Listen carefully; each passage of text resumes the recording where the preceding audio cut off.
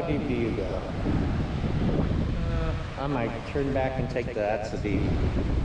Looks like Hurricane Fiona kind of washed out,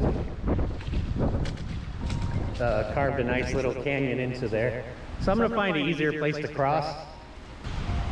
It's deep no matter what I do. Well, I guess I'm getting wet. Wow, the hurricane carved a nice little channel right here.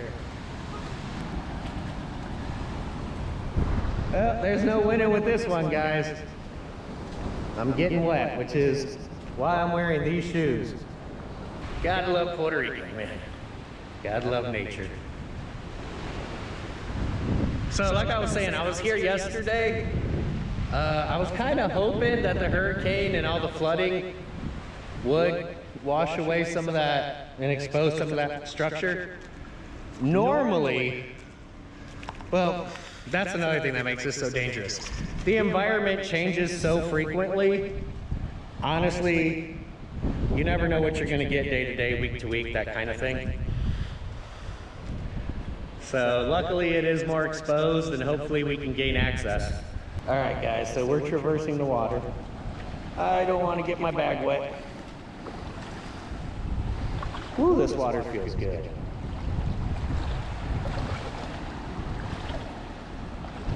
All right, the fun part. This current is strong.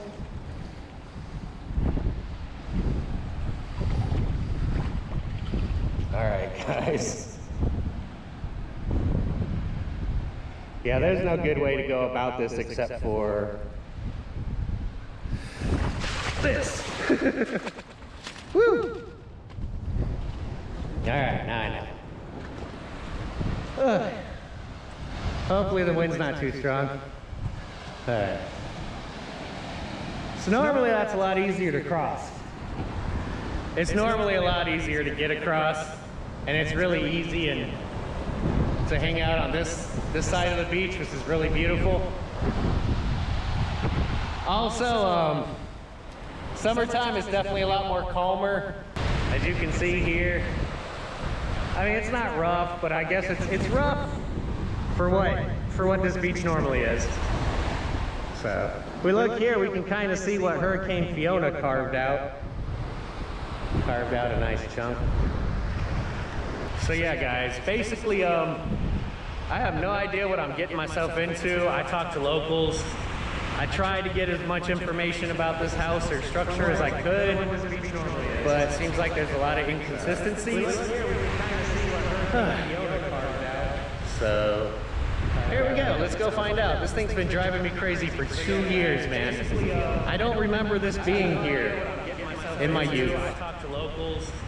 I could be wrong, but I do not remember it. House or structure as I could. So, but it seems like there's a lot of inconsistencies. Yeah, that reminds me. If any of you guys are familiar with Aguadilla and this structure, let's go find out. Definitely let me know in the comments what this was. I don't remember any history about it.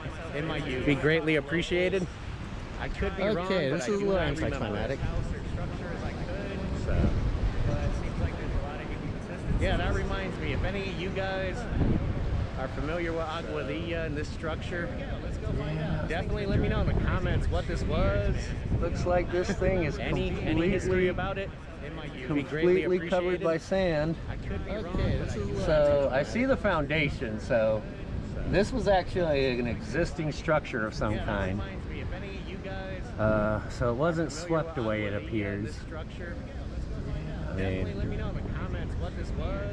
looks like whatever was on top is gone. Completely covered by sand. So yeah, let's get on the roof. I see the foundation. So it appears there was some kind of existing structure, upper layer.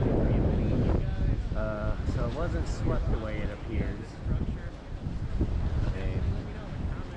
So what do we got here? Looks like whatever was on top is gone. All right. Yeah, let's get on the roof. It appears there was some kind. I'm guessing by the sheer amount of sand, this thing's been here for a long time. Yeah. Oh. Yeah, there's definitely an upper layer. What we got here? See remnants of the walls. All right. Yeah, let's get on the roof. I don't trust this concrete too much. I'm guessing by the sheer amount of sand, this thing's been here for a long time. You can see the structural collapse back there. Yeah. Oh. Yeah, we can see some parts that are... Yeah. See remnants of the walls. Okay, so this must have been here and I just never knew about it. Or never paid attention. Concrete too much. I'm guessing by the sheer amount of sand, this thing's been here for a long time. You can see the structural collapse back there. Yeah, doesn't look like the extremely old construction by the PVC. Yeah.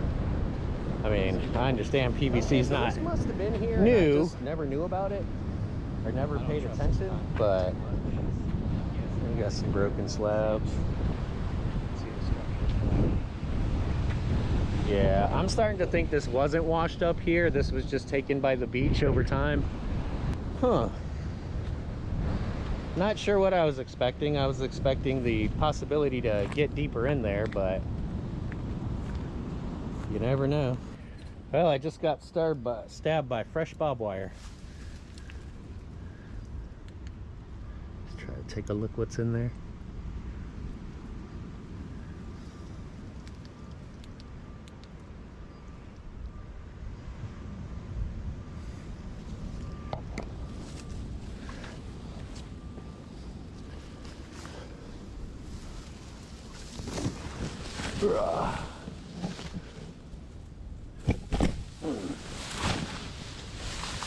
All right.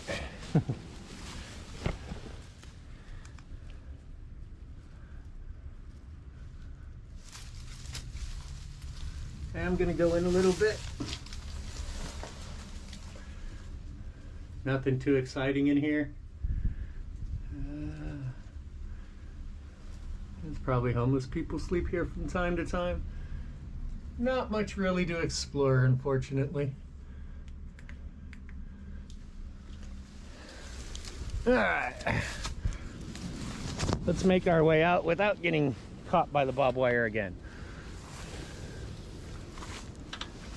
Well, that didn't work. Whew.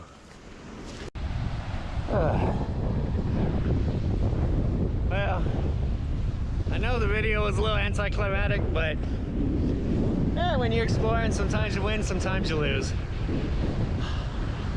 I'm happy 2 years of curiosity was satisfied. Hopefully you guys can give me more information on it in the comments. That'd be awesome. But yeah. I mean,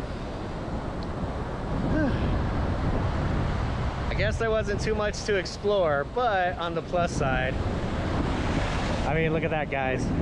Look at that beautiful beach. I'm not too disappointed. I can spend the rest of the day hanging out.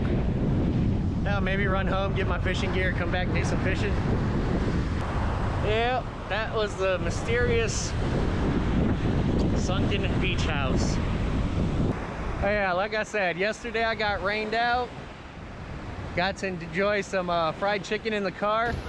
If you are in Aguadilla, over by the police station, definitely check out Chano's Chicken. It's been around for about 70-75 years. It's some good chicken and fries, Puerto Rican staple, at a really affordable price. Chicken. So, trust me, they ain't paying me to say that, man. It's just really good chicken.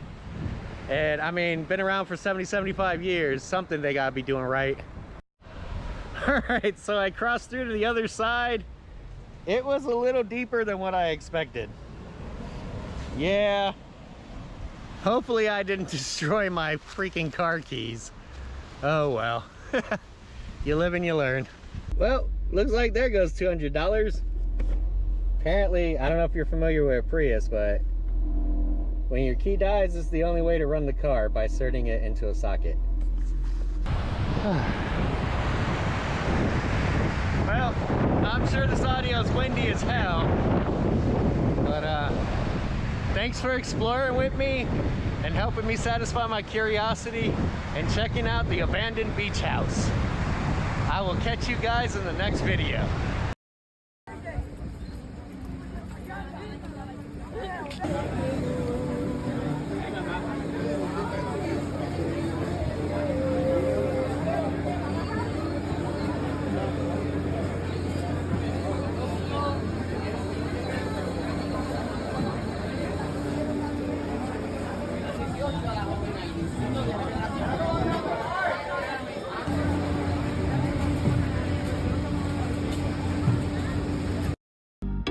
lost 'cause I'm waiting. Summer feelings are waiting, boy. You and me is more than 100 miles. You and me is more than the gray sky. You and me is...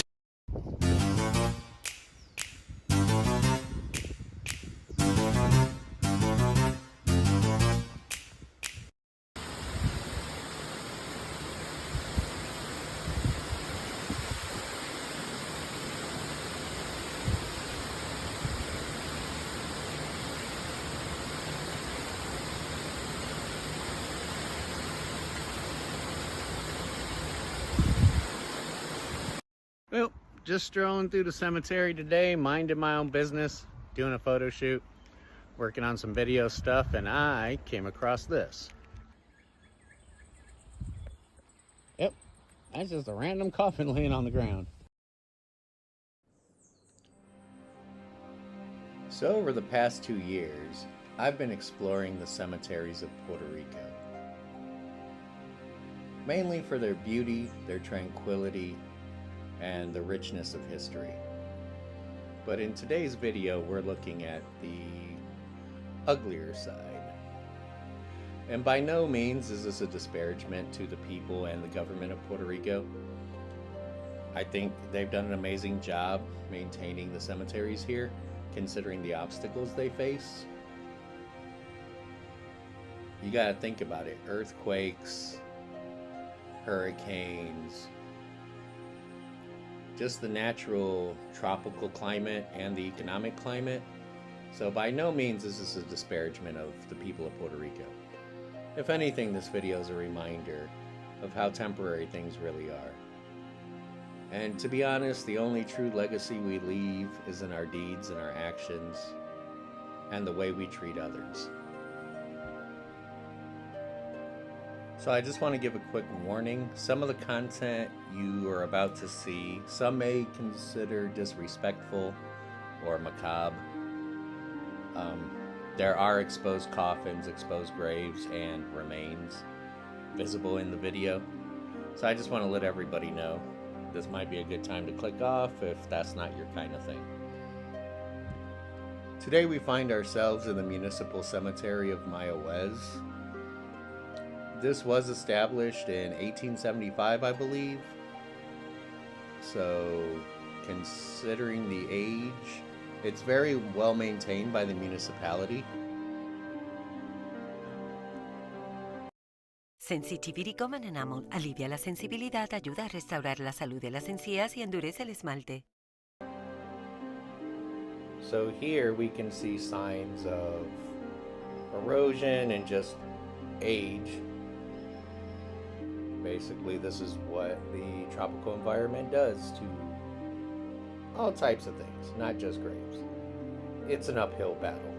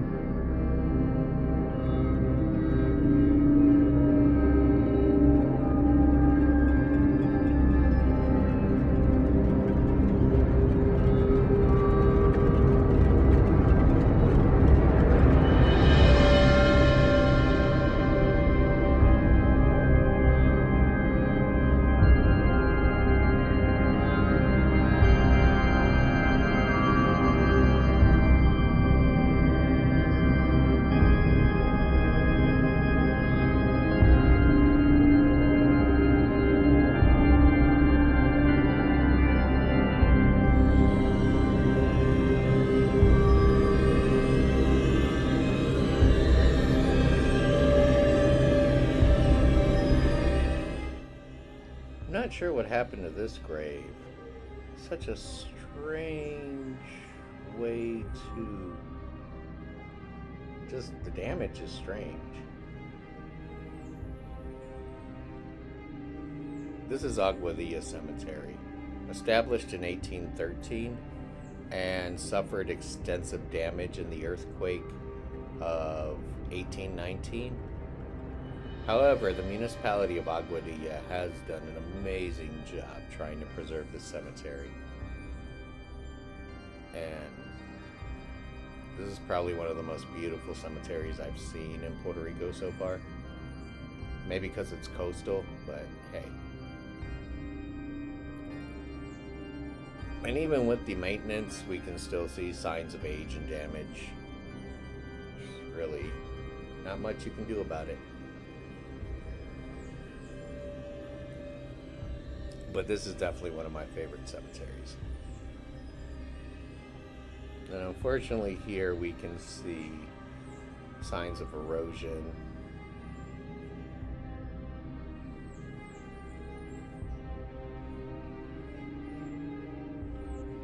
This next cemetery is in Mocha, Puerto Rico, and there are small sections that have suffered pretty bad damage due to Hurricane Maria.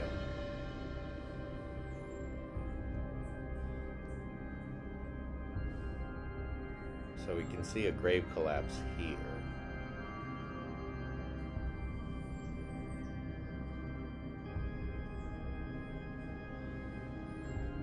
Thankfully, a lot of the bodies have been removed and relocated. However, not all of them have, as we're about to see here in a second.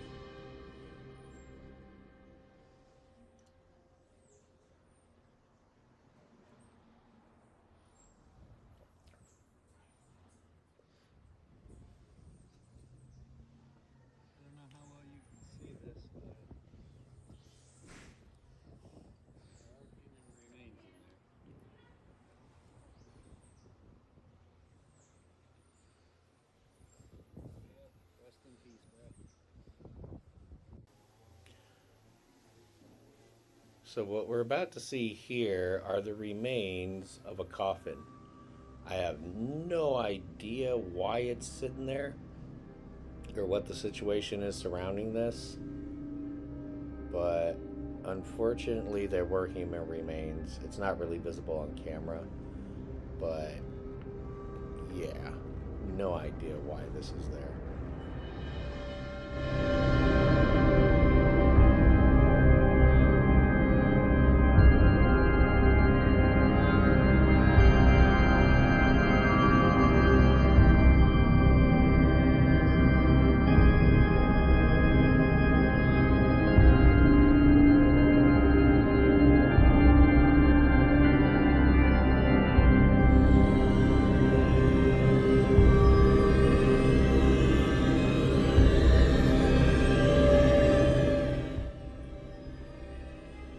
As I stumble across a sinkhole or entire grave collapse that actually looks like it took multiple tombs with it.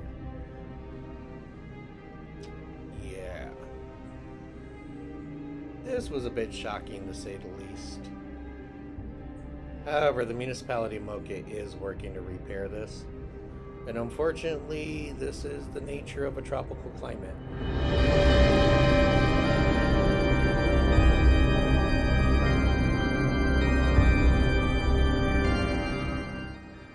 This, unfortunately, is the old cemetery of my hometown in San Sebastian, Puerto Rico.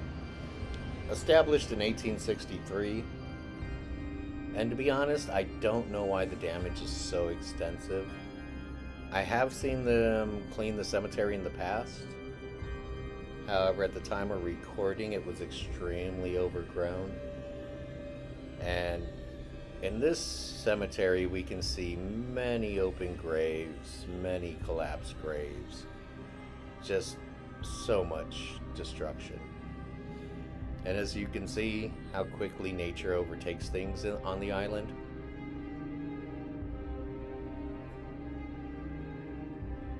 These were old, what do they call them? I think they call them oven graves or something like that. This used to outline the old cemetery, however, most of them were collapsed. Whether due to time or hurricanes, I'm not 100% sure.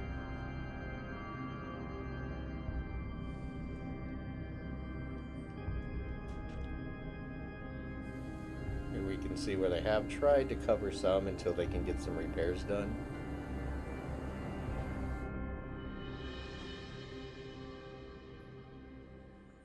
Yeah, many graves here are cracked, and you can actually get a camera in there, unfortunately.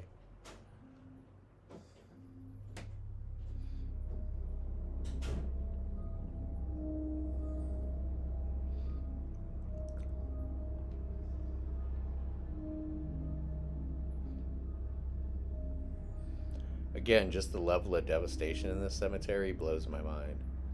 And again, I'm not faulting anyone. I mean, this is just what happens over time, especially in this climate.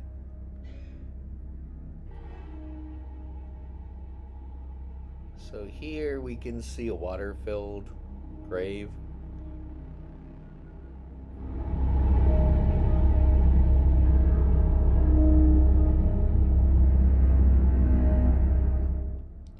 Now again, this cemetery is very old, and it's just suffered extensive damage, neglect. I honestly don't know. I wish I did know more about the cemetery. However, I don't. You'd think I would, being in my hometown. So as we can see here is a completely open grave, which they have tried to make repairs, temporary repairs to.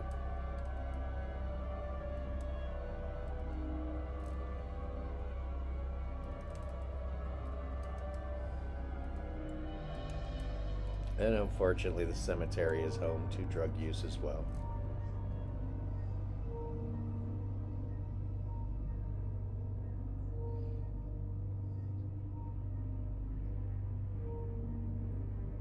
I haven't been by this cemetery lately to see what repairs have been made. Maybe I'll do that later on.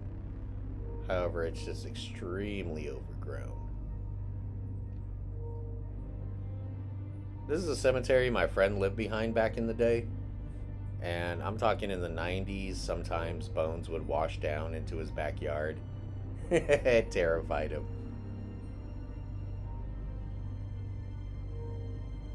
Here we can see a coffin and, well, not really any remains left. Well, I don't know if that's unfortunate or not.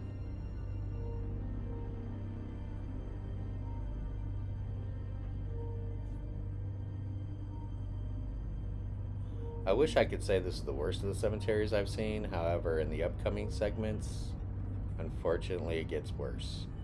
I do not intend to be disrespectful with this video. However, I know everyone has different views on death and funerals and burials and whatnot. So I'm kind of curious. If you find this video disrespectful, let me know in the comments. Or just let me know your take on burial and death and how cemeteries should be maintained and what we can maybe do about it to not let this continue to happen.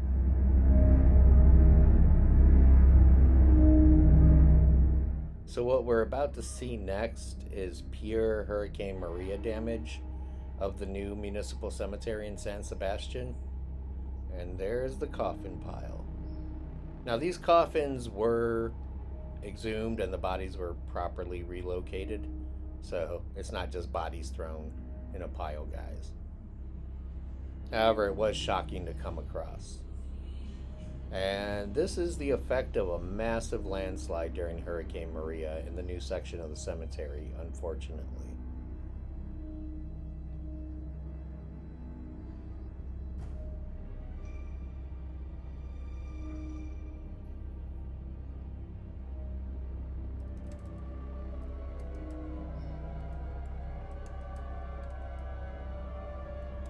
It was definitely shocking to come across, trust me. I actually came here to film a product review video and stumbled across this several months ago. It has since been cleaned up. Not sure if that was due to my previous video or what, but thankfully it's not visible to the public. Here we can see just from repairs in the landslide. It's kind of hard to see, but there are coffins extruding from the ground along the side. I believe this was already damaged, so they went ahead and made a path. I mean, during hurricanes, you work with what you got. So here's more evidence of the landslide. This is obviously several years later.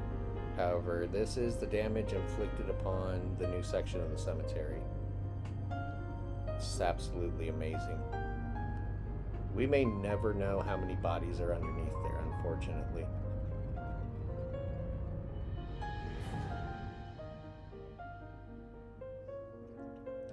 But they are trying their hardest. So, gotta give credit where credit's due.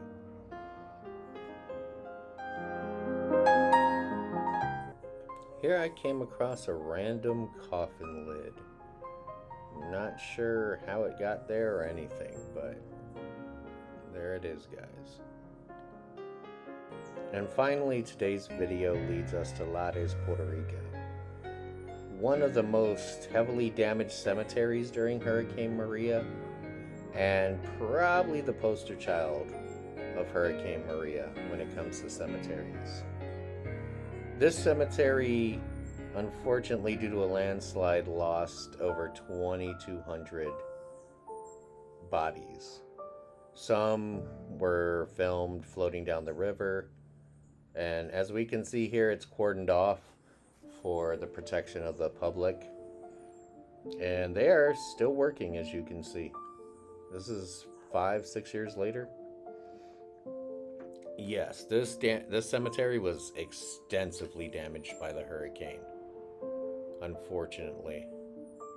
I actually recorded this footage while trying to find the tomb of Toño Bicicleta.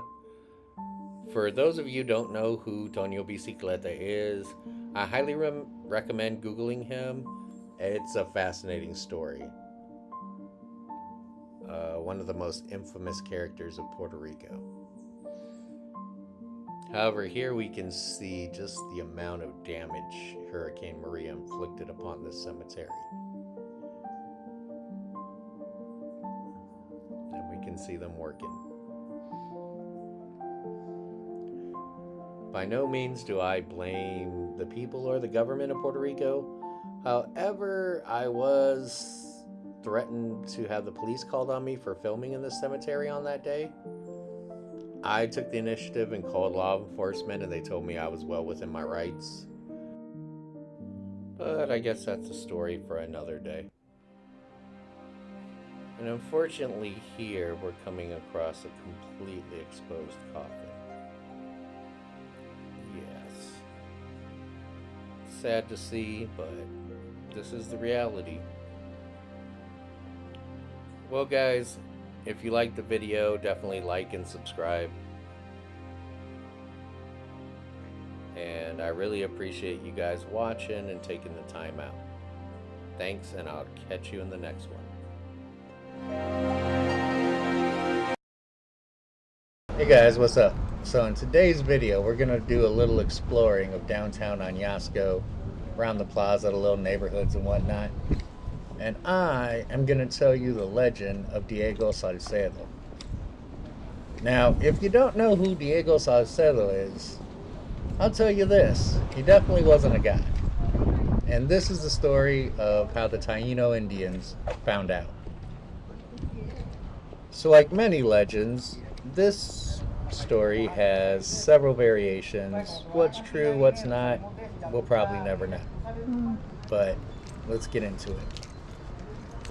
According to the legend, Diego Salcedo, who was a Spanish conquistador, met a very untimely death in 1511 during a trip to Puerto Rico, when Taínos under the command of Aguaybana II, brother of the great Taíno cacique Aguaybana, cacique means chieftain, by the way, and the cacique of Añasco, Urayawan? Man, these names are hard. I apologize, I'm just going to be butchering names all through the video. Anyway, they drowned him in the Rio Grande of Añasco. So the first version of how he was lured to the river, allegedly some Taíno men told him there was a bunch of women down at the river that he could go have sex with. But, what you know, makes it down to the river, not a single woman. Just some guys there waiting to drown him. Yep, tough luck, buddy. So the second variation of this legend, as far as how they lured him to the river, honestly, I find a little boring. Basically, they were like, hey man, we'll carry you across the river. And according to legend, they proceeded to carry him on their arms and then drowned him in the river. Which, plausible. I mean, considering these dudes were running around saying they're gods and whatnot, they're like, yeah, carry me across the river. But honestly, usually the most boring thing is usually how it plays out. But again, we'll never know. Alright guys, before we get into the third and most accepted version, I gotta show you this house. I am absolutely in love with this house. Love that house. Know nothing about it. If anybody out there knows the history or whatnot, or even better yet, if you know the owners, man, reach out in the comments section and let me know what's up with this house. I'm in love with this thing. It's beautiful. Wow. Yeah. So quirky. But yeah, I would definitely love to learn the history of that house a little bit more. So, alright, back to our story. Alright, so on to the third and most accepted variation of Salcedo's death.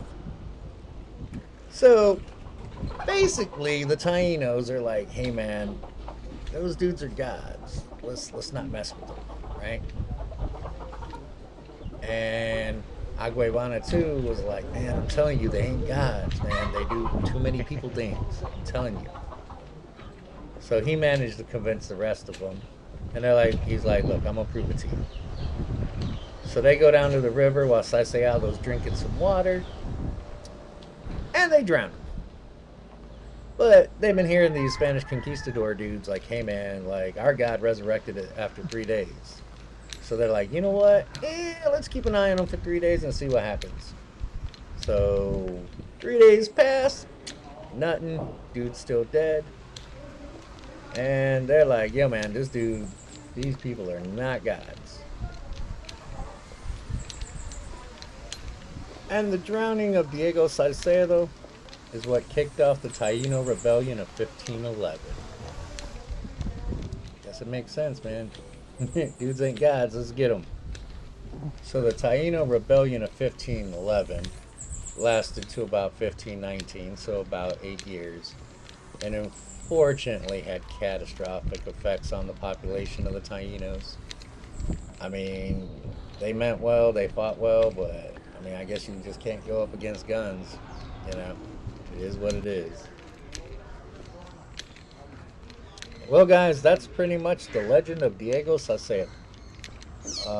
But if you do want to learn more about like Taino culture and whatnot, I put an Amazon link down below in the description for the paperback of The Mythology and Religion of the Tainos.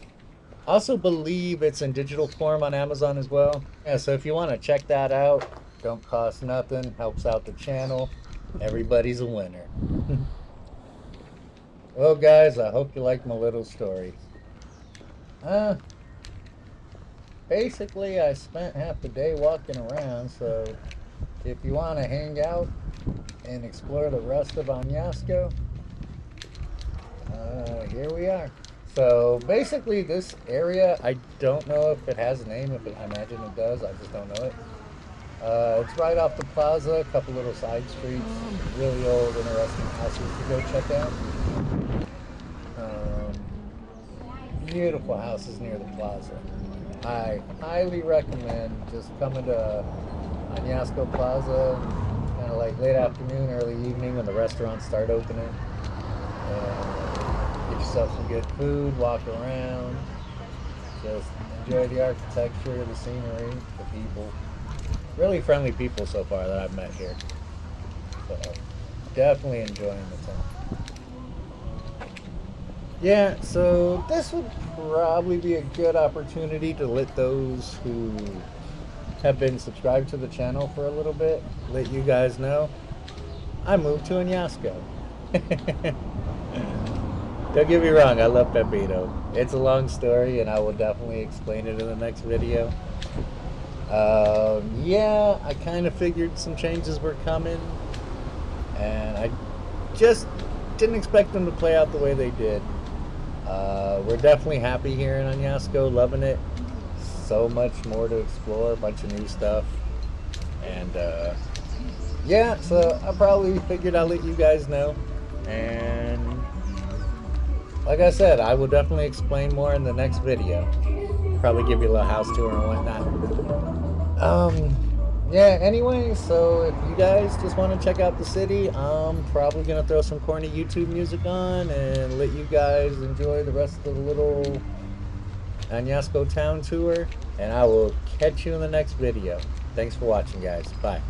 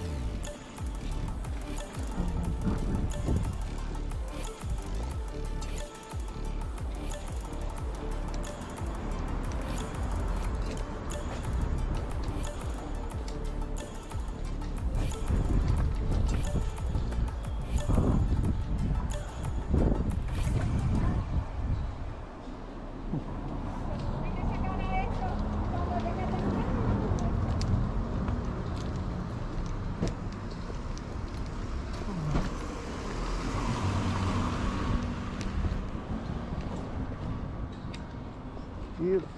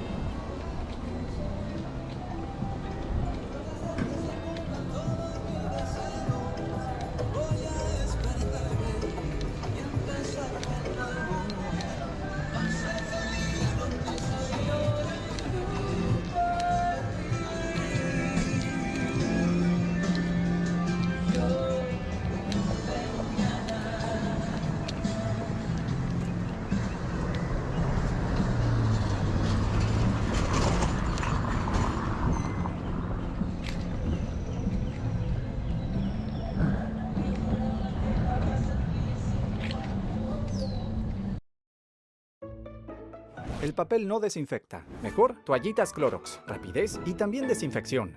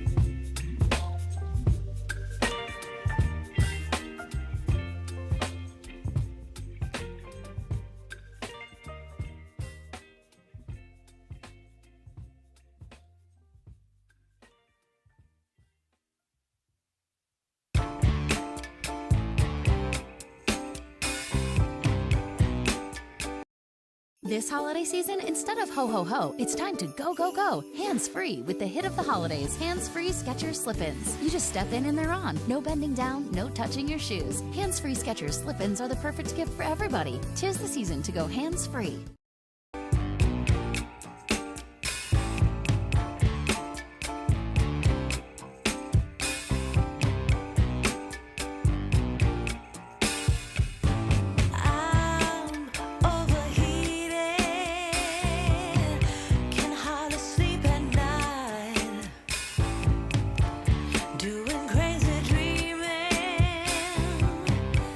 You're the reason why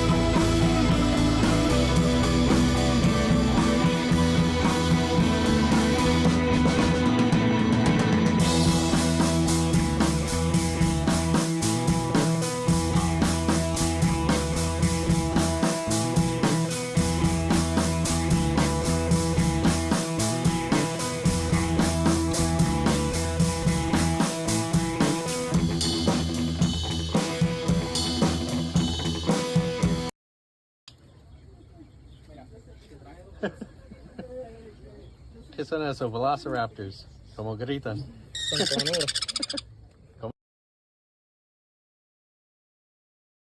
Hey guys, what's up?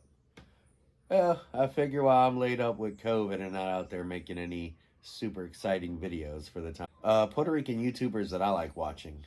By no means is this a complete list. It's just a couple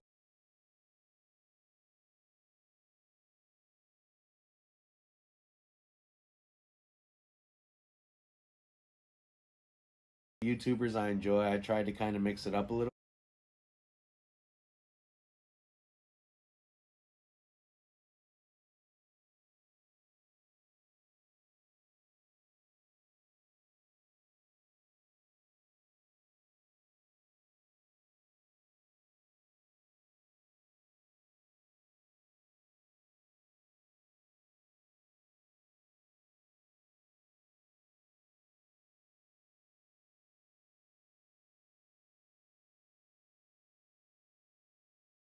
Bit.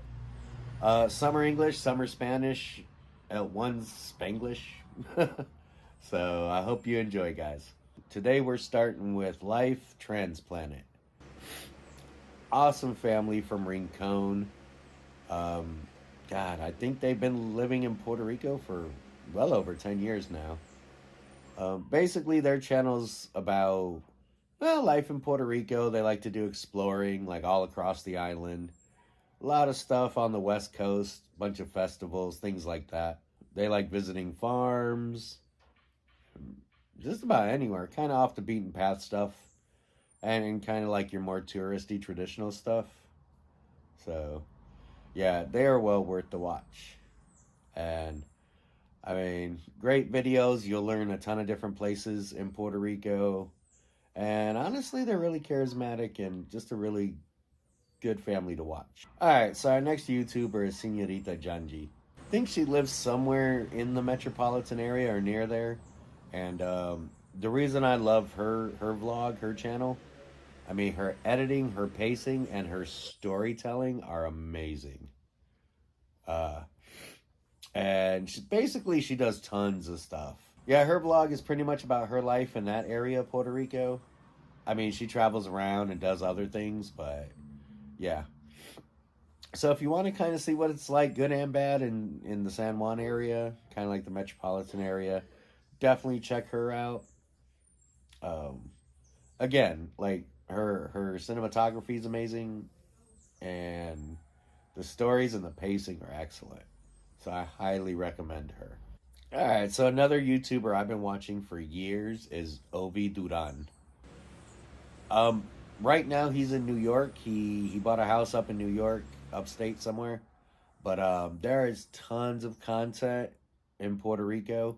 Him and his family are originally from Las Marias, Puerto Rico. So if you want to see a lot of the mountains in the West Coast, yeah, he's your guy. So I highly recommend him. Tons of content. I mean, like I said, he's had this channel for years. So that's probably one of my more favorite channels. So yeah, Ovi's channel, I mean, definitely watch it. Definitely go through some of the old videos, find the Puerto Rican section. I mean, watch all his videos, they're great. But if you want to learn about Puerto Rico and this side of the island, he's a great YouTuber to watch. Very charismatic. Always down for an adventure. His content, there's a lot of good variety in his content. Probably too much to describe just in this video. But yeah, give Ovi a watch. Alright, so this next channel, if you're into gardening and you're curious about what grows in Puerto Rico or how to grow it in Puerto Rico, Compostar Puerto Rico, or Compostar PR, amazing channel. God, I have learned so much when it comes to gardening from this channel. It's absolutely amazing. And there is a ton of content. I mean, and the guy who runs this channel, he's always experimenting, trying to find ways to grow non-traditional things in Puerto Rico. Sometimes it works, sometimes it doesn't, but I mean, he'll walk you through how to grow some of the traditional stuff, and you can watch his experiments on growing non-traditional stuff. gives you a good idea of like how to grow and everything on the island. If you're into gardening, great channel to watch. And if you're not, he's pretty entertaining. This is a Spanish channel, so if your Spanish isn't that good, you might want to put subtitles on for that one. But very educational and very entertaining. All right, last but not least is El Híbalo Moderno. God, I butchered that. If you like recipes, different kinds of foods, kind of traditional Puerto Rican cooking, but a lot of experimental Puerto Rican cooking, he's your guy. I mean, this channel, it's not just cooking, but he's heavy into cooking right now.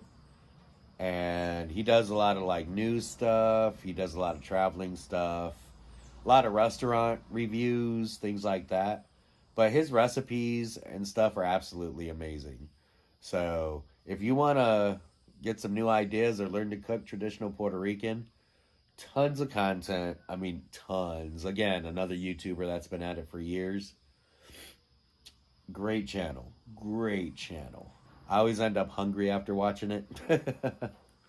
But yeah, I mean, he's definitely up there with one of my favorite YouTubers. Very energetic, very entertaining when it comes to YouTube. And like I said, his recipes are awesome. All right, guys, that pretty much wraps it up. But before I go, I just want to do a breakdown of Spanish, English, Spanglish. I probably should have mentioned it with each video. My bad. All right, so Life Transplant, that is an English channel. Señorita Janji, mostly Spanish, Spanglish. She kind of mixes it up. But I swear, her storytelling's so good. Sometimes I feel you don't even need to know Spanish to get the gist of like what she's trying to communicate. Obi Duran, another English channel. So here, there's a little Spanish here and there mixed in when he's talking with certain people, but predominantly English. So you should have no troubles there. Like I mentioned before, Compostar Puerto Rico, 100% Spanish. So if your Spanish isn't that good, put the subtitles on. But again, if you're into gardening, highly recommended. El Híbalo Moderno, again, another Spanish channel, so get them subtitles on. But well worth the watch. I think between the subtitles and just the videos themselves, you'll pretty much get the gist of like his recipes and whatnot. All right, guys, I'm going to keep hanging out on the hammock, resting, recuperating, and I will catch you in the next video. Bye.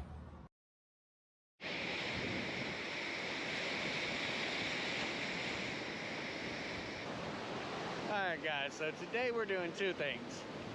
We are testing some lenses that I bought the other day. Got a film camera with a couple lenses for like 30 bucks. And we are doing some surf photography here at Surfers Beach.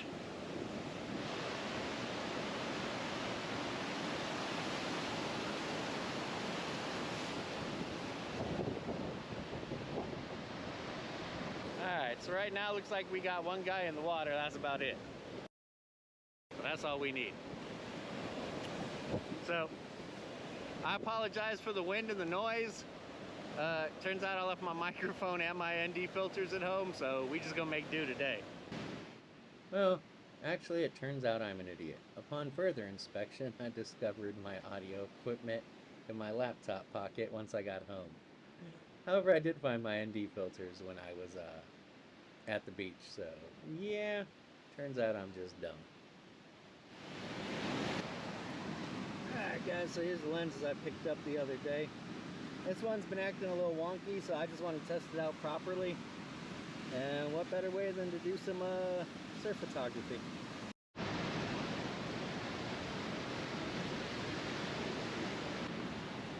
Alright, so today I got this little Frankenstein. Shooting on a Canon M100 with a Votrox adapter and a Canon 75-300 EF. So,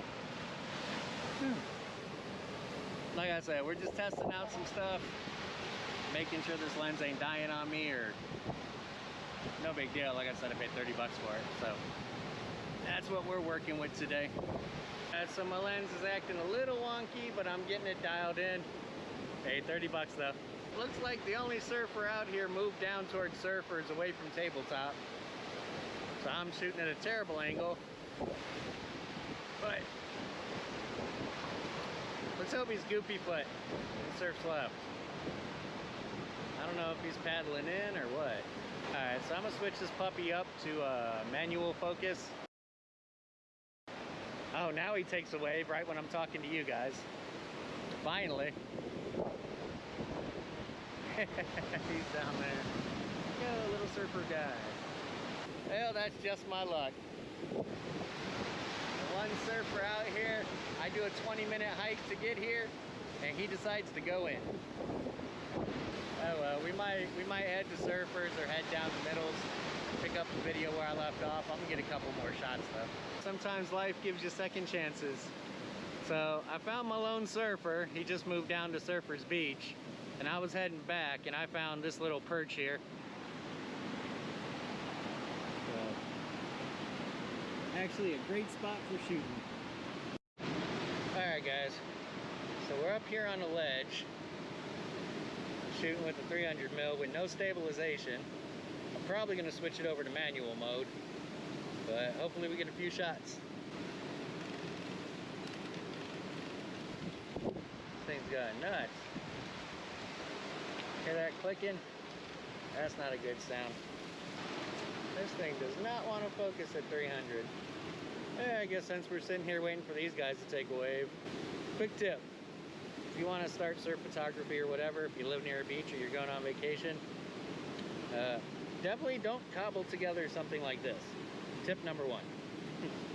Number two, I'm not rocking them right now because it's overcast, but get you some ND grad filters and some polarizers. Just because you never know what the conditions are going to be, and you don't want your skies looking all blown out and all that good stuff. So I know a lot of guys that'll rely on stave if your camera has image stabilization and whatnot. Personally, I'd bring a tripod, at least a monopod.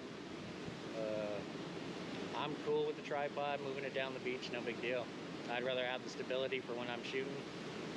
I'd say long lens. This 300 on a APS-C sensor, that's about 450 mil reach, so just doable with these beaches. But yeah, let's see if I do more photography like this. I'll probably give me a 600 mil. That'll give me about a 900 mil reach on this thing. Decent tripod, maybe with spikes. Don't spend too much money if you're going to be on the beach a lot, because salt, sand, corrosion. If you're using it for the beach, make that your beach tripod, so don't go crazy, break the bank. Yeah, I'd probably put my money, probably lens and filters. But, yeah, it's really all you need. Unless you happen to find a cliff face. And you got patience.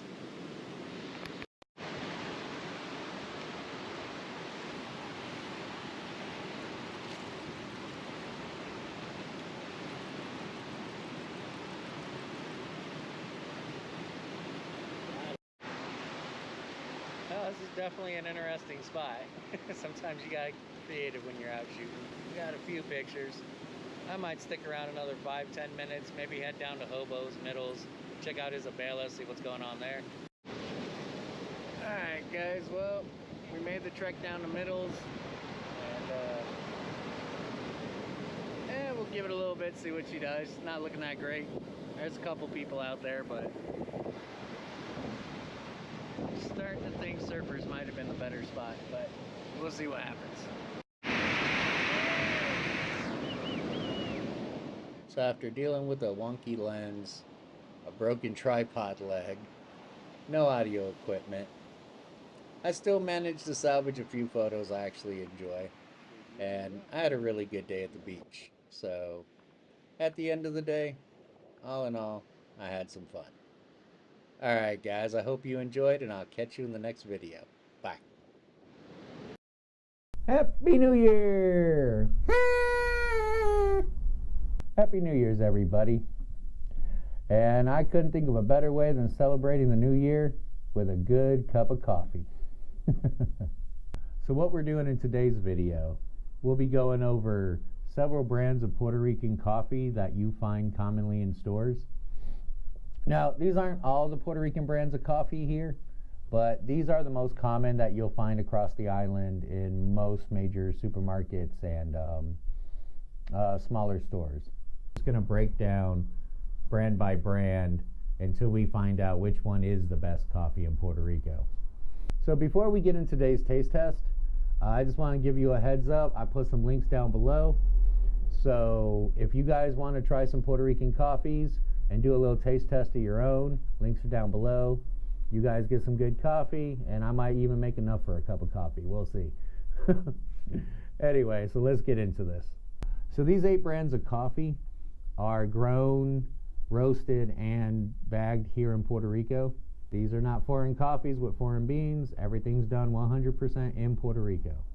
So the first brand we're starting with today is Café Lareño. This coffee is grown in the Mountain of Lares, not too far from my house, and this is the brand we drink every day in the house. So I figured it's only fair we start with this one, and we see if any of the other brands can beat my favorite brand.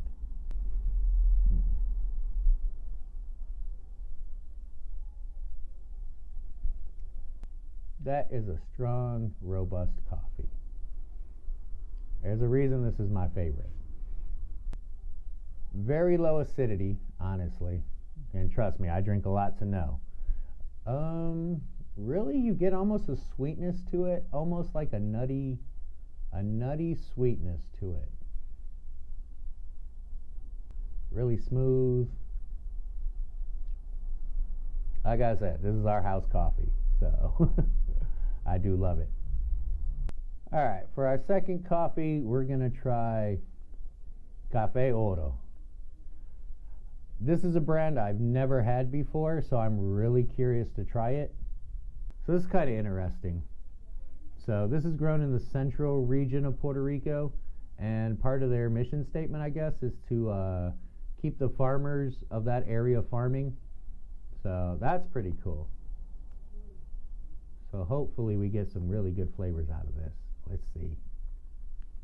Apparently this coffee's been in business for over 50 years. Based on what their website says, and they have over 300 employees, which is pretty solid. So let's give her a try.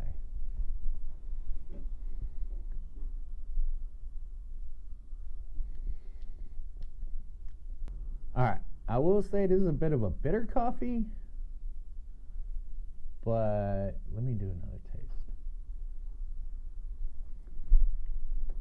It's definitely more of a nuttier chocolatey, almost like a dark chocolatey flavor, kind of like with the bitterness. So it's not overpowering, but it caught me off guard. And very smooth, even with that hint of bitterness.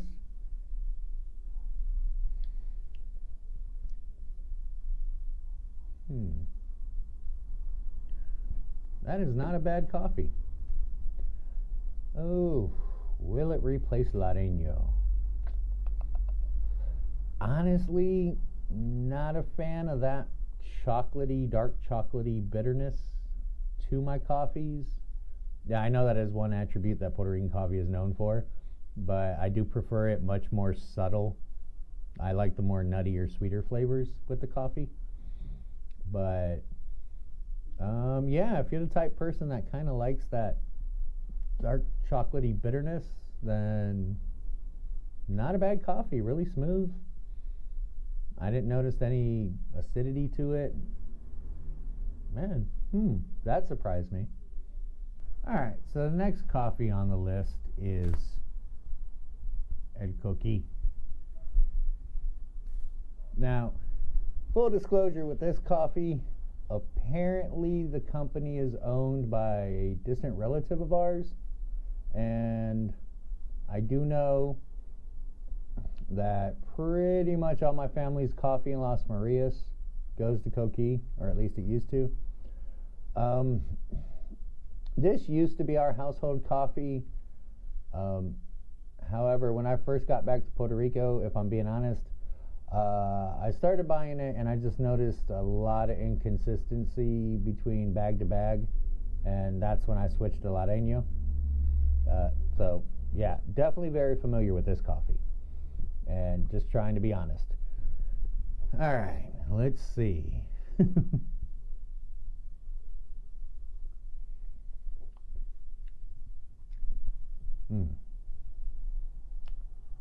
Ooh, right away, very acidic and very strong. If you like strong coffee.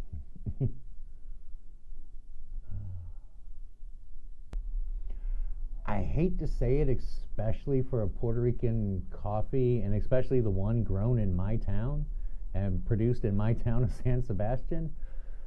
I gotta say, man, it's like a stronger version of Folgers, to be honest. Oh, definitely not my favorite. Let me give it another go.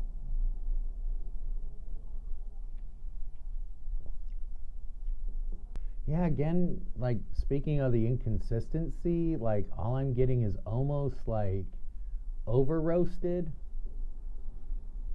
And most of these coffees are medium blends. There are a couple of strong blends thrown in, but for a medium blend,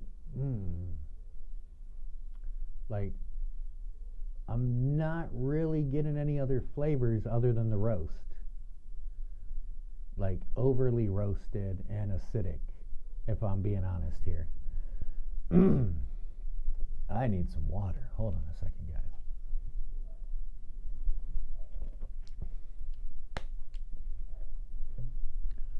All right, I'm going to give it one more shot.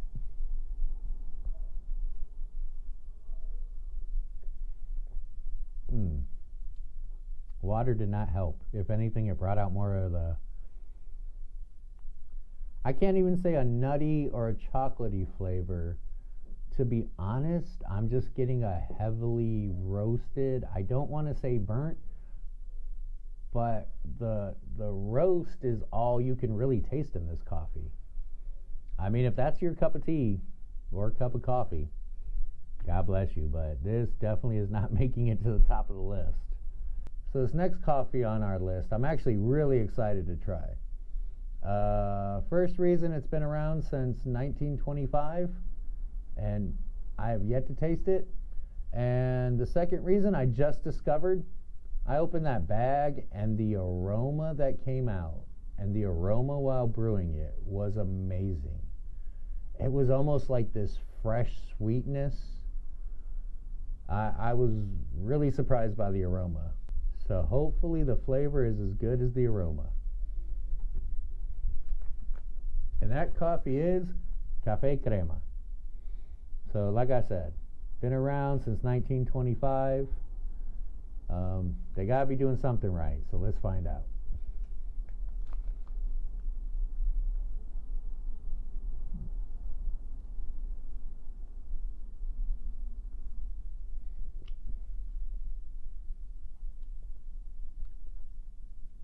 Oh, wow.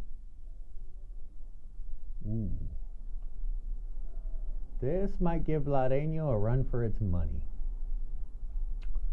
Right away I noticed like a really good balance of like that nutty taste and the chocolatey taste, but there's a sweetness to it, almost like I found in the aroma. And that might be the aroma kind of adding like an extra layer of flavor to it.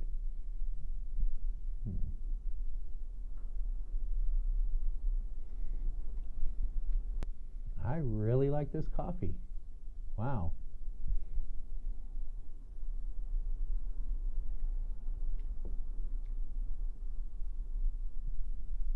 I'm not really getting any acidity. Like, I wonder if this is a lighter roast that's kind of really bringing out that hint of sweetness. Like, I don't even know, I don't know if sweetness is the right word. It's almost like Not sure how many you can relate. If you've ever smelled and tasted a coffee bean, like right off the plant, there's an essence of that. Like you can still taste like the greenness in there, which I really like. Huh. Well, that surprised me. Well, cafe crema? You're definitely giving Lareño a run for its money. I do like that extra layer of flavor. And it's extremely smooth, not acidic at all. A very light roast flavor to it. Like, this would definitely be a great morning coffee. I'm impressed. Alright. So Cafe Crema, with your almost 100 years of brewing coffee, y'all did a good job. Okay guys, before we get into the next cup of coffee here, I need a palate cleanser. Bear with me.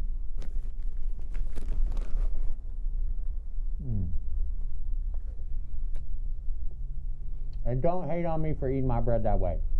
You know you guys all wake up in the middle of the night and eat bread like this too. Apologize for not having cheese. I gotta run to the grocery store tonight. But yeah, that would have hit the spot. Alright, now that we got that bit out the way, let me introduce you to the next coffee, which is Café Daqui. Now, this coffee has been around since the late 80s, 1988, and it actually appears to be another brand of the Coqui Toffee Corporation. One thing that's interesting here on the package, it does say it was founded in 1988 in Utuado, Puerto Rico. So I'm really hoping that the coffee in here is actually grown in Utuado. Utuado has amazing coffee. Alright, so let's get into it.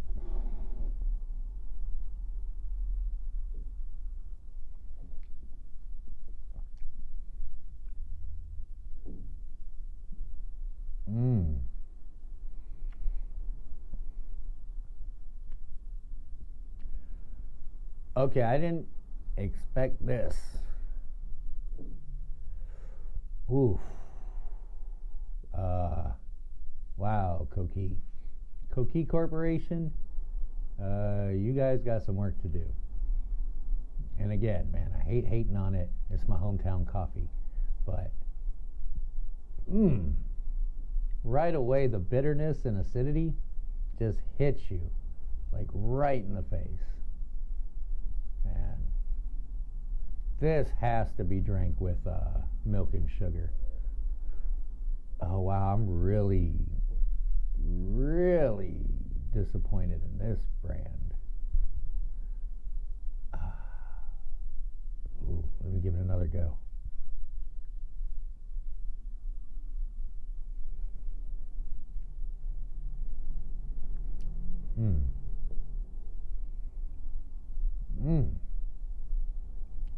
To be honest, like you can almost feel that aftertaste in your throat, like an acidic.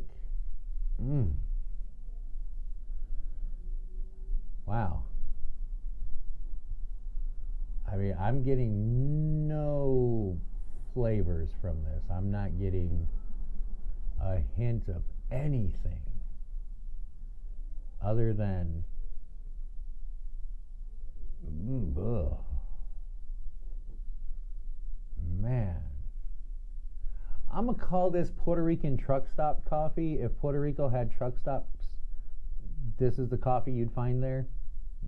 To put it into perspective, I guess that's its flavor palette would be truck stop.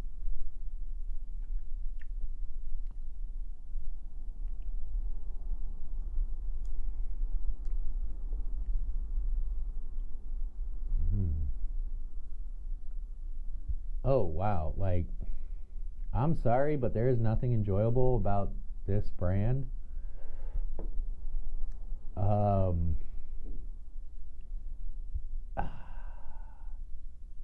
Like take your worst American store-bought coffee that you can think of, and this beats it by a wide margin.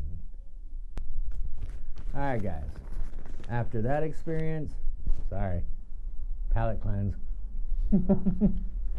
Oh my god, I want to get the taste out of my mouth so bad. Alright, so the next coffee is Café Adjuntas, which is actually a town here in Puerto Rico. One thing I did notice when I opened the package and while brewing, again, another really nice aroma. Not super strong, not as good as crema, but a really nice sweet aroma to it. So that was nice. Yeah, so let's give this one a go.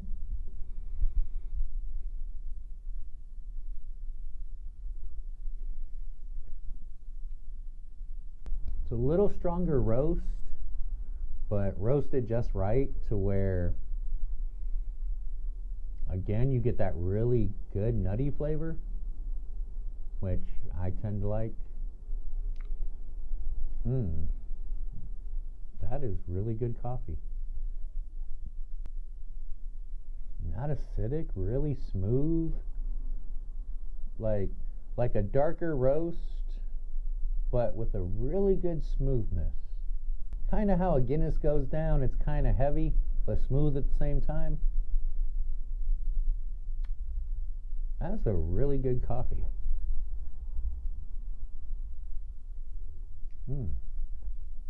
I will say there is a slight bitter aftertaste to it, but not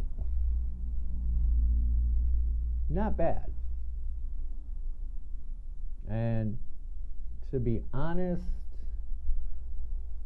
I could see it's so subtle that I could see if you made this in a French press instead of brewing it, which I know I shouldn't be brewing it if I'm reviewing it, but honestly, I could see this made in a French press would probably eliminate that hint of bitterness and probably bring out more of the oils from the coffee. Like,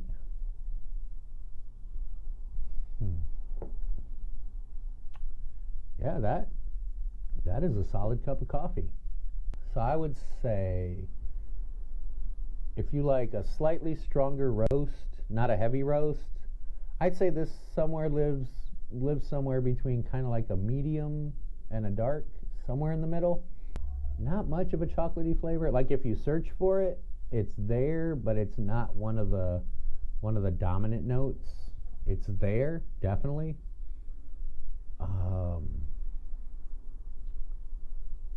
Yeah. Ooh, man, this one's a contender. I think I'm surprising myself in this video. Put that up there near the top of the list.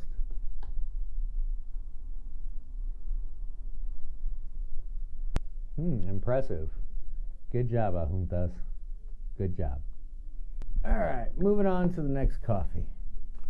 Here we got us some Café Rico. Now, this coffee is a pretty popular coffee here on the island. You see it in lots of people's households. Friends and family, I see this all the time. I've had it in the past. It's been ages, but let's give her a go.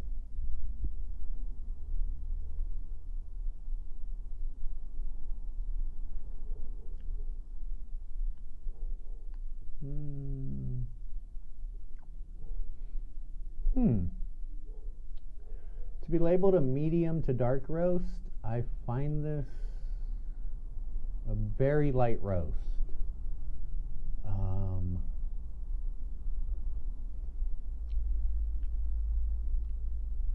Not bad.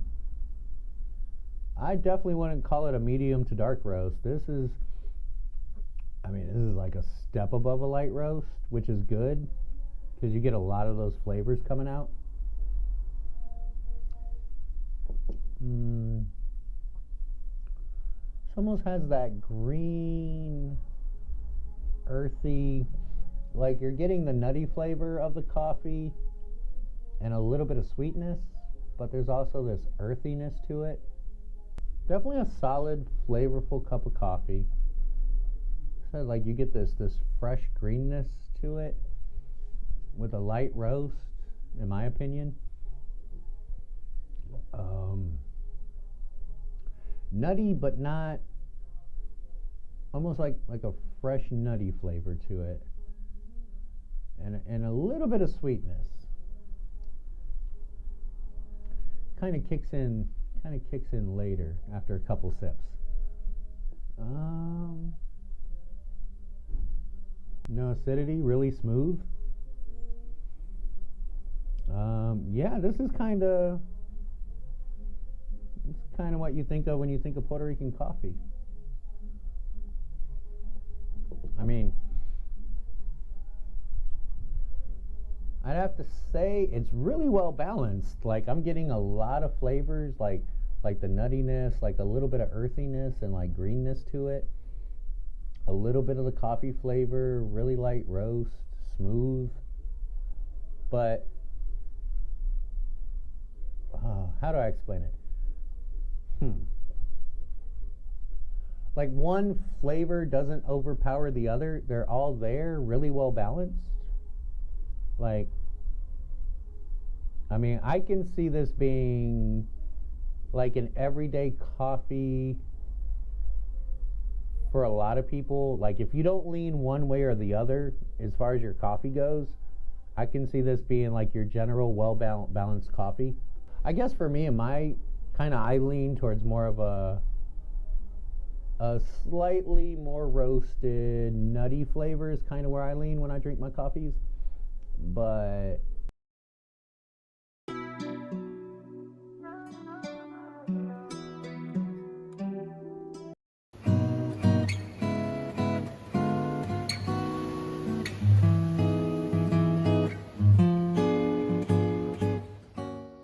So on today's little adventure, we're going to check out Aguadia's boardwalk and downtown Aguadilla, the plaza, and show you guys some Christmas lights.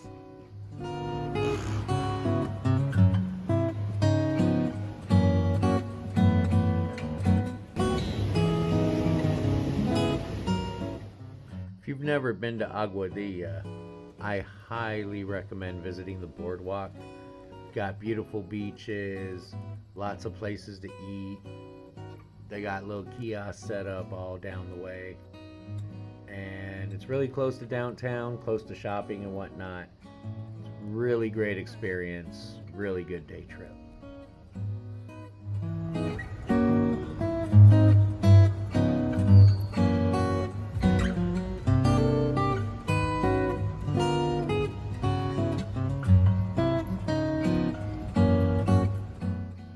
So this is the Plaza of Aguadilla. As you can see, it's beautifully decorated for the holidays. Lots of beautiful architecture as well. And we're just going to take a little stroll around, see what we see, and I hope you guys enjoy.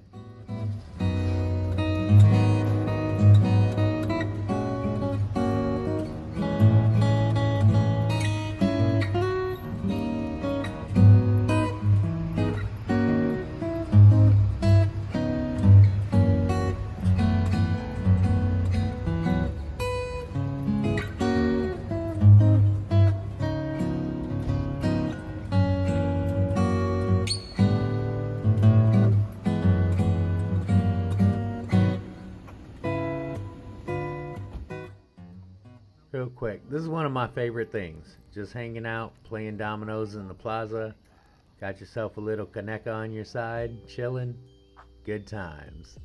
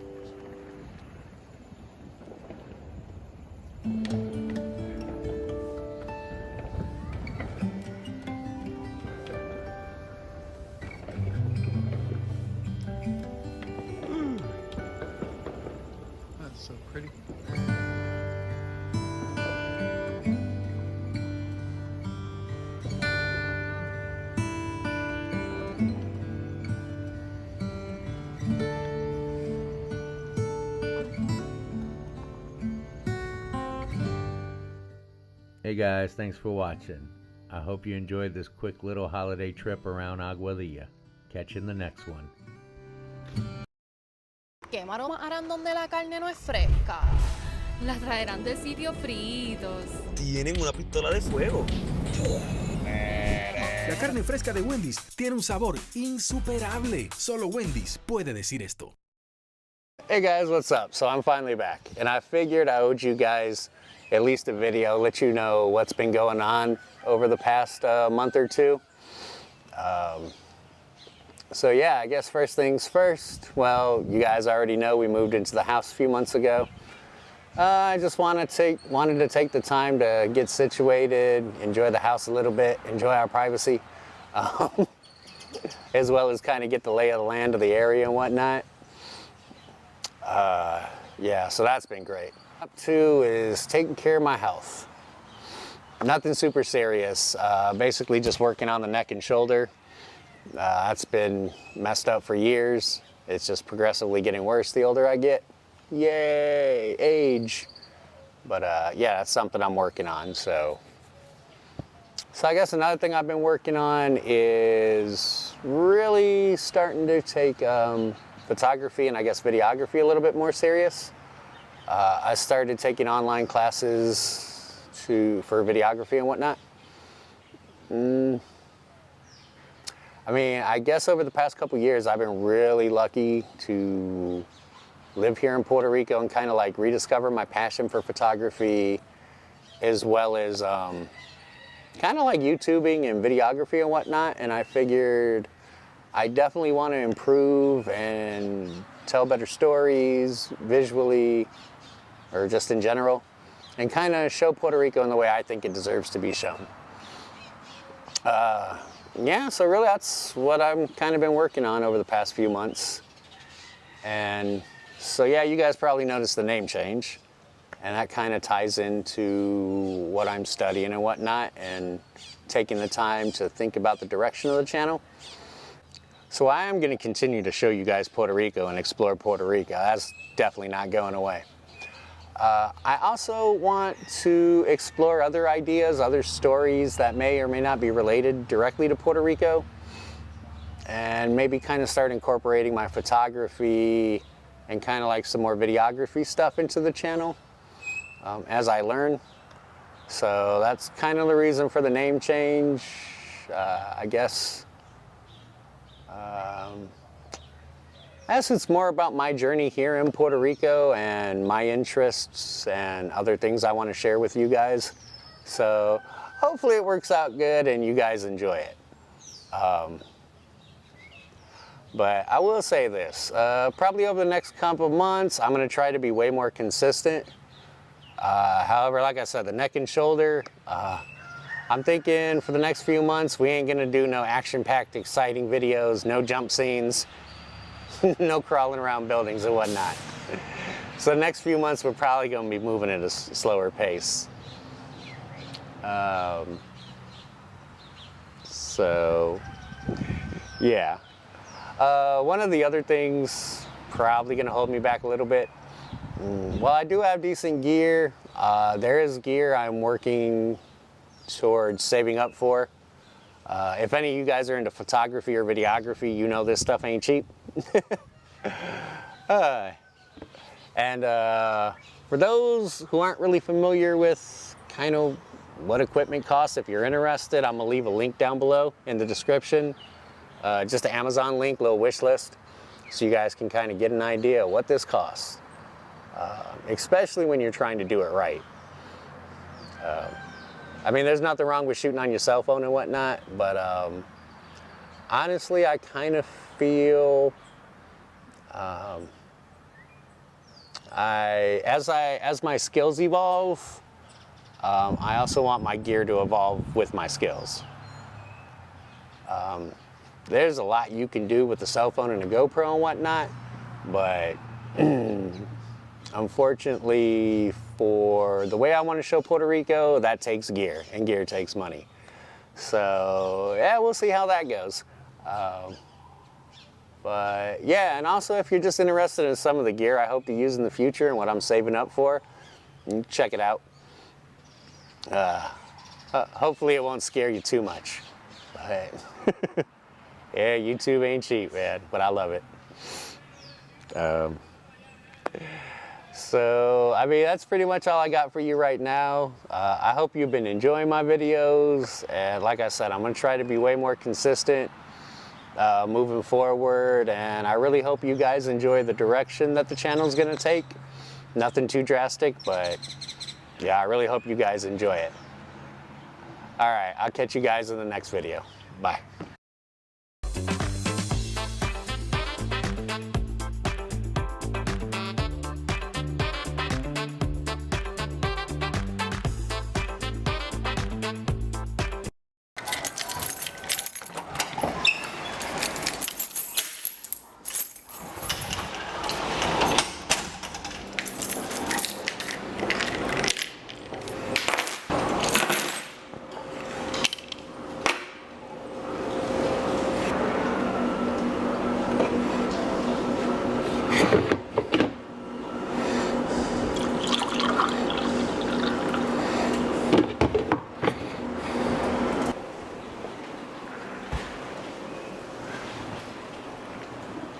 Hey, buddy.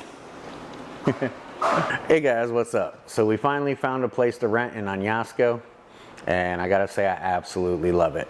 Let me give you guys a quick tour. Alright, so this place is kind of like really open, especially for Puerto Rican houses. Sometimes you can find some that are a little claustrophobic. Living room. My little buddy. This here is Shitty Shitty Bang Bang. I'll introduce you to the rest of the pets as we go along. Anyway, got a nice little island. TV right here. We can watch it if we're chilling in the kitchen. Which, love the kitchen, recently done. Really dig it. Plenty of cabinet space. Ignore my mess. I gotta clean up a bit. So, yeah, kitchen kind of leads into technically, I mean the dining room, but what we're doing here is we're kind of gonna get some kitty condos and whatnot, and turn it into a little cat hangout since they like to hang out in here anyway. So I'll show you here in a minute why we're not using the dining room as a dining room. Typical hallway. This is the kitty cat's room where they get to enjoy their dinner and do their other things. One cool thing about this room. All right. Boom. Opens up to the master. Which is great because this is one of the couple rooms that has air conditioning. So if we want, we can go ahead and close this door. Come back through here. Close this door. And now the kitties can hang out in the room like they're doing now. They got access to their food and toilets. By the way, this is Suki. Hey Suki. Suki, you sleeping? And this little mippet right here is Fuckity. Fuckity fuck fuck. I'm probably gonna get demonetized because of my cat names. Hey Sadie, you being cute? You being cute for a camera? Oh, you being cute. Oh. So it's a good sized master, and this crotchety old man right here is Diesel. Then my buddy. Hey buddy. You still being crotchety? You being crotchety? This is a good sized room. Sorry about the mess. Opens up to a master bathroom. Pretty good size. So, especially for Puerto Rico. Whoa. Yeah, usually, like, as far as if the house even has a master, you probably won't find one this size. Wait, you want to be on camera?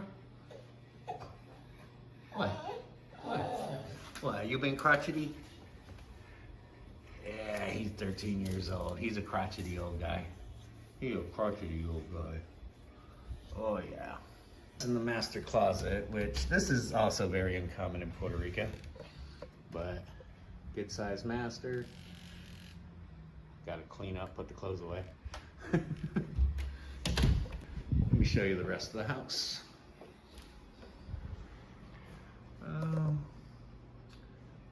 Plenty of places to put things away. Here's the guest bathroom.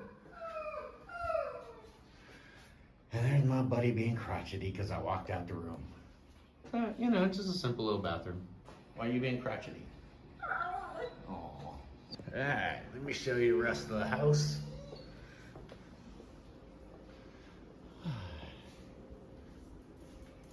You coming? Come on, buddy.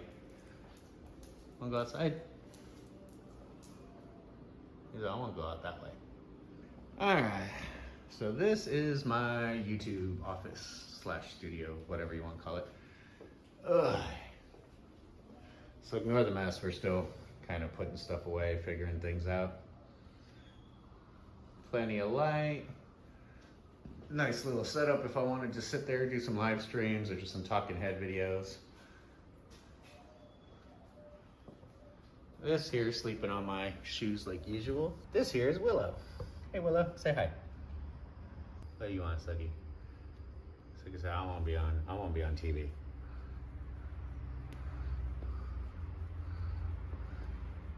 She said, hey, I want to lay on those shoes. Why can't I lay on those shoes?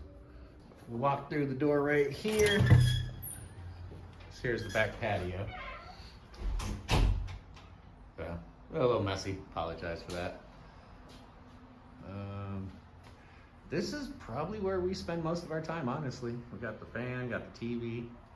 Just finally got a table put in yesterday. So, got to throw those boxes out. Not much of a backyard, which is kind of the way I like it. But probably one of my favorite parts of this property is the fact that we got access to a park. It's pretty much beyond this gate is the neighborhood park. Great if you got pets, or great just for walking around. So, gotta introduce you to the neighborhood chickens. Also got neighborhood chickens over there. Come here, Scarface. Scarface and Henrietta. This is the backyard park, which I absolutely love. All right, guys, so that's the house. Great neighborhood, close to shopping, close to beaches, dead-end street, quiet neighborhood, kind of like an older neighborhood, which is nice. I mean, as far as like residents go. So the house is in Yasco, Puerto Rico. It's on the west side of the island, really close to Mayahuez, Rincon, Aguada. Basically, considering how the market is and how close we are to shopping, beaches, and everything else, we're paying $1,100 a month, and personally, I think that's pretty fair. Like I said, considering the market.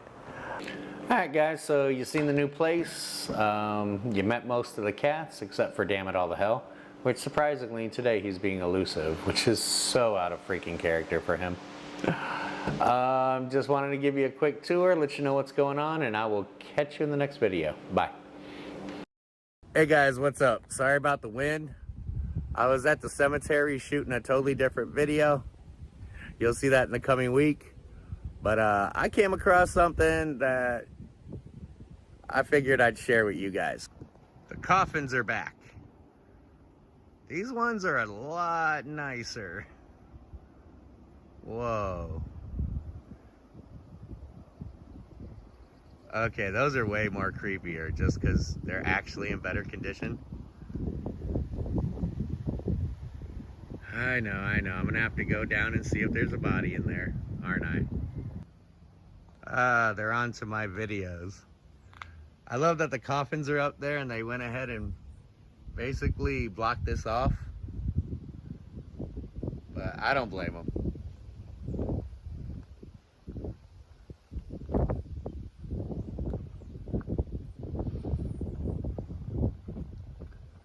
At least they're working on it little by little. Try to zoom in for you guys. I don't know how good you can see that, but right up that hill. Okay, guys. So now we have a dilemma. I kind of want to hop the fence, but there's workers here in the cemetery, and those coffins look new, man. I mean, you know what I mean. But anyway, what I'm saying is, I'm not hopping the fence right now. Let me know in the comments if you want me to hit this at night and take a look inside those coffins, or I would prefer the daytime, but I know you guys. But maybe I can hit it real early when nobody's around, or at night. I know what you guys are gonna say, but let me know in the comments if you want me to go investigate at day or night. That way I can kind of bring my gloves and my flashlights, because I ain't touching a coffin without gloves, guys. Sorry. All right, I'll catch you in the next one. Bye. A stunning platinum interior with silver glossy walls creates an appetizing aesthetic for everything inside the refrigerator and complements the metal accents throughout. This is how KitchenAid keeps it fresh.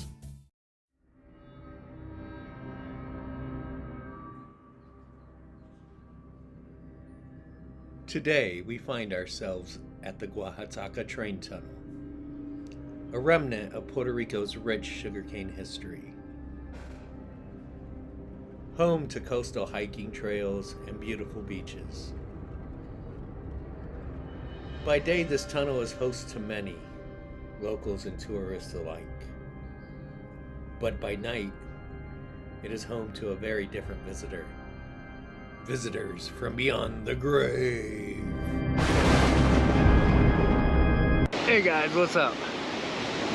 So if you're wondering why I'm starting today's video all dirty and sweaty, it's because I just went on a nice half-mile hike through thickets and thorns. Climbed about a 20-25 foot rock face, all to recover my drone. Alright guys, let's get into it. Hey guys, so today we're doing something a little different. We're doing a little bit of ghost hunting here at the Oaxaca tunnel. Now, there are a ton of legends that surround this tunnel.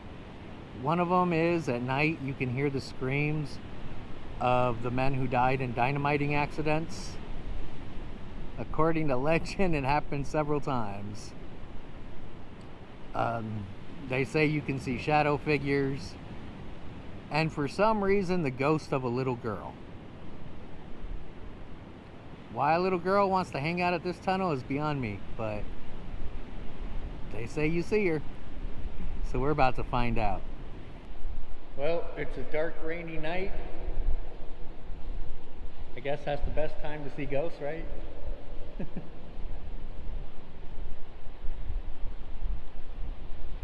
Here, ghosty, ghosty, ghosty, ghosty.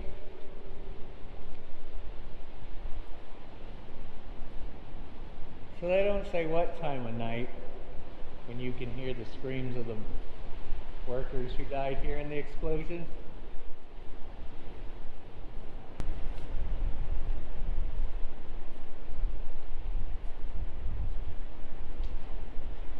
I say this tile's new. Just a hunch.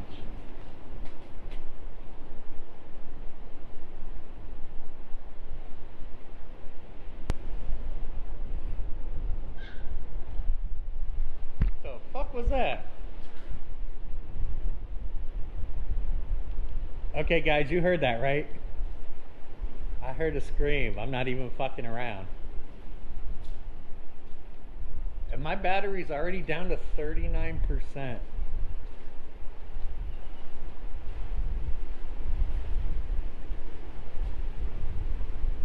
Yeah, this shit is creepy at night. I'm not even messing around, guys. I heard some weird ass noise. I hope this picked it up. Alright. So, not bullshitting you, my battery, fully charged before I got here, already at 39%. I already got to swap batteries here soon. So hopefully my mic battery's holding up. Wow, this is creepy at night.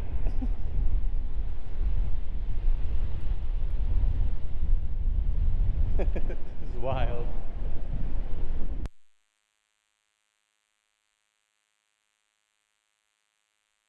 Alright guys, I'm back. Battery's at 100%.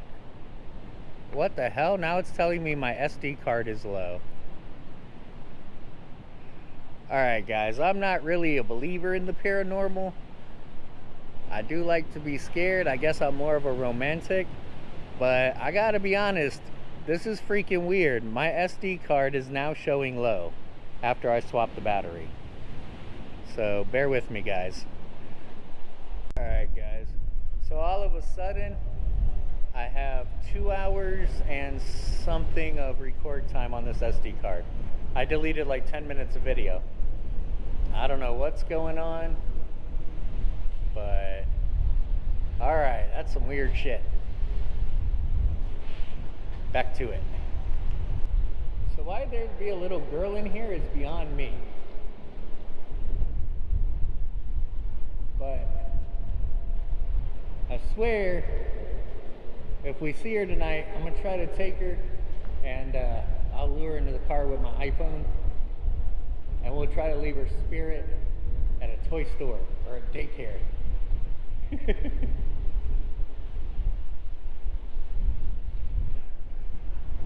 But I gotta be honest guys, this is already starting out weird with the batteries and whatnot.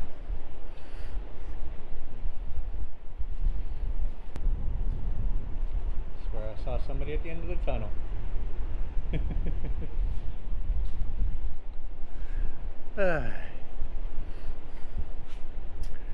So yeah guys, we doing this old school. If I don't record it on camera or audio, it didn't happen. I didn't bring none of the fancy little gadgets, mainly because I really don't believe in that.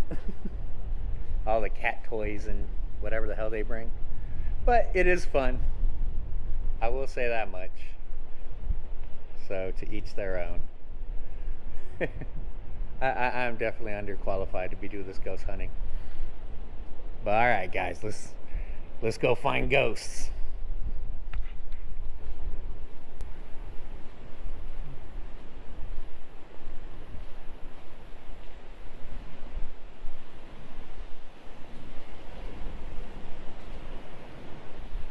Whoa, that looks creepy up ahead.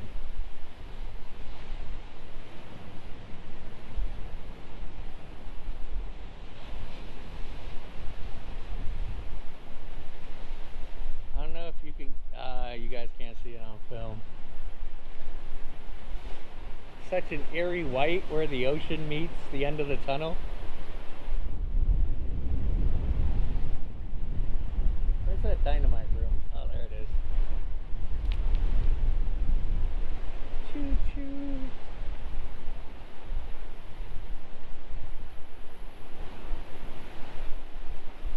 Did I pass the dynamite room and not even see it?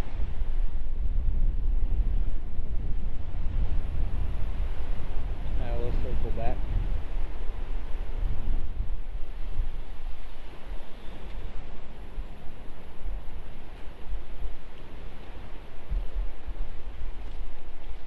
The old trainway, you can see where it's carved out. Later on I'll show you where I climbed.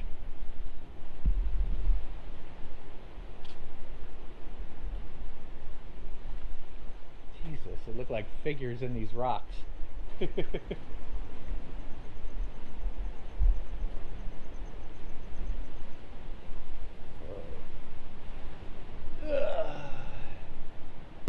Here's the dynamite room.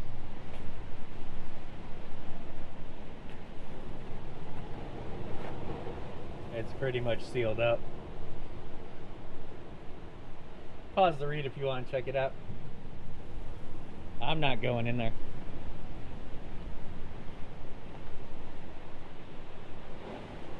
I'm not a believer, but I ain't tempting fate.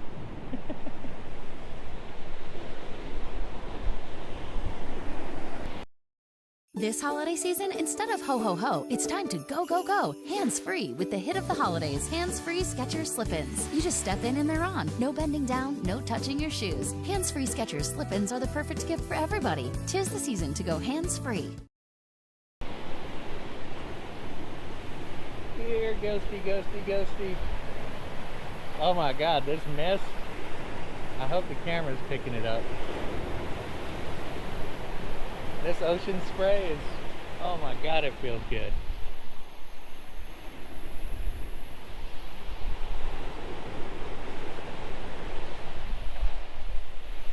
Yeah, this place is dark at night.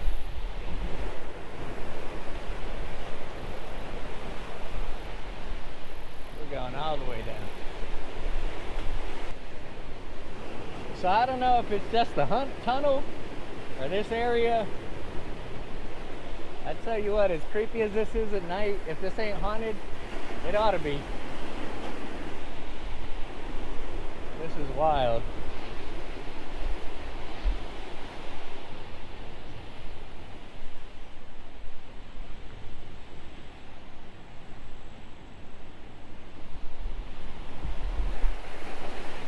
I don't know how anybody can hear dead people screaming over this ocean. Here, ghosty girl. I don't know how you would call a ghost out. Yo, this shit was not this low when I passed through here earlier.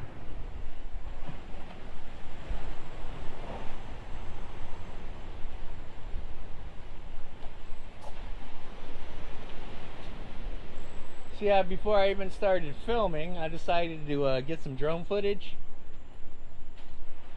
And lost my drone up in these hills. Show you guys in a little bit where I had to climb.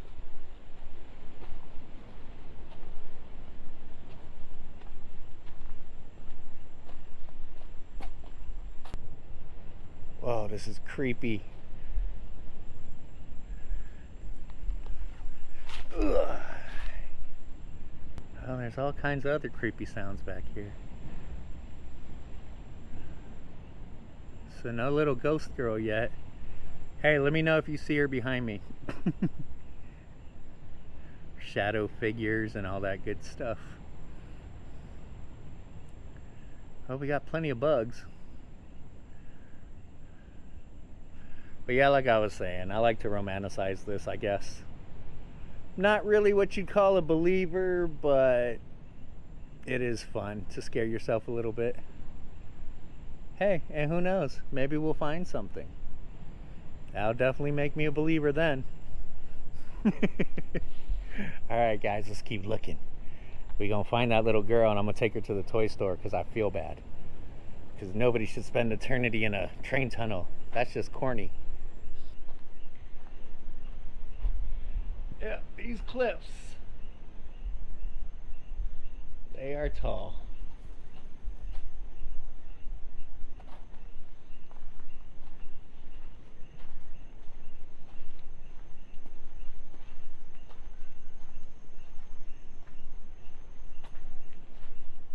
Tell you, video does this no justice with the ocean mist and the light coming in from just across the hills. It looks beautiful.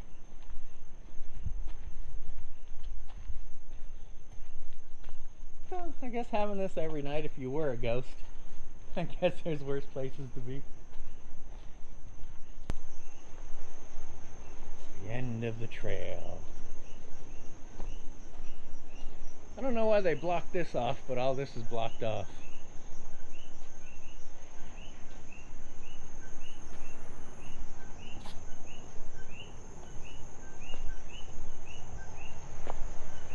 Maybe there's beach ghosts. Maybe that's why they hang out here, because it's the beach. Let's go find out. Oh, there's a crab.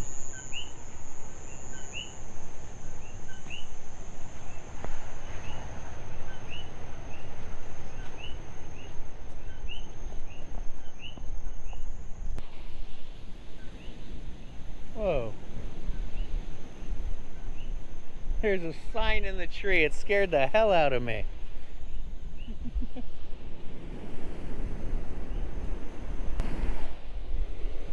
God, I forgot how beautiful the beach is at night. Forget ghost hunting. Let's just hang out on the beach. Maybe the ghosts come down. They'll bring some beer. Go show up with some medalla. That'd be awesome.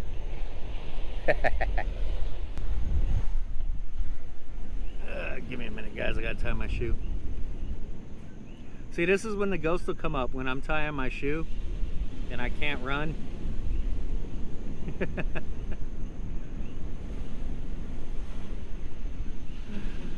Alright guys, let's go find some damn ghosts before it gets too late.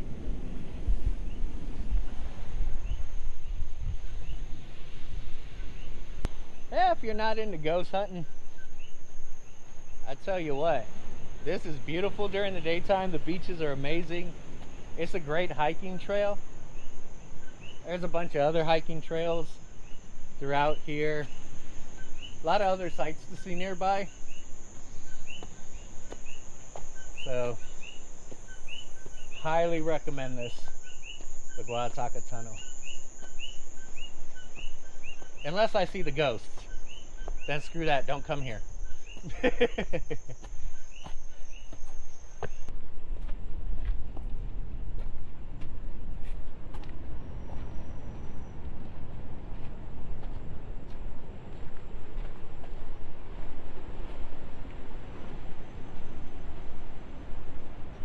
That would be perfect to see a ghost right there.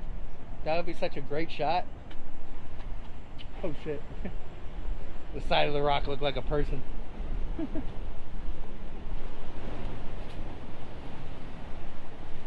Come on, it's raining. I'm out here alone. I got a bad shoulder. I can't run well. What more do you want? Like, I'm the perfect person for a ghost to show up to. Like, what more could they ask for? Come on, guys. I want to believe.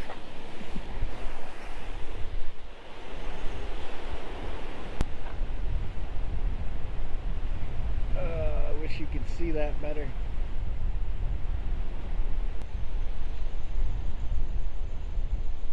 Okay, guys, we're back in the tunnel.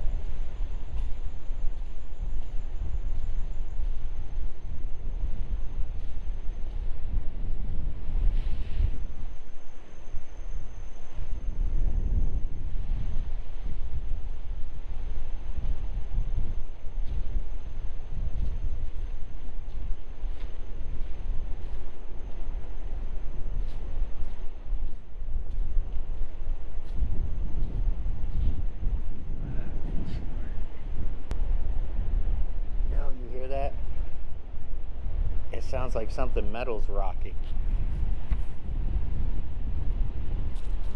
Oop, not what I'm trying to do.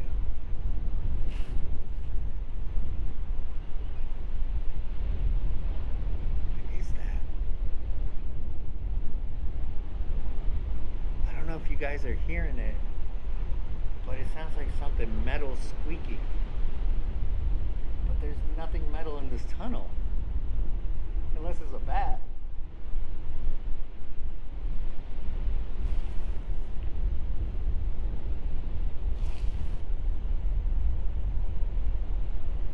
Okay. That's just creepy. It stopped, whatever it was. Oh, I hope you're hearing that. It sounds like a gate swinging. Like when you open up an old rusty metal gate. Okay, that's gotta be a bat.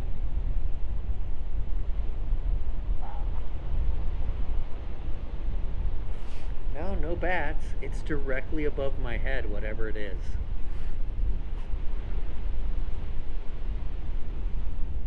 Still don't sound like men screaming. Ooh, maybe the girl, the little girl ghost, maybe she got a tricycle and is like rusty and needs oil.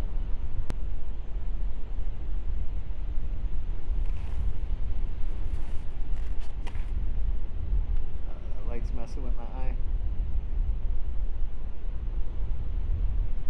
So that's why, because people come here with a GoPro and they stare at a light. And then they start seeing shit. Come on, ghosties. Ghosty, ghosty, ghosty.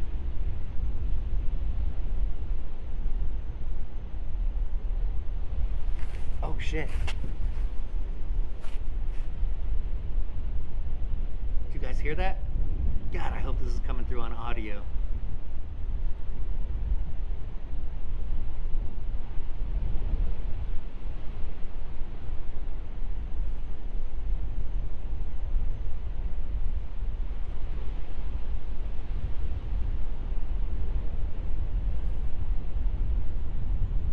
Alright, I'm in the middle of the tunnel.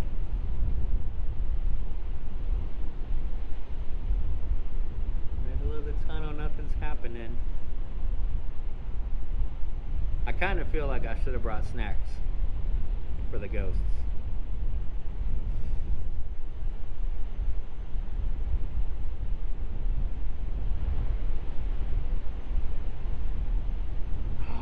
Oh my god. Oh, I hope this is coming through on audio. I know what the screams are. Can you hear them?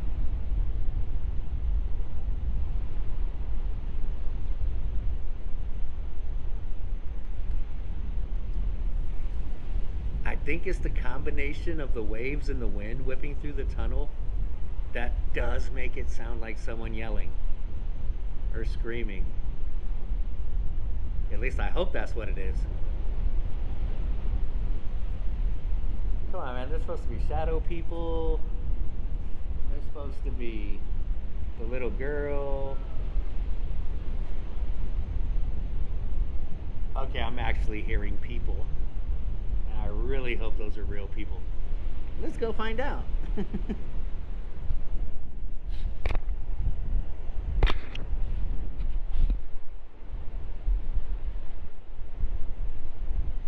Oh, that's scary.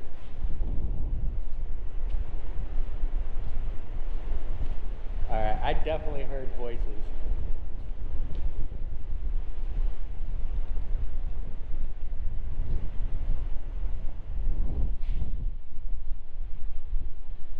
Okay, this is creepy.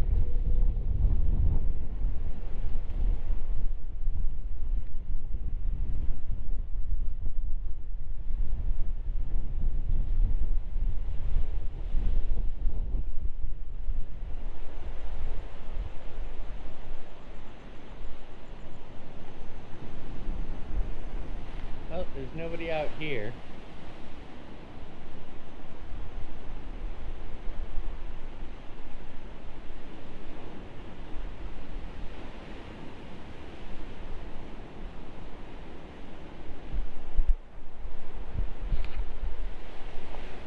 Okay, I swear I heard voices. It didn't sound like yelling, it sounded like people talking. Like, I don't know if it gets carried off in the distance because it's a tunnel from the distance, but I definitely heard voices. That was creepy.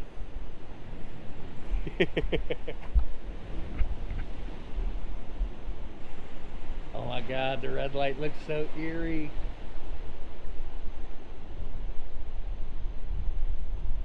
Okay, guys.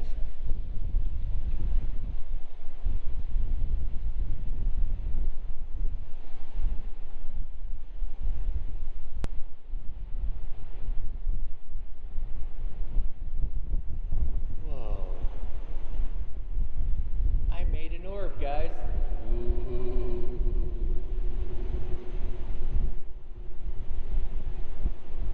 What the hell is that at the end of the tunnel?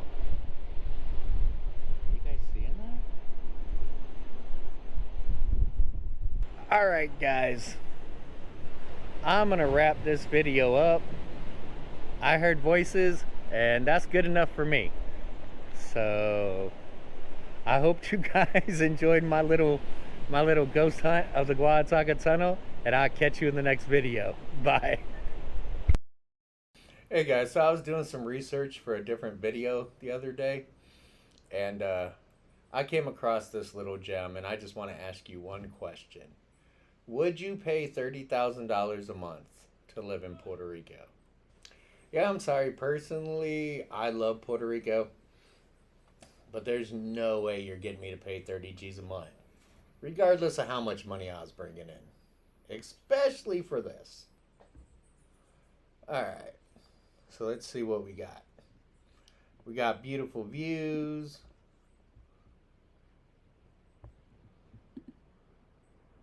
We got a nice kitchen. Got a nice living room with beautiful views. Well, beautiful-ish if you want to look at that apartment complex. But all right, so I'm guessing that's one of the 5 bedrooms.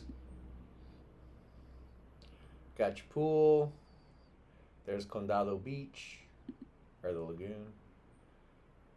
Got your little bar and your little dining room. All right, guys, so what do we got? We got an apartment in Condado Beach in San Juan. Don't get me wrong, it's a great neighborhood. Is it $30,000 a month great? No.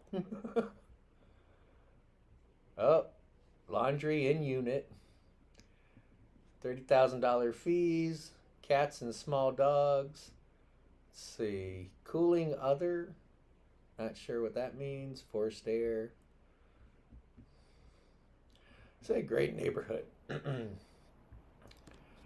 Alright, so we got a completely remodeled unit with new flooring, kitchen, bathrooms, closets, and curtains.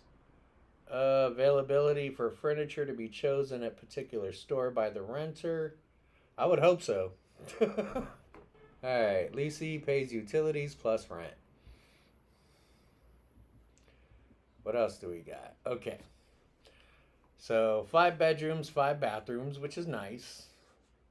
Let's see. Appliances included, dryer and washer, which means I guess you got to pick out your own kitchen. All right, detached garage with a pool. It's got a fitness center, so there's that. All right, so what else do we got? All right, we got some bicycle storage, some air conditioning, laundry in unit, garage. Wow, they really did not go out of their way to really sell this. Well, guys, that's pretty much what we got.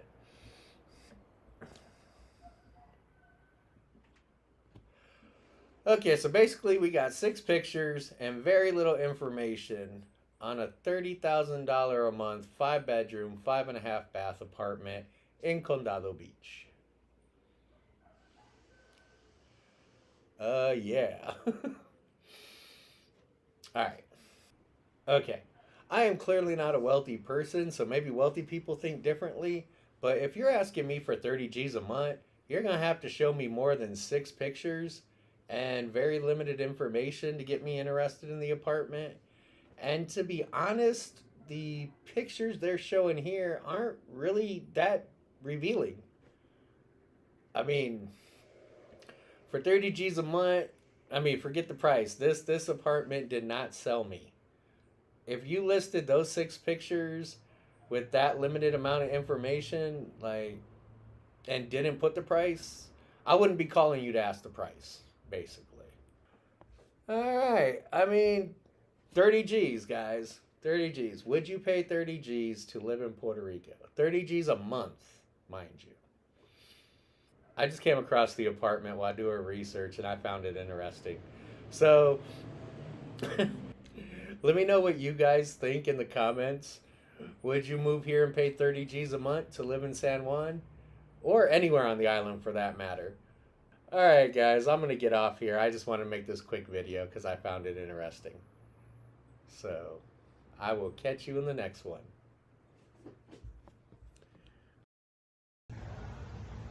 I think I came to the Fiesta Patronales a little too early, guys.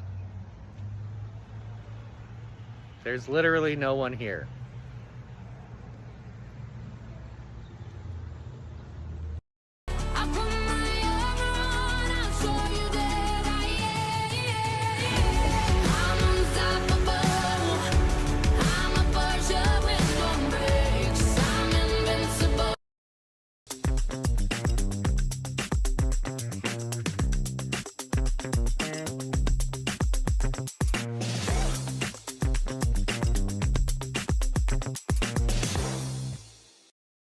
Hey guys, what's up?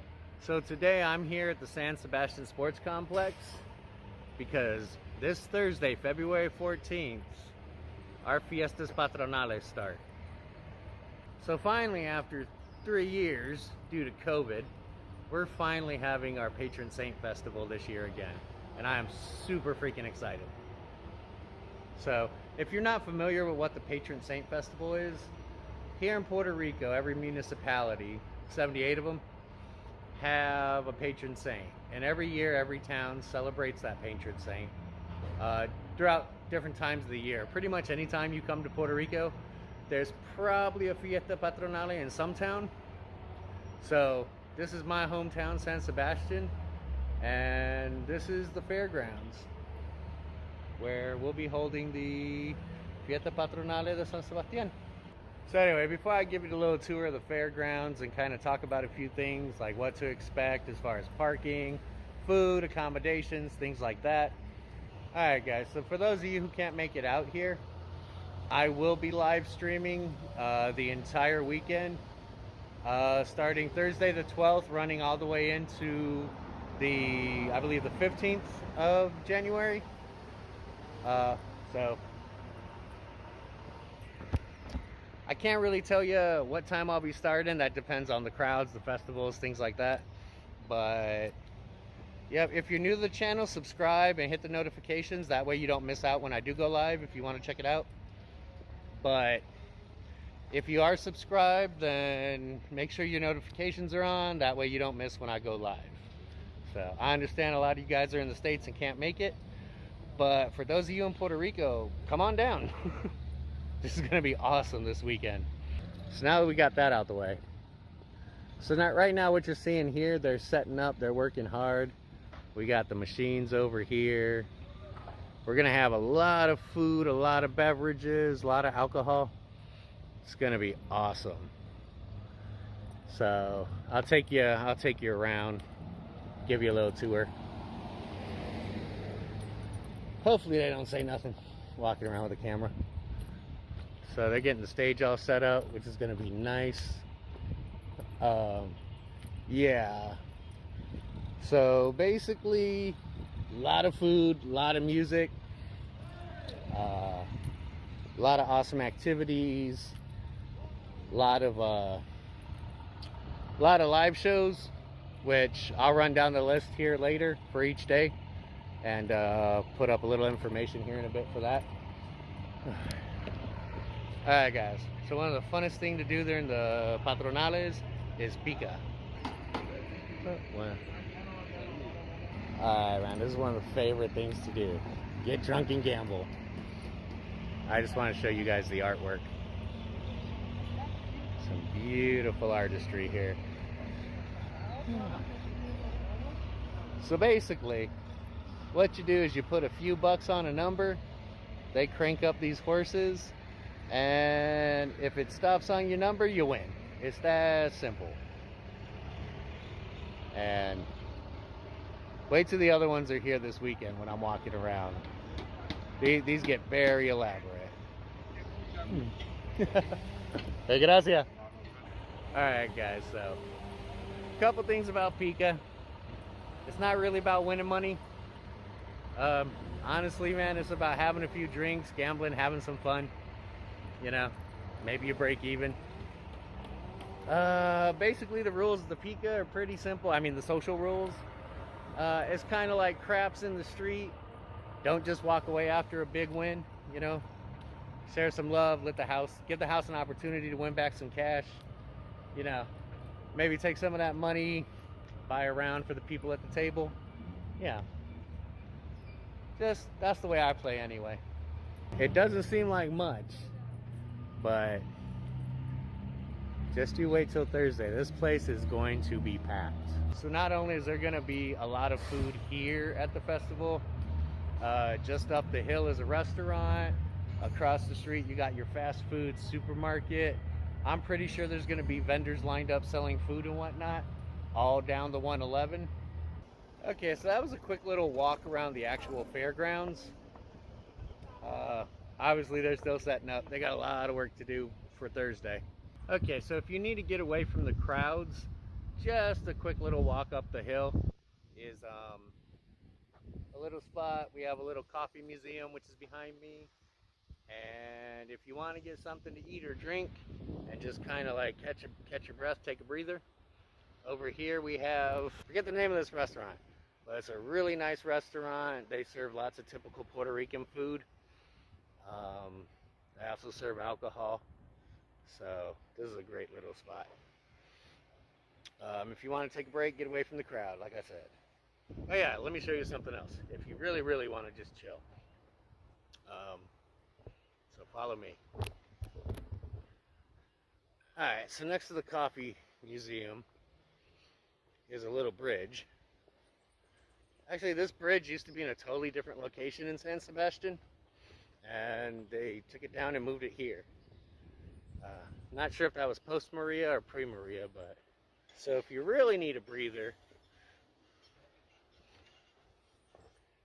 here we go.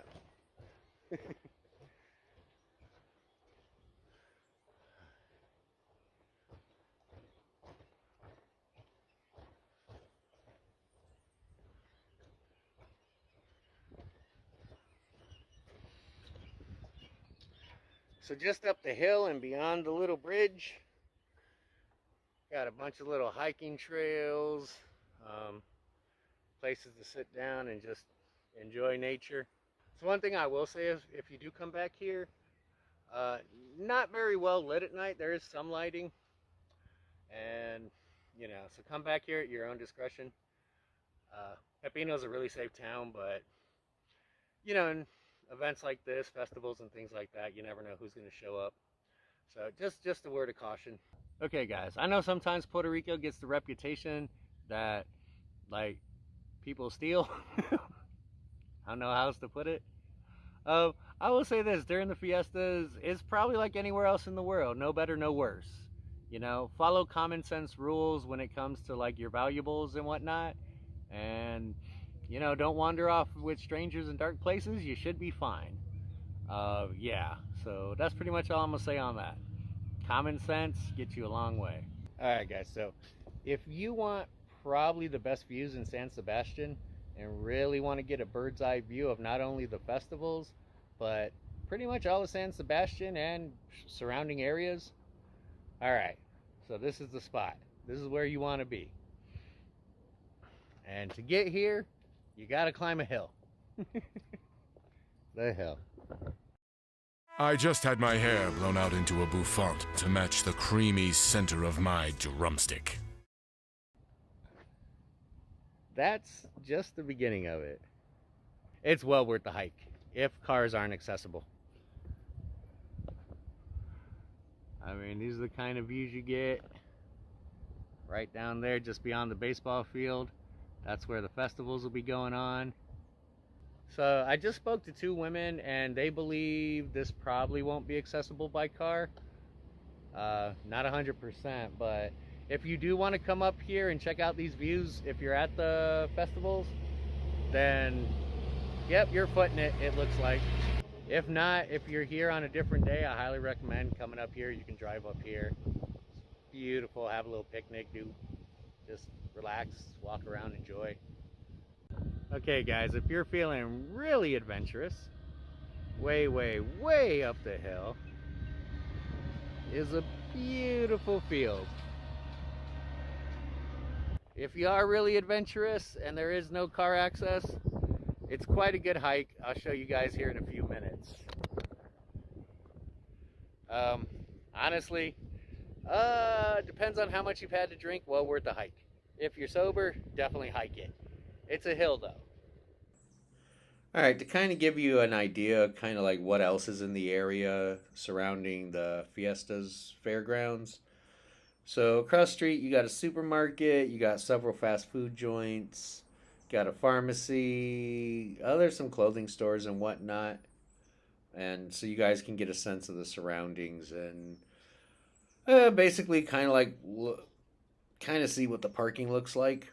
Alright, so any municipal parking is free to park. However, there are property owners that may open their property up, and that'll usually run you $5 to $10 for the day, which I think is more than reasonable considering. So yeah, this here is just kind of give you an idea of like basically what you may be walking when you park. Hopefully, obviously, like anywhere, you get there early and find good parking, but this event does attract around 90 to 100,000 people. You know, you got your regular fast food, your Burger King, your McDonald's, your churches. And basically, I'm pretty sure they'll open this whole area up to parking. Not sure who owns what, so just, you know. And I doubt there'll be any type of shuttle service, so just wanted to give you a heads up as far as like what's around there, what's it looks like, and parking. So I guess one important thing I probably got to talk about is accommodations. San Sebastian does have several Airbnbs if you're planning on staying overnight or several nights. But honestly, not a lot. If you're coming to this side of the island, you're going to do an overnighter, then you're probably better off like looking for accommodations in Aguadilla where there's hotels and more Airbnbs. Aguada, definitely Maya Wez. Basically any place coastal you're going to find accommodations, and most of those places are maybe 30 to 45 minutes away from San Sebastian, so not a bad drive at all. Alright, let's see what else. Oh, you got your usual emergency services, plenty of law enforcement, ambulances, fire trucks, all that good stuff. We have several hospitals just minutes away. Yeah, I mean, great place to bring the family. Definitely an experience you won't forget. Yeah, I would say these are probably one of the more popular patron saint festivals on the island, which is pretty cool. Oh, so if you happen to be on the island and you're looking for something to do, definitely come on down to San Sebastian. I'd say even if you were coming from San Juan, it's well worth the trip. If unfortunately you can't make it, again, I'll be live streaming all weekend. Let's see. Alright. So Thursday, Friday, I'll be live streaming in San Sebastian. Also, Saturday, I'll be in Añasco live streaming their Fiesta Patronales. So that's going on as well if you're curious about that and want to check that out. Yeah, it's probably 20 minutes away from Pepino, give or take. And Sunday, I will be back live streaming for the final day of the fiestas, the Festival de Novilla, which that's probably a whole nother video. Yeah, guys, so if you can't make it, you can just kind of like find me, hop on, and we'll see what I get up to. So, alright guys, thanks for watching the video, and I will catch you in the next one, which will be in 2 days. I cannot wait. Alright, have a good one, guys. Bye. Whatever you call your $200 cash bonus, USAA makes it easy to get it. Just apply and open your first USAA Classic checking account and set up a qualifying direct deposit. Get your cash bonus. So if you stumbled across today's video, you're probably thinking about, or maybe even in the process of moving to Puerto Rico. So I commend you. You came to the right place. Today's video isn't so much a price guide, a cost of living comparison, or anything like that. Basically, I just want to give you a couple of hints and tips to kind of help you navigate your move to Puerto Rico, and also these things will come in handy once you're on the island. Oh, before I forget, if you guys find this video informative, definitely subscribe. Not only to feed my ego, but I'm considering doing some live streams in the near future to kind of talk about more nuanced stuff. If you guys want to ask me questions directly about areas you want to move to, or just things related more directly towards your specific plans for the island. If I can help, I'm happy to help. So that's something I really want to do. Basically, let me know in the comments kind of like the best day, time of day that works for you. And what I'll probably do is I'll probably just go with the majority. I can move my stuff around. So again, if that's something you're interested with, go ahead and subscribe, and we'll try to coordinate that at a later date. Alright, so let's get into it. I'd say tip number one, and probably the most important thing, is building a network. One of the most important things on the island is word of mouth. Like finding things, that's going to be your best way. But how do you do it if you're not already on the island? Honestly, Facebook. Everyone in Puerto Rico uses Facebook. I highly recommend going on Facebook, going to the Facebook groups, looking for towns and just certain activities you want to do. The for sale sites on Facebook are great. Those types of communities are really going to help you. I mean, the people of Puerto Rico, honestly, are very kind and helpful. I would absolutely recommend first step Facebook groups. Another good site where you can meet lots of good people is Reddit. Reddit's another great site. You can find Puerto Rican groups in Reddit. So living in Puerto Rico, I mean, things vary so much town by town, neighborhood by neighborhood. And one of the reasons you're going to want to use these groups, either Reddit or Facebook or both, there's a lot of little things you have to take into consideration when it comes to just basic utilities. You're going to want to find out like your basic stuff like, hey, I found this apartment or this house. Is this a good neighborhood? Do the water and lights go out? If so, how often? If the lights go out, do I lose water? Etc., etc. It's just part of living in Puerto Rico. Getting out there talking to people is going to be a great way to kind of get a feel for like the area you want to live in when it comes to like your utilities. Does the internet get out there? If so, what internet, what speeds?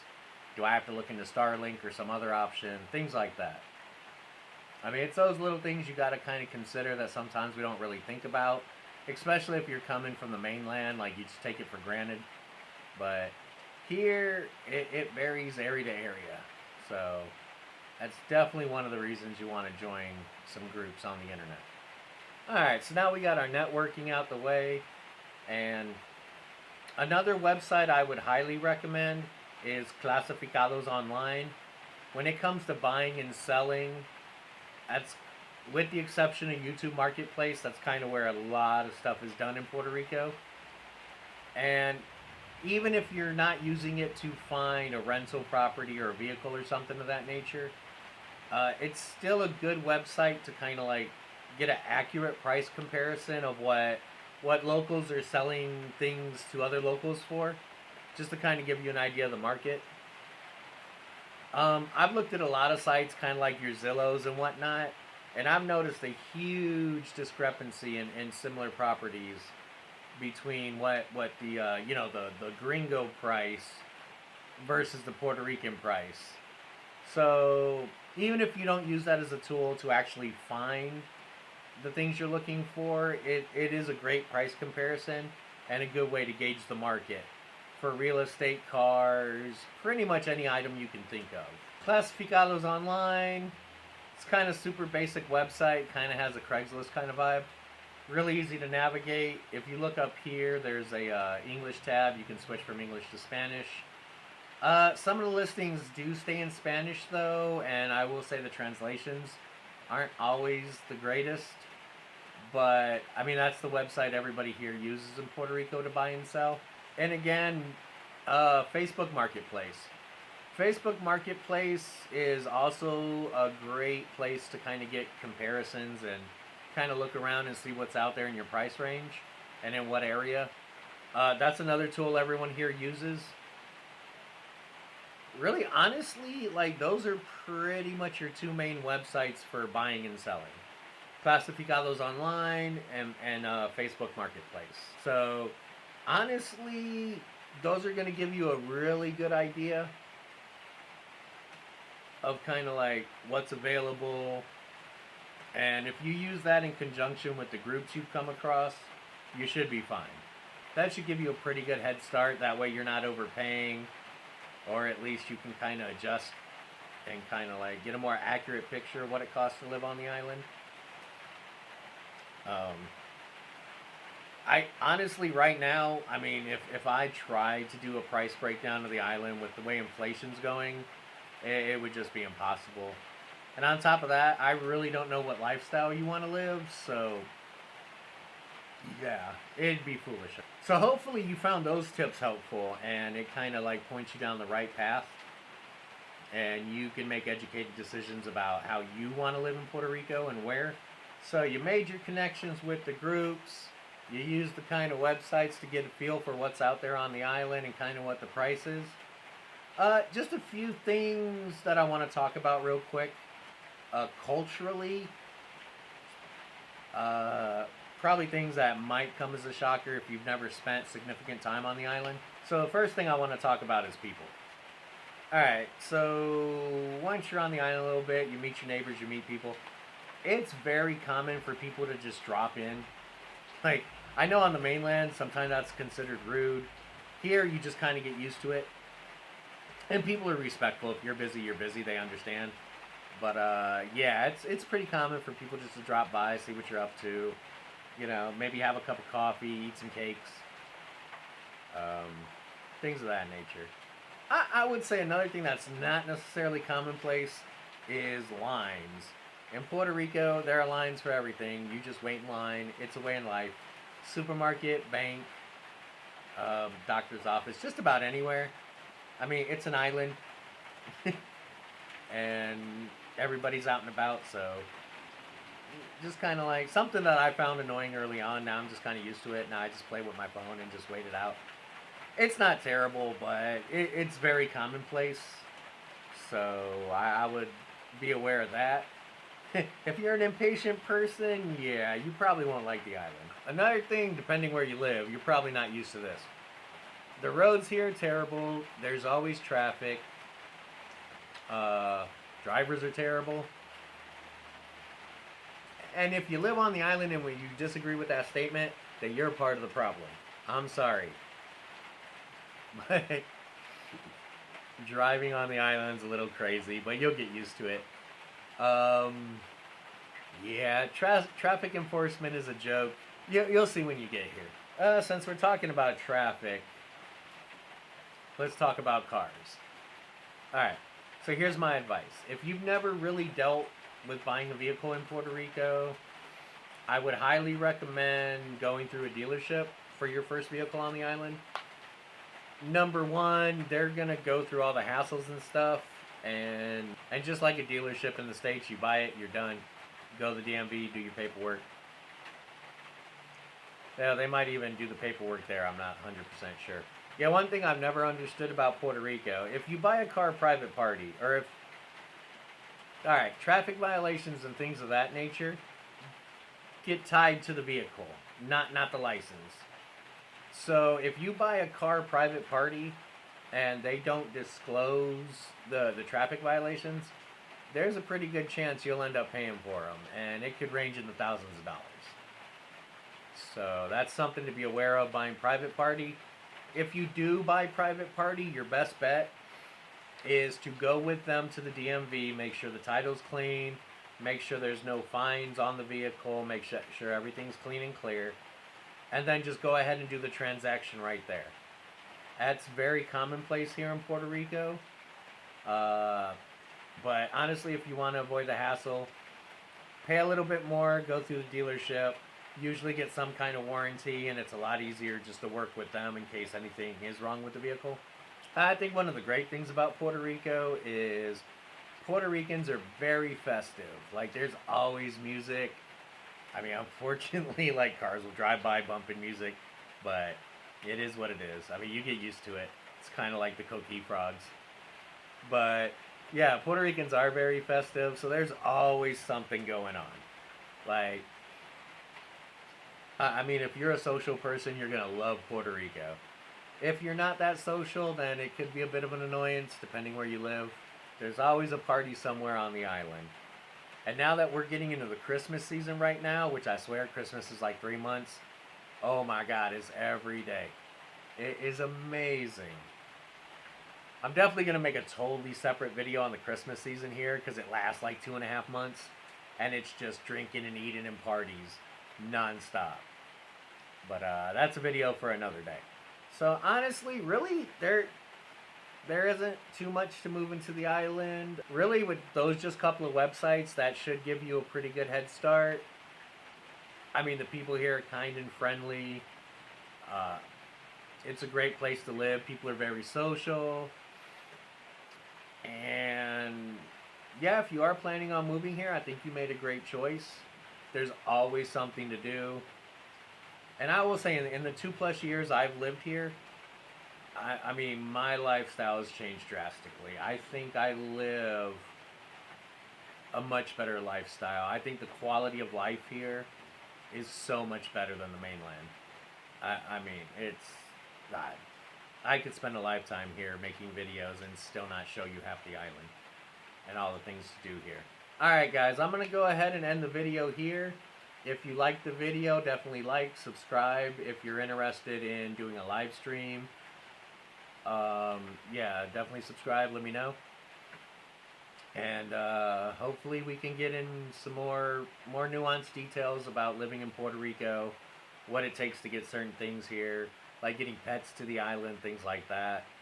Which I didn't go over in today's video because it varies on the pet, and some things are really easy, some things are a nightmare. So yeah, I hope you guys enjoyed the video, and I will catch you in the next one.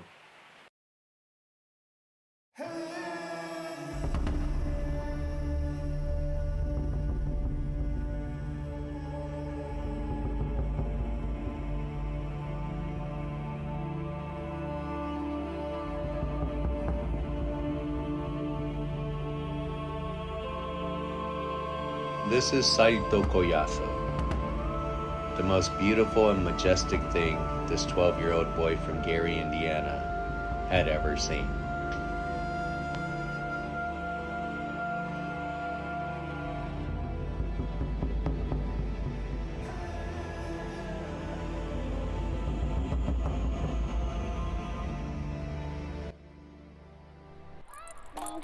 This is the home of the first friend I've ever made in Puerto Rico, and we're still friends to this day.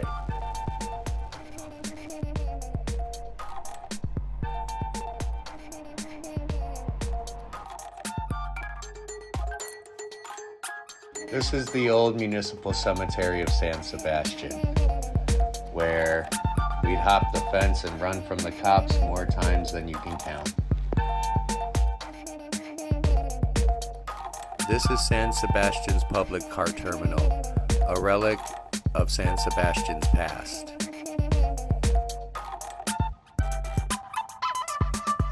Where 45 cents could take you damn near anywhere.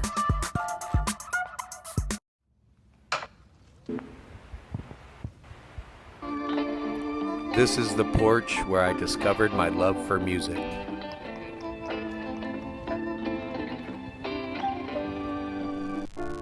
And this is the balcony where I discovered never listen to drunk people yelling jump. Ah, Rex cream. Who knew corn ice cream could be so delicious?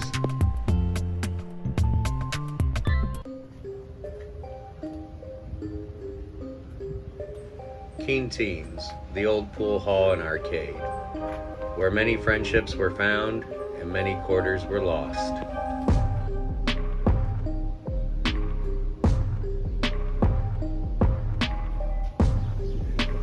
Here once stood an old cement bench, where a 50-50 grind and a seizure would lead to my lifelong nickname, Chilipiorca.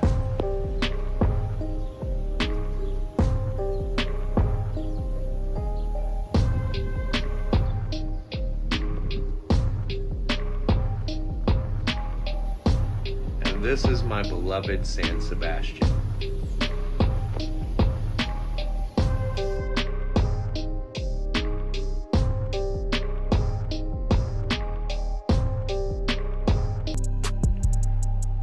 No matter where life takes me, this will forever be my home. And this is me. Just an ordinary guy wanting to share a little bit of love and adventure here in Puerto Rico. Thanks for watching, guys.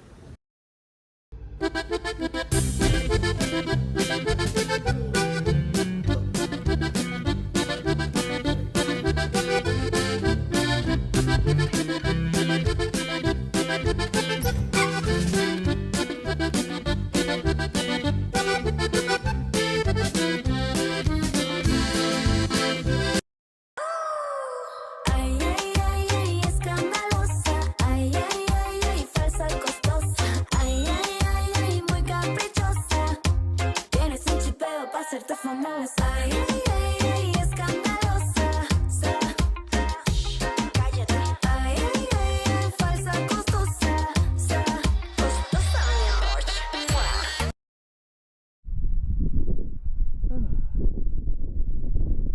guys, what's up? So today, guess where we're at? Añasco Municipal Cemetery. Y'all should have known I was going to show you a cemetery before I showed you my house. That video's coming, by the way. I just needed to get out for a little bit. Oh, let me run across car. Car coming. Yeah, apparently the bridge is out down the street, so the detour to town is through the cemetery. All right. I believe there's a bridge out down the way on the main road, so not sure how long that's been out, but so this is the Añasco Municipal Cemetery. I have looked up information on this thing, and there is like practically nothing. So I figure we just go walk around, explore it for a little bit, and go on a little cemetery tour and see what we find. All right, guys.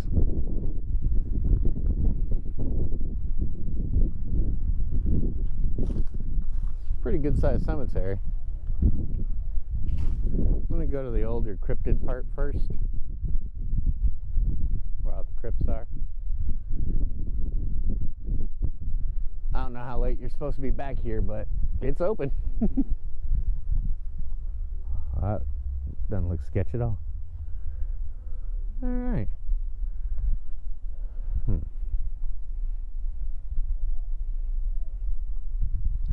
Love my Puerto Rican cemeteries. You guys know what's up.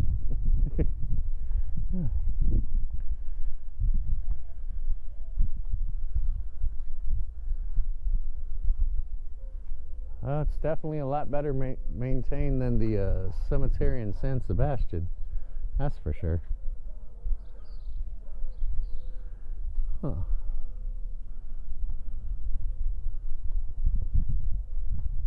Oh, look, you can get breakfast out there. Little truck.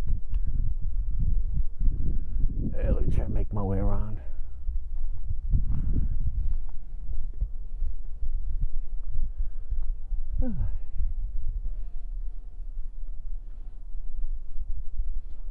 These are so ornate. Hey, kitty. Aw. Misu. Kitty didn't want to hang out.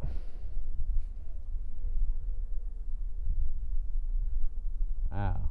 The cemetery is a lot bigger than it looks from the road.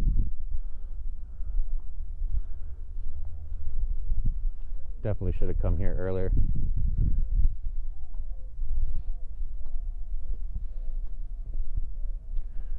Huh. Dang, this one got little windows, a little modern door. Oh, that's nice. Huh.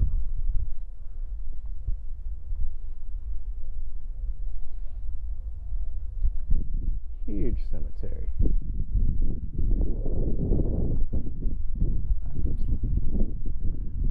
I wish I could get some more information on it. One day I might stop at the cemetery office and see what records they have. I even looked up like if there were any like well-known or famous people, I guess, buried here, and there's nothing. ¿Cómo está? Yeah. Oh.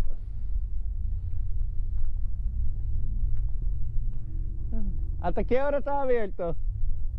Esto. Oh, okay. Ay, gracias. Well, I guess in typical Puerto Rican fashion, because it's a detour, they're like, cemetery's always open. We can't close it. So there's that.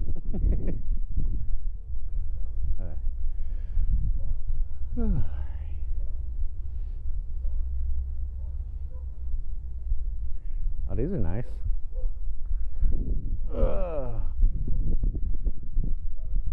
I want to say the little bit I did find about this, I think this cemetery dates back to like the late 1800s, early 1900s.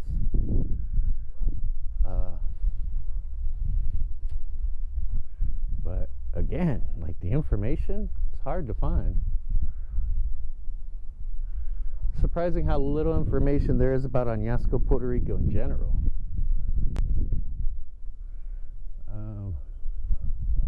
I did learn that Ivy Queen, she's a Puerto Rican rapper from back in the day. Yeah, apparently she's from Añasco. Had no idea. But, so I did learn that much. Wow.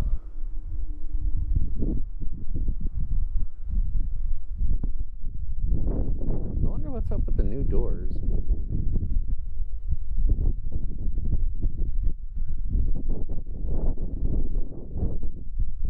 Oh, wow.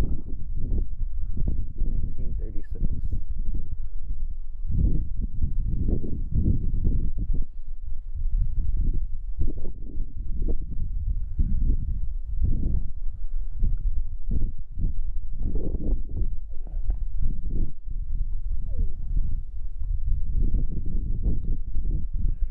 Cemeteries are super ornate here.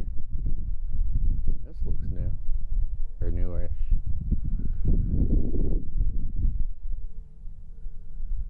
Oh, 04.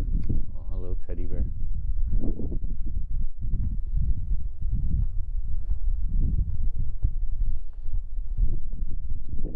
Wow, the cemetery is a lot bigger than I thought. Oh, the house is cool. So, let's see if I can see the bridge. I don't know if you can see those little barrels, but the bridge is up. So way down there, I guess that's where the bridge is.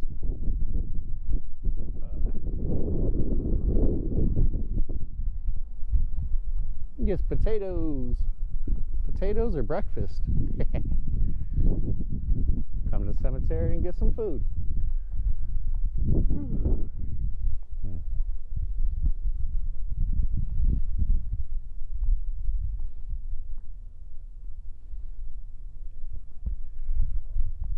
Wow.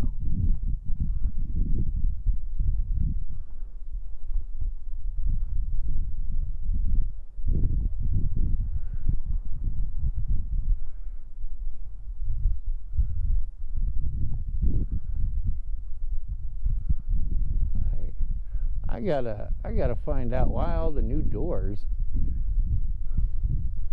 Like, did the municipality pay for it or something?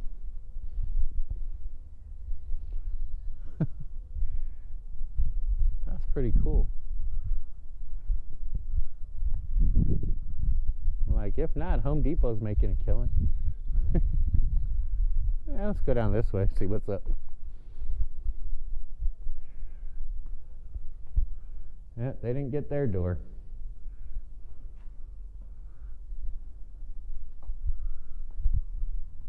Ooh, I see a cool grave over there. Oh, this place must be fun at night. Huh. They got some water damage. Gotta get that roof repaired. Ooh, so does this one. Yeah. Wow. That needs some empañete. I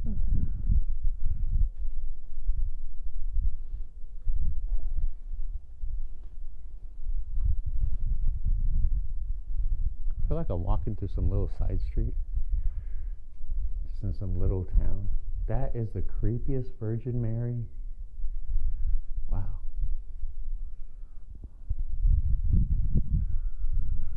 Oh,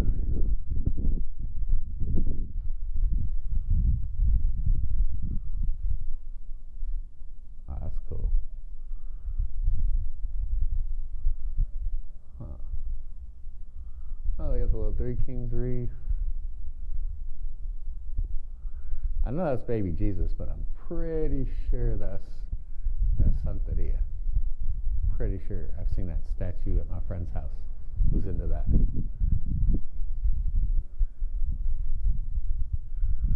Wow, 1898. Little side streets and everything.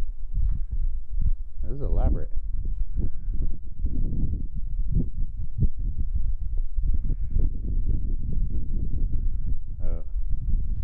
know I gotta do some ghost hunting up in this cemetery. Just the way it's laid out, that'd make for awesome video. This is kind of creepy. Like you're just walking along, come around the corner.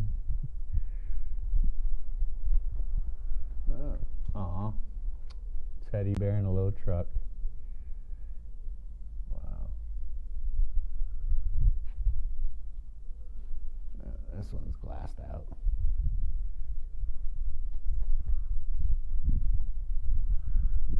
What's up with the doors?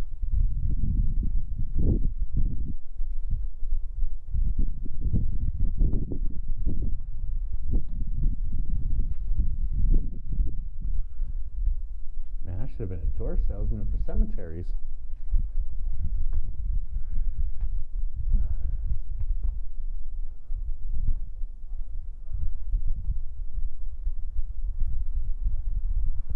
Oh, part of the old wall. I don't know if you guys is all. That is super ornate. I got it decked out for Christmas. Probably hard to see. Christmas Three Kings decorations.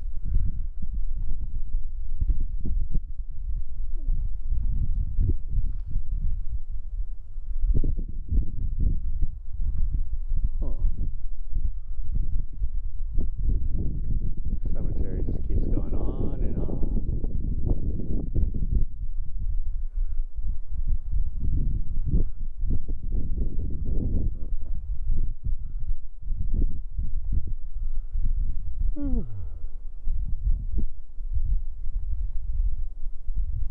Oh, check that one out.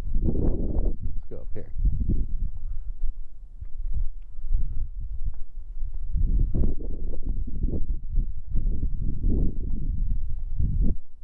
Okay, that's just cool. That's like somebody's front porch. This is awesome. Needs a little cleaning. Wow.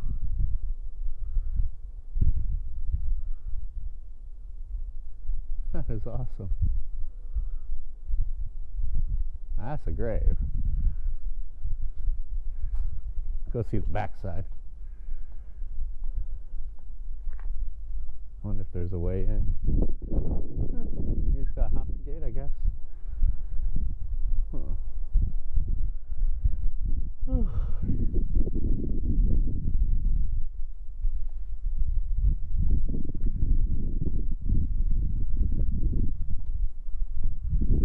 Yeah, no interesting stories to tell today, guys. Just walked around the cemetery. Kinda had to get out the house. Oh, that's a lot of dirt.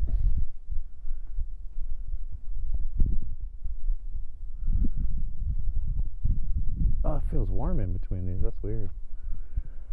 I don't know why that. What were they digging?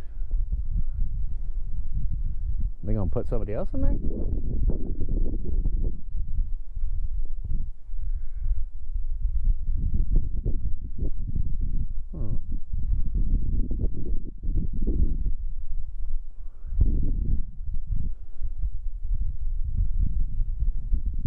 Dang, that's a big grave.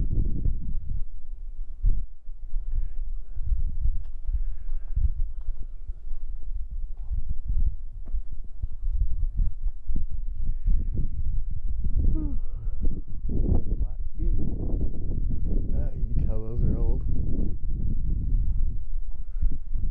I'll go check out that white one.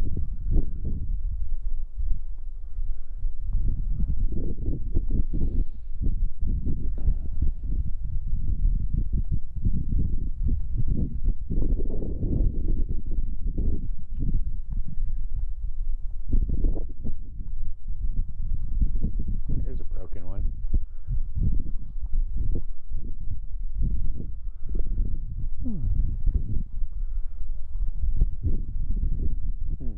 That's seen better days. Yo, there's a creepy mask in there. What the hell? Wait, is that a mask? Oh no, that's a food container that blew down in there. It looked like a creepy mask.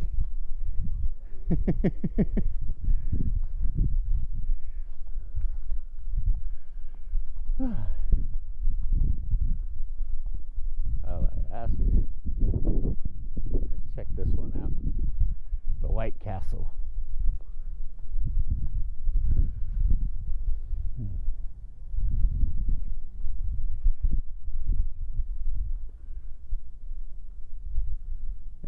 Lizard.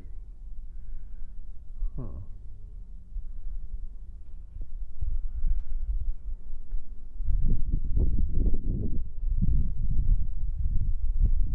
Yeah, that's a little overgrown.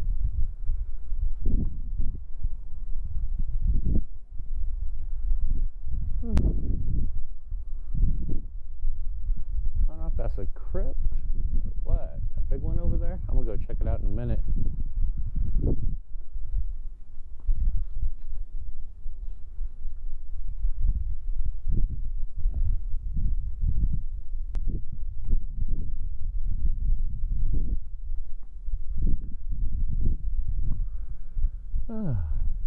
I don't know if them rocks just spilled out or what. I know in the Jewish faith, putting a rock on the grave when you come to visit is a normal practice. I don't know if that's a thing in Puerto Rico, but if that's the case, wow, they're well loved.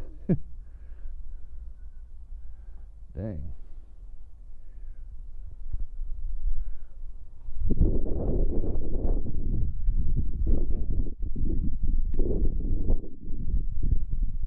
A little sketchy.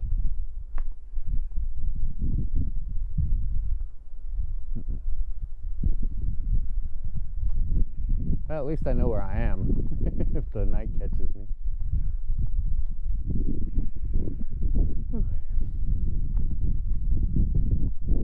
Old wall.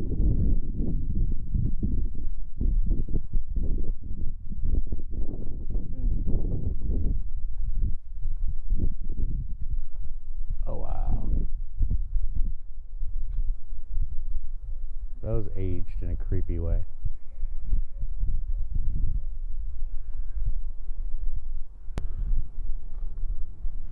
Let me try to go over here. I don't know if you can see off in the distance, cloud of smoke. I'm not sure how long this has been going on. Oh, there's some construction debris. Off in the distance, you see the smoke in the mountains. We've been having brush fires in the area. You see the haze. Beautiful sunset. Should have brought my camera. I mean, my actual camera. But, yep. So I've only been here for a couple of weeks, so I'm not sure how long the brush fire's been going on. But, hopefully you guys were able to see it off in the distance.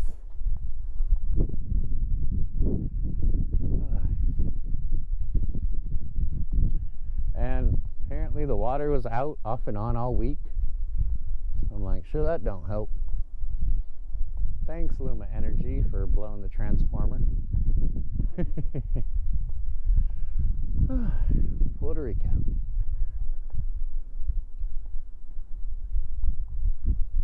That's why I just heard a growling noise.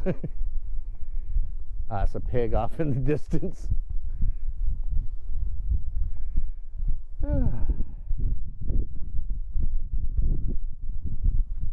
I see these buildings a lot in old cemeteries. Not sure what they are. I thought it was a crypt for a minute. So, usually there's your main entrance. So these are probably the oldest graves. And usually you got your main entrance there. And then there.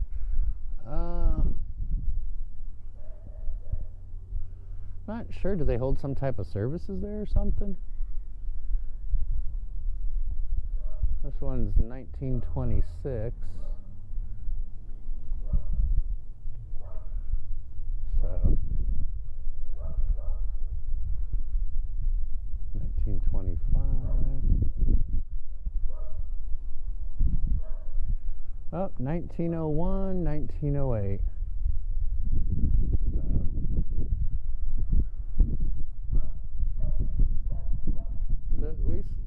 here in 1901.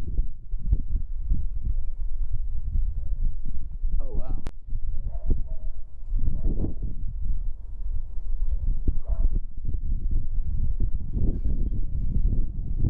Shit, somebody lived there. Of course.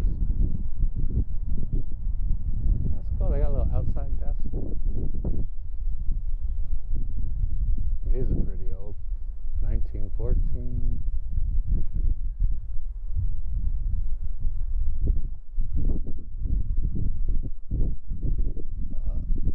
That door's busted.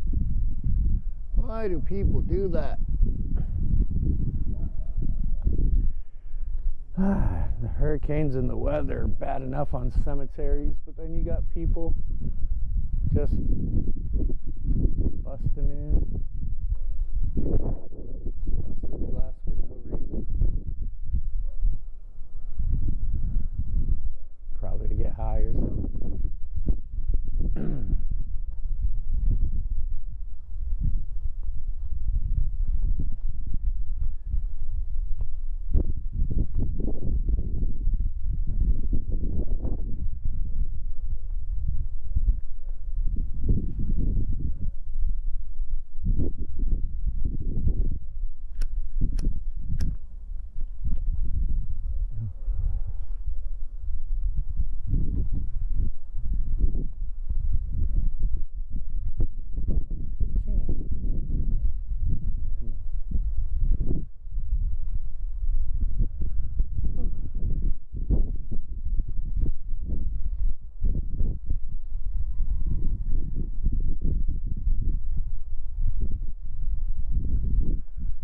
You can tell it's old by the wall construction, still built out of bricks. So. That's weird. They got a little garage, little carport going on.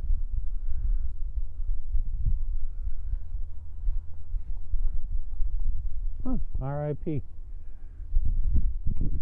Rarely see that. I'm trapped. I know you're not supposed to cross a grave, but I had no choice.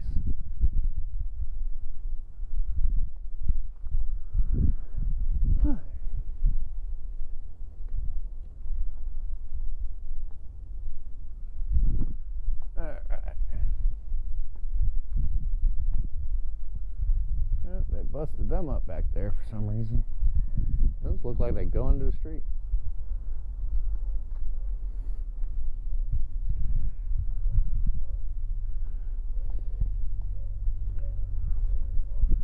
They're probably redoing it. That's cool. A lot of work.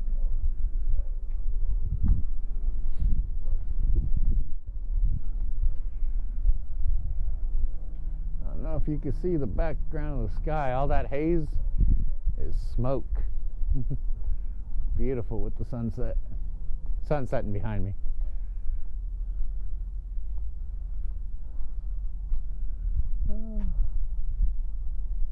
Old wall.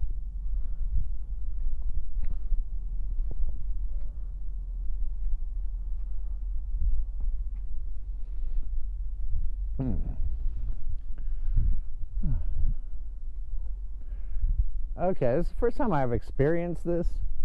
Every time I walk in between two graves, I feel a noticeable temperature difference. It's like warmer when I walk between the two graves, like on my legs.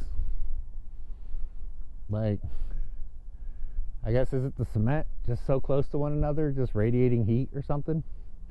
But that's the first time I've ever experienced that. That's weird. Let's go look over here.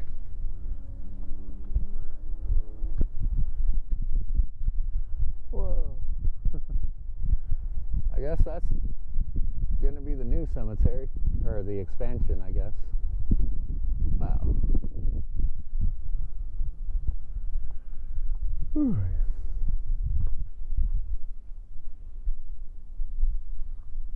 The glass broke.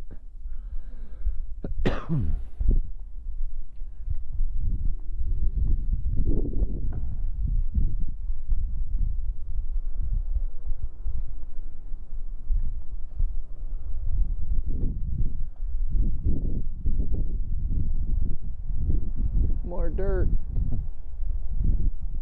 Whoa. I guess they're using that to fill it in. That's clever. Oh yeah.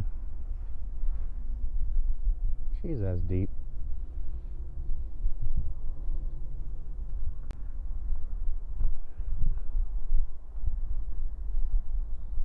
Wow, I'm way on the back side of the cemetery. I didn't realize how far I'd made it.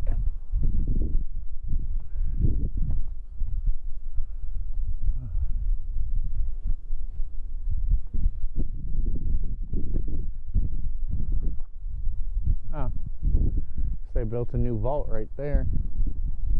It's probably a smarter way to go in Puerto Rico, considering just the weather.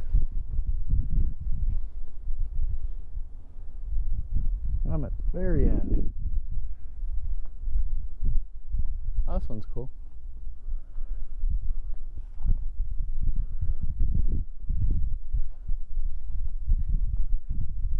That one's nice. As far as graves go, anyway.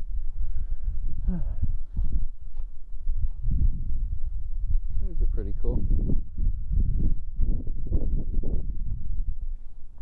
Through here.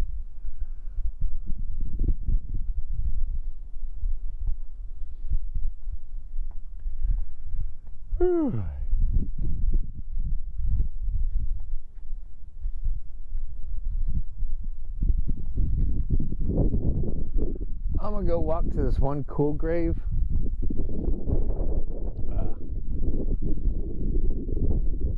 It's over there. Way over there. I should probably point the camera that direction, huh? It's got like an old bicycle on it. I guess whoever passed away was into bicycles. I want to go check that one out because it's a real old bike.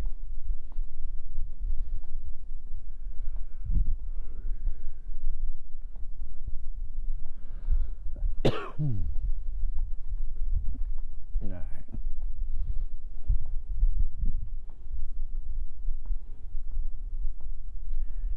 Hopefully my flip-flops aren't annoying.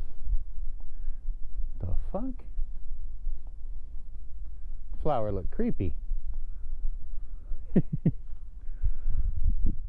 The dancing flower.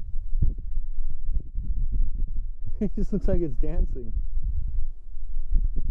That's wild. Alright, how do we get out of here and find a bicycle?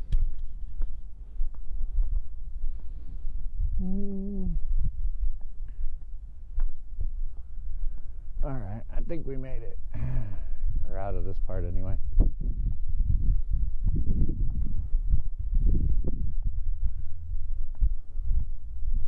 Yeah, I really wish I had more information on the cemetery.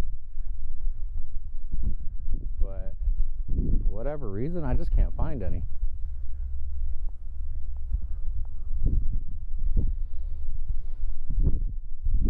Yeah, eventually I'll take my time.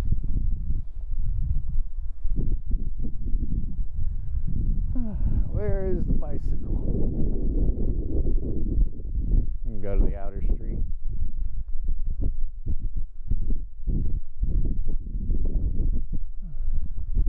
How old are these graves?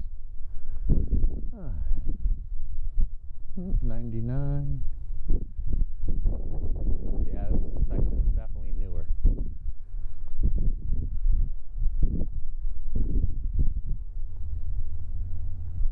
Wow, that is a green grave. Wow. Got pink. Oh, I dig that color scheme too.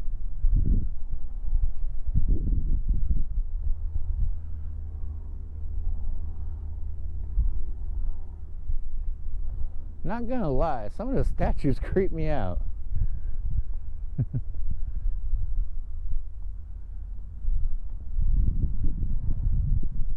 Oh, where's the bicycle? We're gonna walk on the detour road, see if I find it.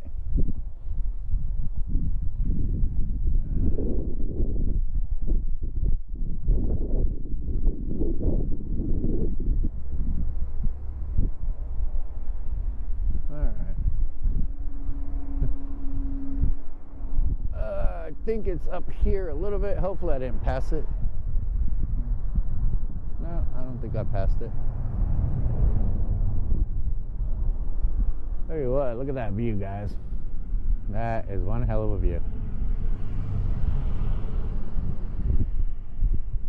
That's what I love about Añasco. It's a beautiful little town.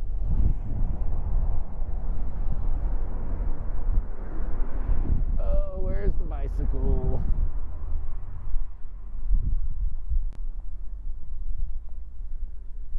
Come here, bicycle.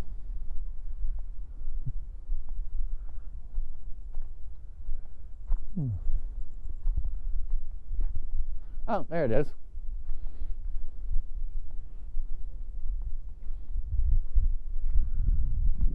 Oh, it looked a lot older than what it was. I'm guessing that's 80s. Still pretty cool.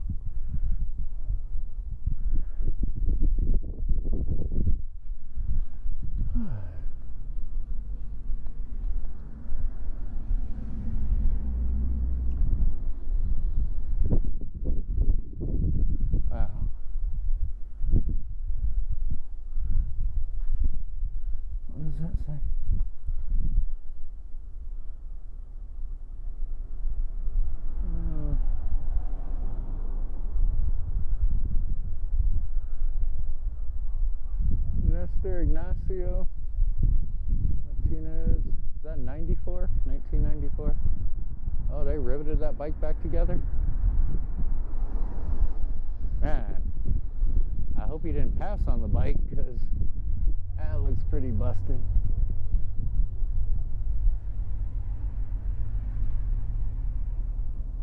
Aw, I always hate to see this. People breaking the glass. It gets left out in the elements. There usually is some idiot breaking the glass.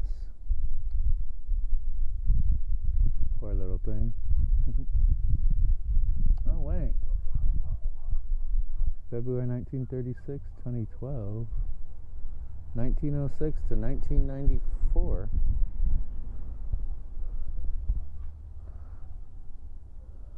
I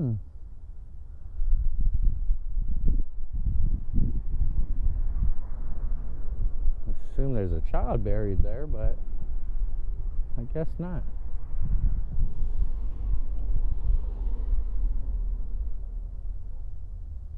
Care Bears and Mini. Yeah, if I find somebody that works here, I'll let them know. Plexiglass is cheap. And that was somebody's stuffed animals, I guess.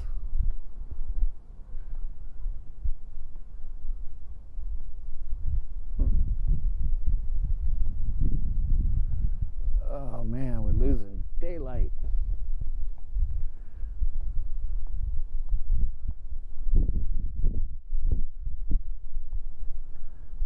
Yep, this is the Añasco Cemetery. Sorry I couldn't have been more informative, but honestly, I just don't know anything about it. But I don't know, if you're into old Spanish cemeteries and whatnot, Caribbean cemeteries, pretty cool just to walk around. Take a look at the graves, and very distinct from the graves you find in the States. Yeah, I mean, unless you're in like New Orleans or that region, but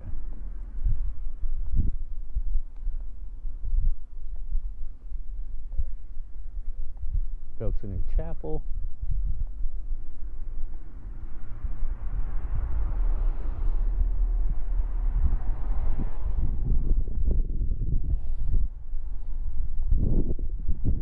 Simple little markers. Oh wow, they got like lights on theirs.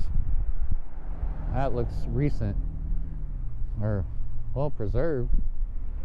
That pink one.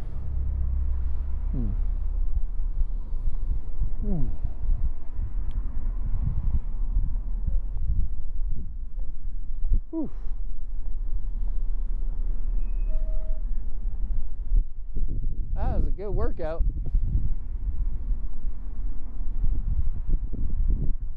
That's for sure.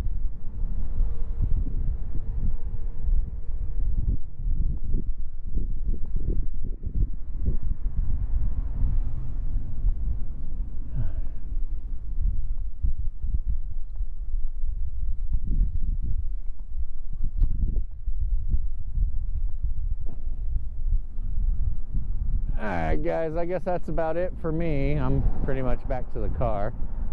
And maybe later on we'll do a little bit more exploring once I know a little bit more about the cemetery and whatnot. I just wanted to get out the house, walk around for a little bit, check out something new. So, thanks for watching, and I will catch you in the next video, guys. Bye. My name's Huggy Wuggy, body fuzzy and cuddly. Don't you wanna come and hug me day and night? Quemaron harán donde la carne no es fresca. La traerán de sitios fritos. Tienen una pistola de fuego. La carne fresca de Wendy's tiene un sabor insuperable. Solo Wendy's puede decir esto.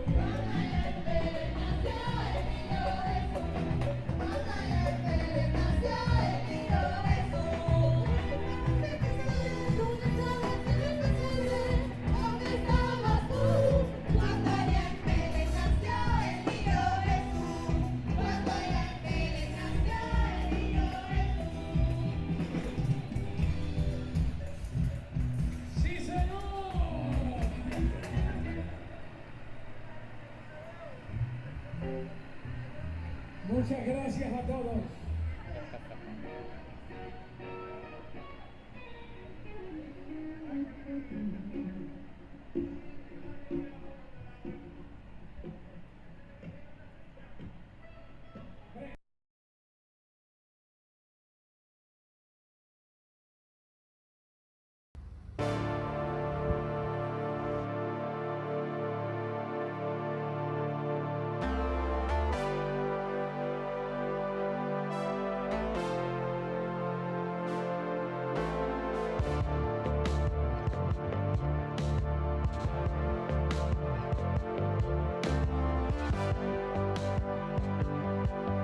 Hey guys, what's up? So today I am at the Pyramid of Aguada in Aguada, Puerto Rico.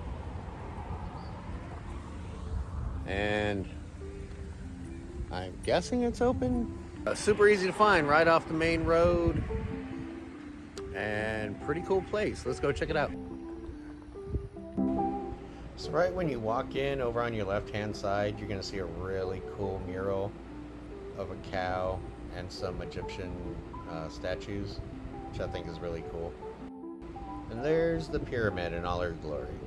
But we'll get back to her in just a second. Let's go check out the rest of this place. So one cool thing about this property is they have horses and also cows on the property, which I think is awesome. I could spend like hours here just playing with the animals. By the way, this pyramid is super easy to get to. It's just off the 115 here in Aguada. Really easy to find. So as I understand it, I guess construction on the pyramid began back in 2007 and was completed in 2009 by the property owner, Nelson Ruiz. I guess he was inspired by the Mayan pyramids, so he went ahead and built the replica. So I'm not sure how accurate this information is, but supposedly back in 2007, one of Ruiz's sons went to jail, and I guess he needed something to keep himself busy, and that's why he began working on the pyramid. I guess it just goes to show how much free time you have when you're not dealing with family drama. But hey.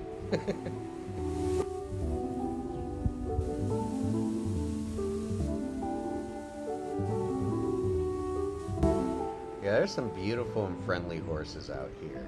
So if you're into horses, definitely worth the stop just to pet the horses. They're really cool. I like them.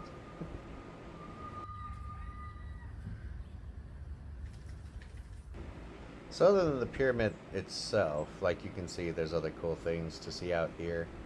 Like, here's the cows grazing in the pastures, just chilling. Oh, a little tractor just parked right there. Just really cool to see. Yeah, it's kind of like a hodgepodge of like really cool stuff. I mean, horses, tractors, and there's the pyramid.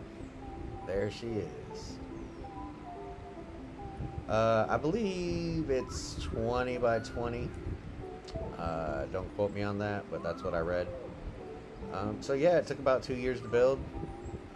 Inspired by the Mayan pyramids, and did a really good job. So yeah, another thing, when you do come to visit, don't climb on the pyramid. I've seen YouTubers doing it, and that's just a bad look, especially when somebody puts in all this work and opens up their property to us, you know. So none of my subscribers would do that, but I'm just saying, when you come to visit, be respectful.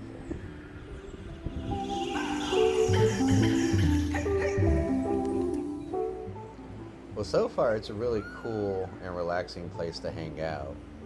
I wouldn't drive from San Juan to come see it, but if you're in the area, it's definitely worth checking out. Lots of cool oddball kind of stuff here. Kind of quirky, makes it fun. And you're really close to downtown Aguada, the beaches, all the other things that are here to do. So I'd stop here, hang out for a little bit. One thing I want to do maybe sometime next week is see if I can't just hang out, have a little picnic. I think this would be a great place to have a little family picnic or something. It's just a really chill vibe, really peaceful. And there's the cannon. Again, it's a hodgepodge of stuff. I'm not sure, but it's pretty neat. Yeah, I really do dig the artwork. I mean, yeah. Yeah, it's quirky. Pretty cool. It's nice that somebody actually put in the work and wants to share it with everyone in Puerto Rico, so I mean, I really appreciate that. I mean, it's just a fun little stop on your way to doing other things, I guess.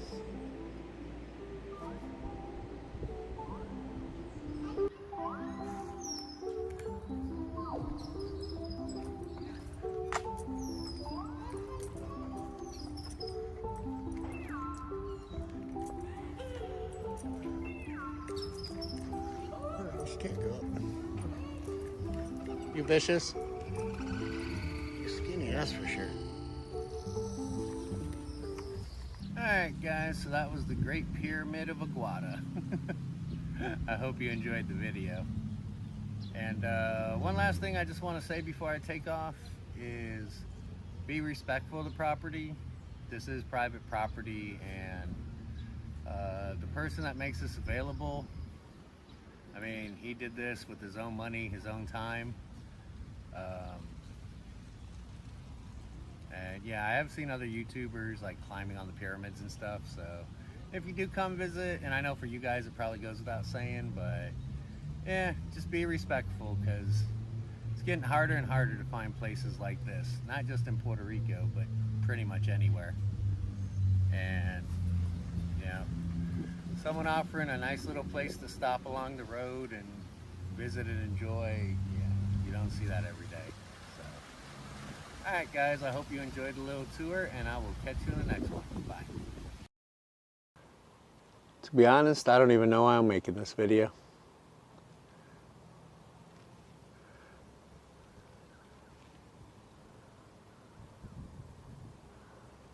Up until 3 days ago, I didn't know who Tyree Nichols was. And honestly, thanks to the media and the way they treated the video release, like it was a pay-per-view event or the next boxing match, it's kind of how I became aware of him.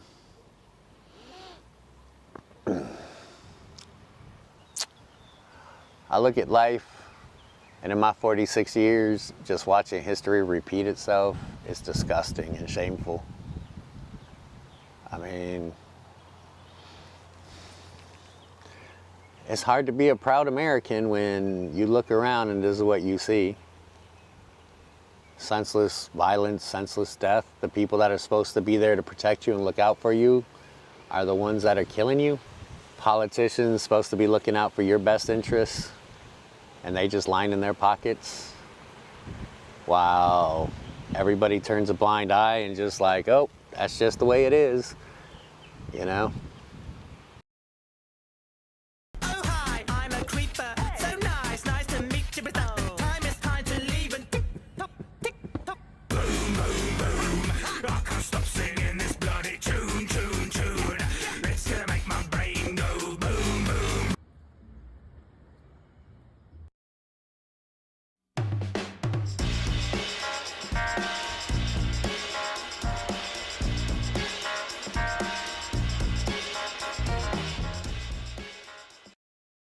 Pero, Lo agarró. Uy. pero bueno, se puede comer, se puede comer.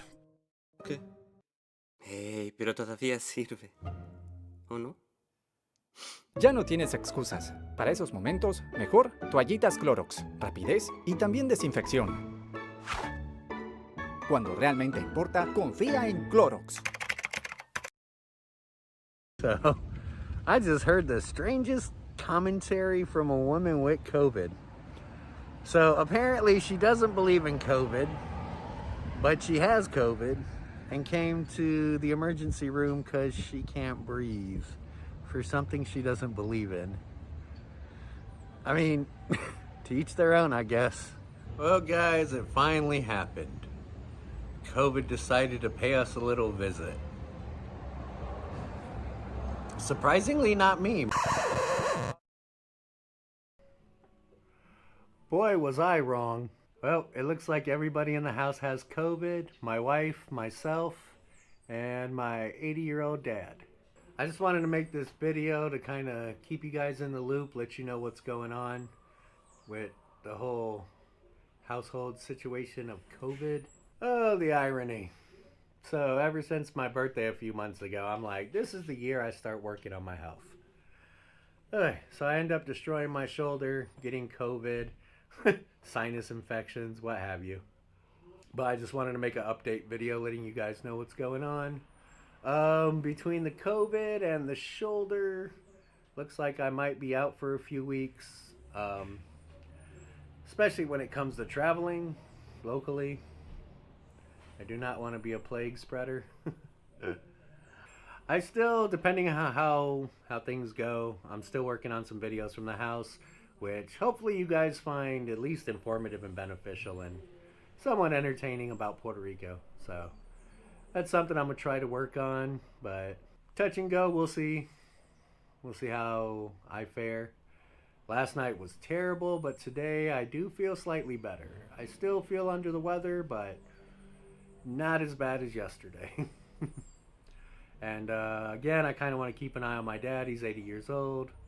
So, of course, he's 80 and he won't listen. So, somehow my wife got him to take the COVID test. And, yep, he's positive. But, I'd have to say this month's definitely been a wake-up call between the shoulder and the COVID and everything. I feel I've been working on my mental health and stuff for the past year or two, which has been really good and made some good improvements. And kind of like I think it's also time to start taking care of my physical health, definitely. Don't worry, guys, I won't be making any fitness videos or anything like that, but definitely, like, when injuries and other ailments start impeding with something you enjoy doing, like YouTube, I love making content for you guys, it's time to take things seriously. Alright, guys, I just wanted to make a quick video, let you know what was going on, and I will catch you in the next one. Bye.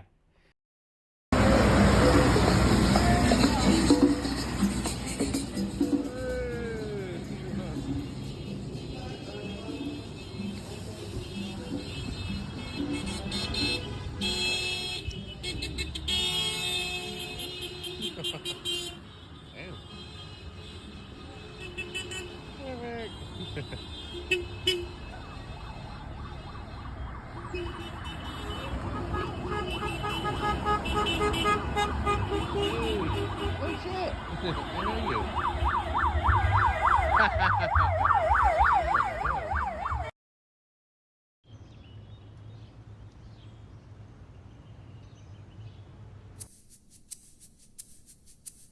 Un simple gesto puede cambiar tu historia, puede borrar tristezas y alegrarte el corazón. Puede ser un regalo a alguien necesitado. Todo es cuestión de voluntad, porque los buenos somos más. Añade una silla y brinda compañía y felicidad, para que todos tengan espacio en la mesa esta Navidad. Sabes a quién invitar, solo piensa en los demás. Extiende tu mano y añade una silla. Hey guys, what's up?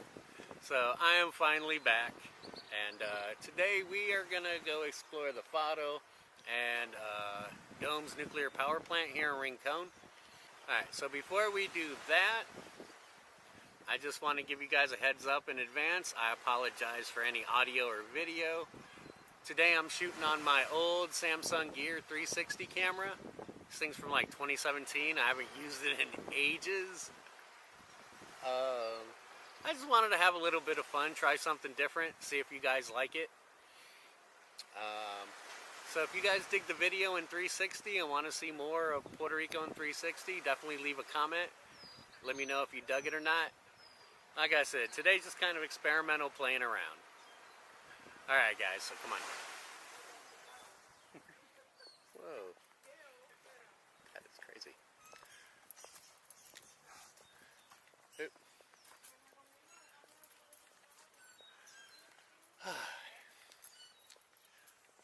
So I want to say this lighthouse was reconstructed after the earthquake in the 1800s, early 1900s, I think 1912 or something like that. Don't quote me on that, but you can always Google it.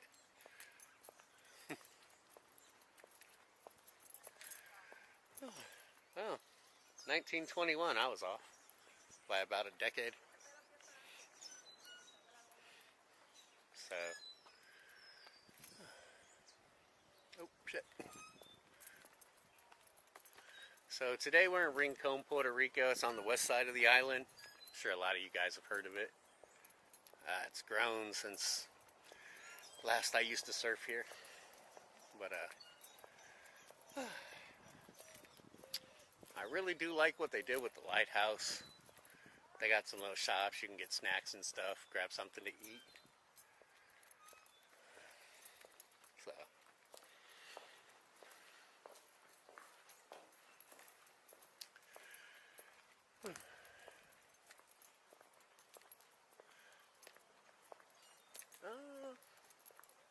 man, I always get confused. I think that island out there is La Mona. Let me see where I'm at. No. I'm looking at it from Aguadilla. That might be Desecheo. Let me know in the comments if that's Desecheo or La Mona. I always confuse them. But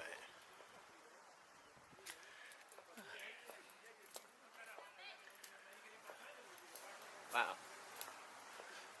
They've really done a lot over here. It's pretty awesome.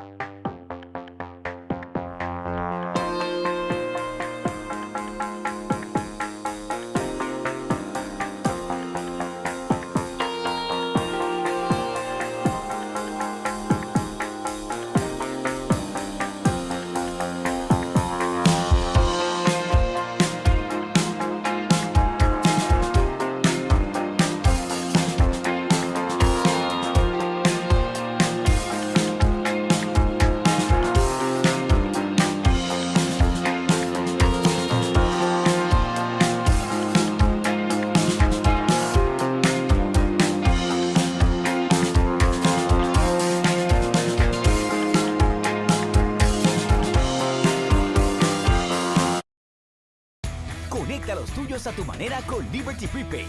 Con 4 líneas por 20 al mes por línea. Con llamadas, textos y data ilimitada. Además, llévate 4 Orbit Maui Plus gratis. Conéctate hoy con Liberty Prepaid.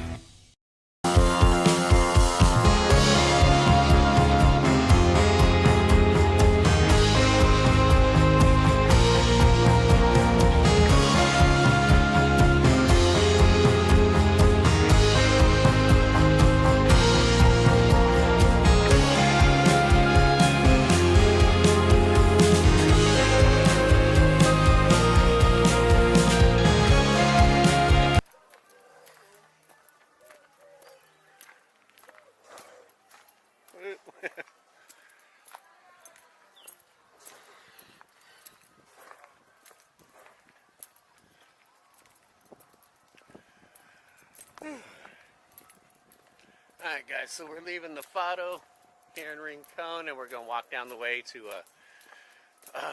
Dome's nuclear power plant. Well, Bonus is what it's really called.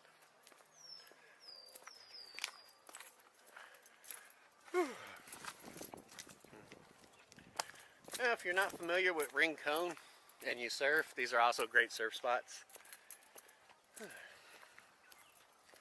It's May, so nothing's really pumping. But yeah, usually wintertime, you got domes,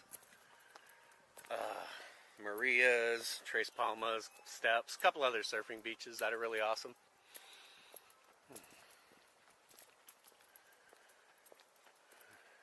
So, well, if you're not into surfing, summertime's a great place to just come chill, enjoy the beaches. I will say, Rincon generally has a really bad riptide year-round, so you gotta be real careful about that. These definitely aren't necessarily swimming beaches. So. But if you just want to hang out on the beach, be close to restaurants, and enjoy the day, Rincon's definitely a great spot. So I'm 99% sure there's restricted access to the power plant. But we'll go check it out anyway. A couple mongoose just ran in front of the car.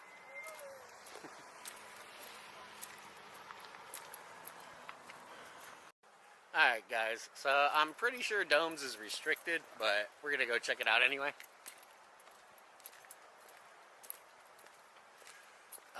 I think for a while this was a museum, but I think since Hurricane Maria it's not open to the public. I'm not sure what they're gonna do with this facility. So, let's go find out.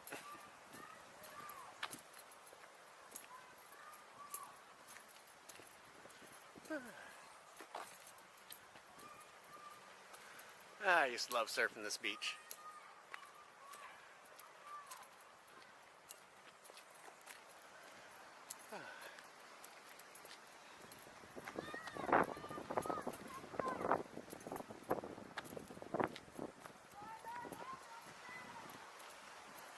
They're giving surf classes down there. I'll show you guys in a minute.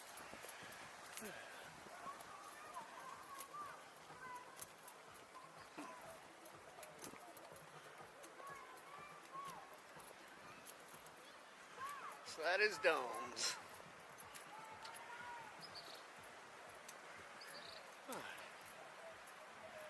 And unfortunately, this is as far as we're getting today, it looks like.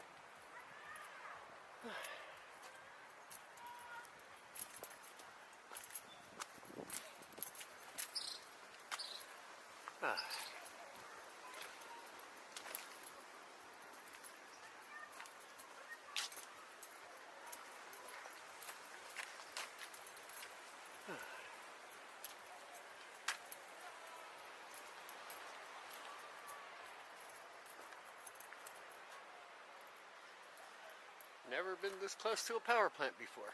Nuclear power plant. It's pretty awesome. Alright. Let's go to the beach. Woo.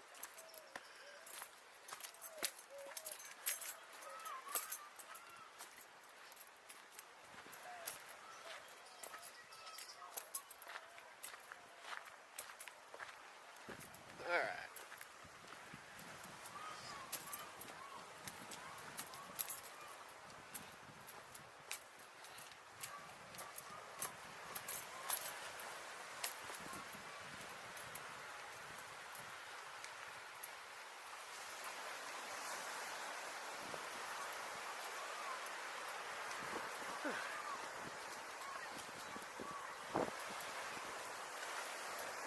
Alright guys.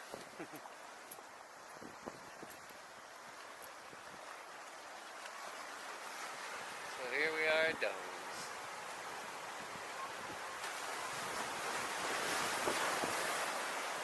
Get it? Tiny ass waves today.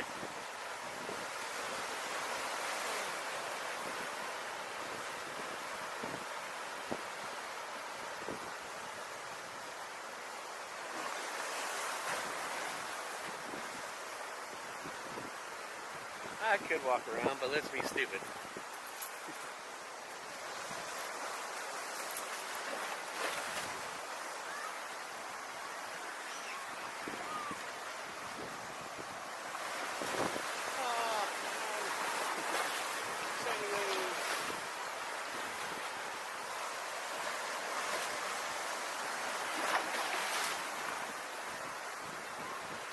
Alright, this is the part where I bust my ass.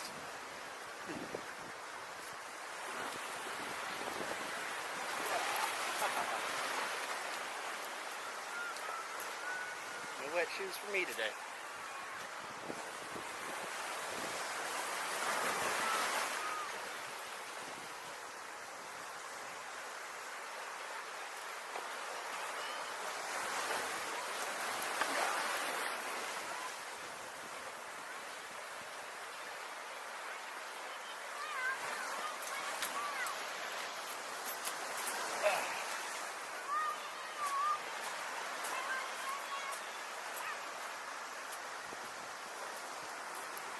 I forgot about the seaweed I washed in.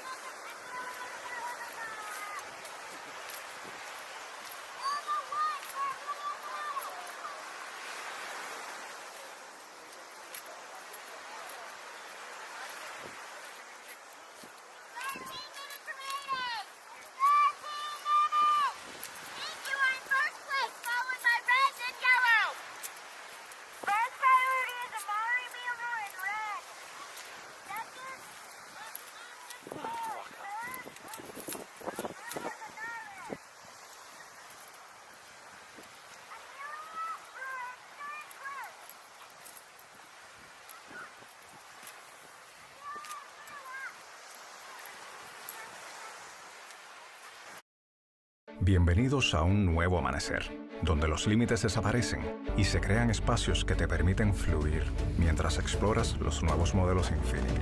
Visítanos en la Avenida Kennedy. Bienvenidos al nuevo amanecer de Infiniti.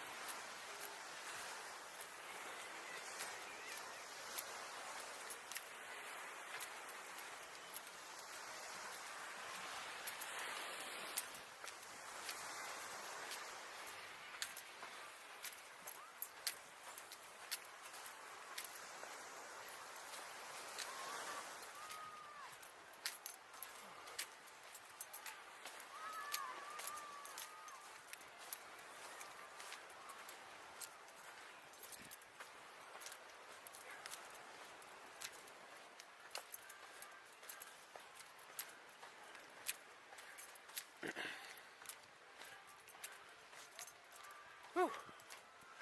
Sand in shoes is a bad idea.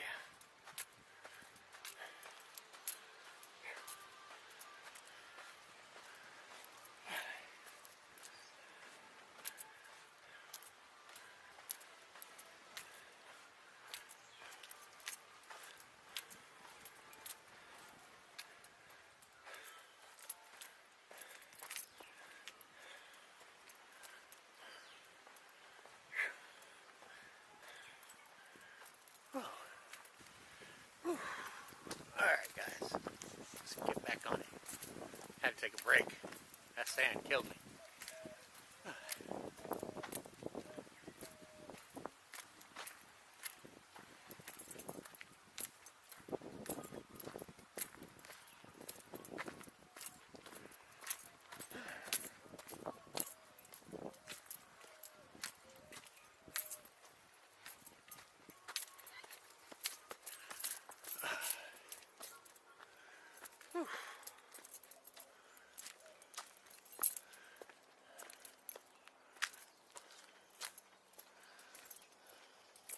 What we got there? Alright guys, that's pretty much it when it comes to the lighthouse and the power plant. But if you're in Rincon, whew, highly recommend come checking them out.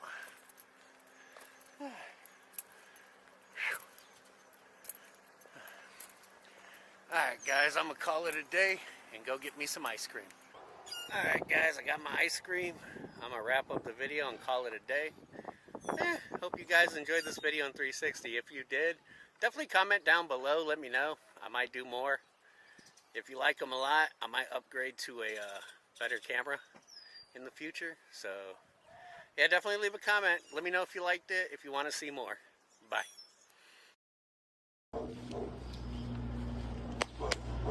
Get. Sande ahí. Llévatelo. Don't you hit me.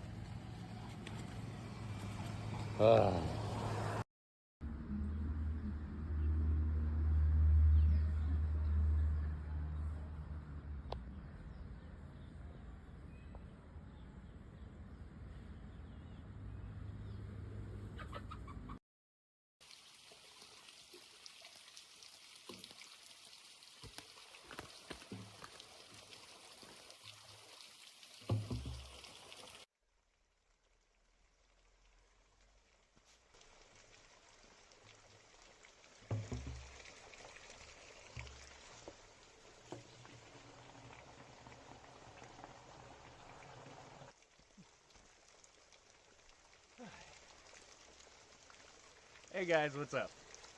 So today I'm in Buena Vista. It's an area of Las Marias, Puerto Rico, and today we are getting fresh water from a natural spring. Now, one of the things I love about Puerto Rico is just the sheer amount of natural springs scattered across the island. And I mean, people have been using these forever. I mean, dating back to the Taino Indians, the Spaniards that came here. And today, these are still widely used. One of the great things about Puerto Rico are these natural springs. And they're definitely good to know their locations near you.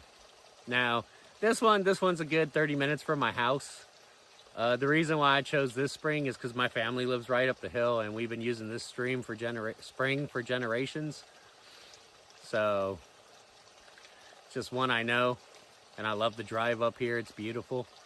Just down the hill is a waterfall, and a little bit further down, a couple minutes away, is the river. So I mean, it's just a great area. One thing I will say about the springs, they're not easy to find.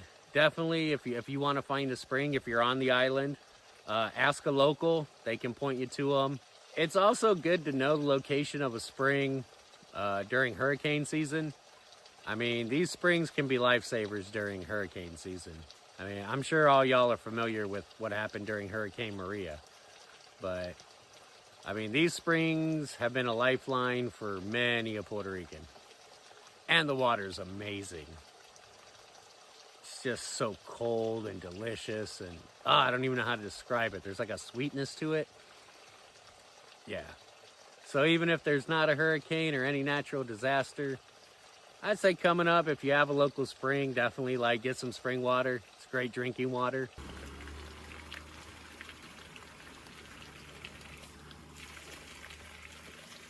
Oh, that's so good.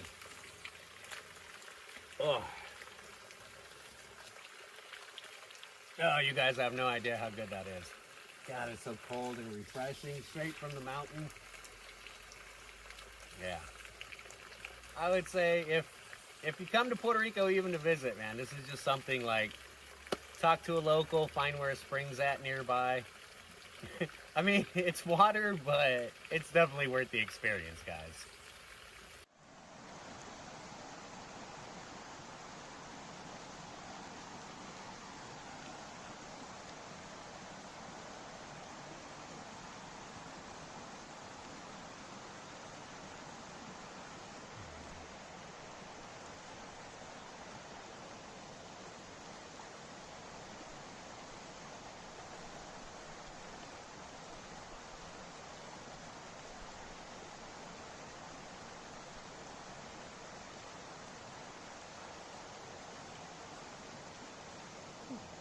Hey guys, what's up? So yeah, I decided to stop at the river, just literally a minute away from the fresh spring here in Buena Vista. So we're about to do something really stupid.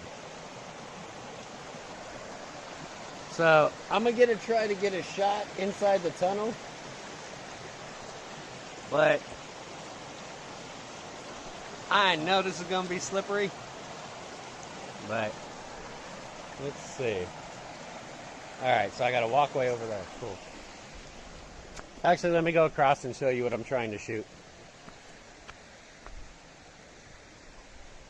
Hopefully, well, I'm within frame, but. Oop. Get out the way.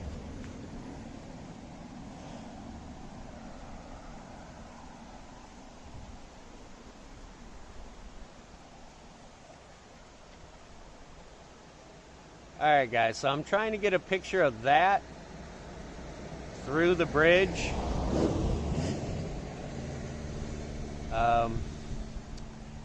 Let's see if I can do it. Oh, yeah, before I forget. So I wanted to go to a nursery today that's fed by a waterfall. By the spring actually becomes a waterfall. It's in between this river and that spring in Buena Vista. But unfortunately, they are open from 8 a.m. to 12 p.m. Beautiful waterfall. Next time I'm up here, I'm going to try to get up here a little earlier and get that video for you guys because it's absolutely amazing. So anyway. All right, let me try to get this shot. Come on, guys.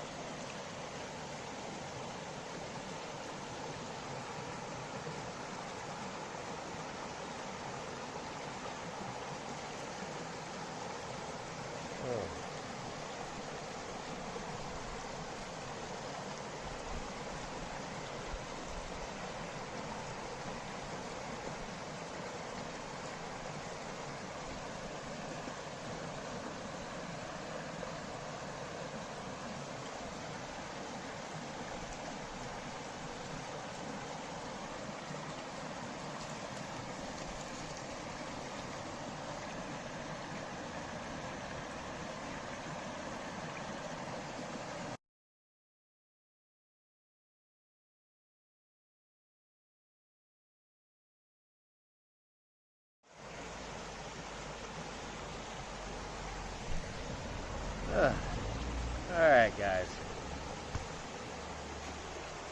Hey, I think I got the shots I wanted. I'm pretty happy with them. I'm like a chill day at the river in the middle of nowhere. It's beautiful. Yeah, before we take off, let me give you a quick little tour of the river. Alright, guys.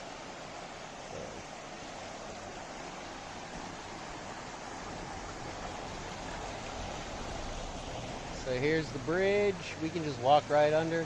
I'm not going to. But right here there's a little path. To the right it gets deep, so. Always slippery.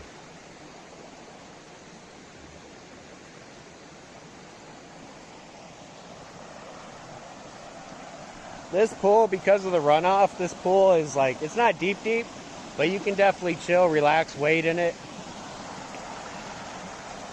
That's what I was photographing earlier. So there's a good little swimming hole right here if you just want to wade and relax. And take you further downstream a little.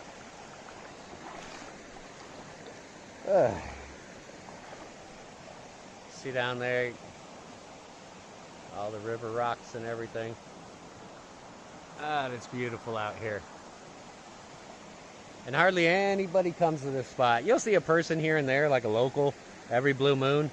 But for the most part, this is pretty much empty year-round. It's not easy to get to, but hey.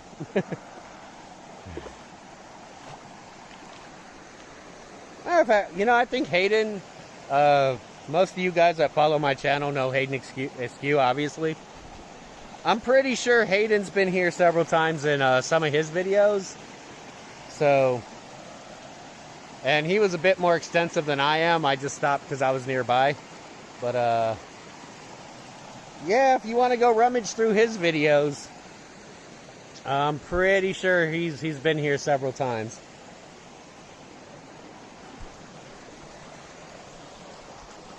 Alright guys, that's about it. I'm gonna get my chanclas back on and hit the road. So, yep, if you like this video, well, obviously like it. Subscribe if you haven't subscribed already, all that good stuff. But I'll catch you in the next one.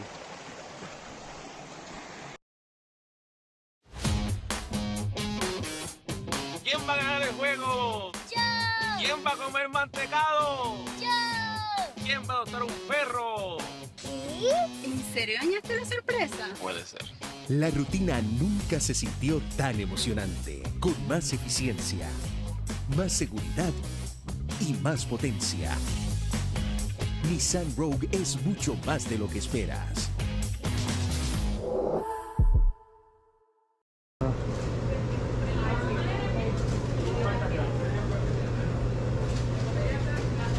I'm on the beach here in Mayahuez. I'm like literally walking distance from one of my favorite bakeries that I'm about to take you guys to.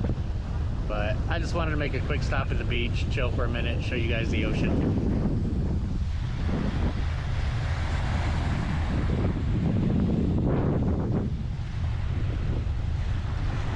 Alright guys, we're just gonna leave the car here and go ahead and walk down to Ricomini. I mean, it's literally like 30 seconds away.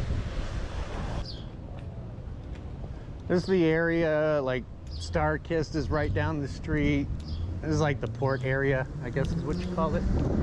Cool little place to hang out and do some fishing over here. Because Starkist like dumps their remains in the water. So Starkist basically chums the water. You gotta watch out for sharks though. Wow. Alright guys, so we're here at the Ricomini Bakery and Factory here in Mayahuez. I'm gonna go inside, get some cakes, and show you guys around.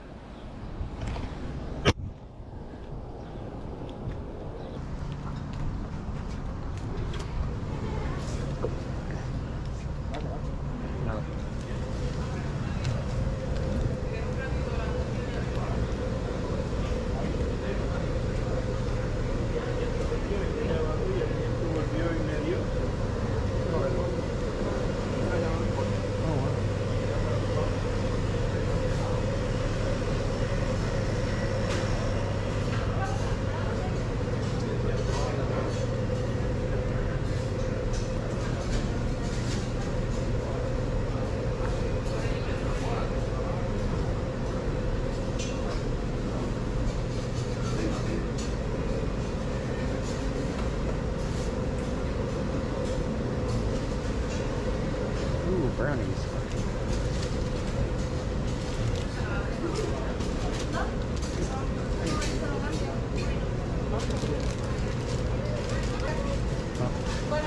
Sí, voy a coger como 5 o 6 bizcochos.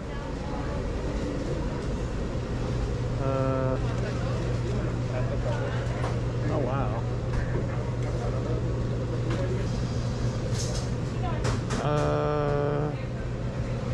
Dame uno de esto, de eso key lime.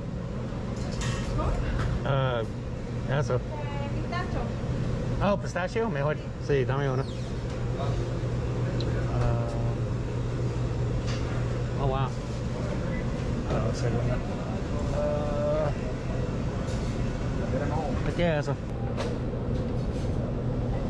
Un mini volcán. Ok, dame uno. Ok.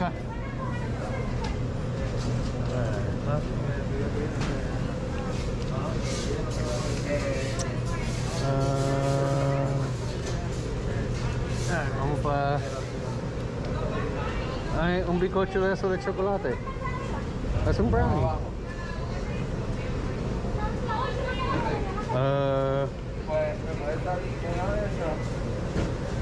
Y uno de esos acá abajo. El rojo ahí, ese mismo. Una galleta de eso abajo, aquí.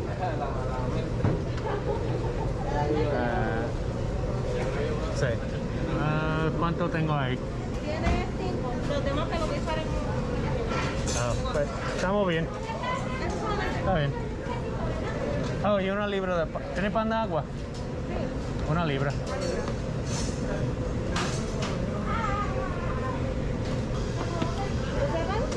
Dame 3 flautas, un bonito.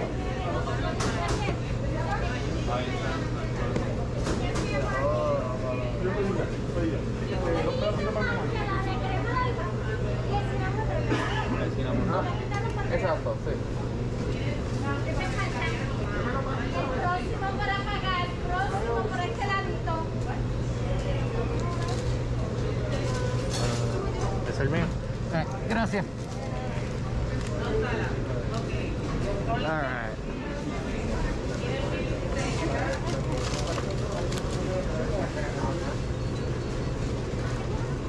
Gracias. Igual. Por aquí, caballero. Gracias, próximo. Gracias. Puede pasar por aquí.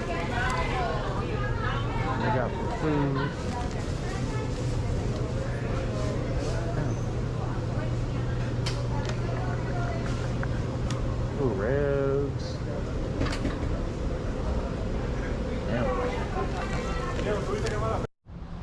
Okay guys, so behind me is Rico Mini Bakery and Factory. This is one of the oldest bakeries in Puerto Rico.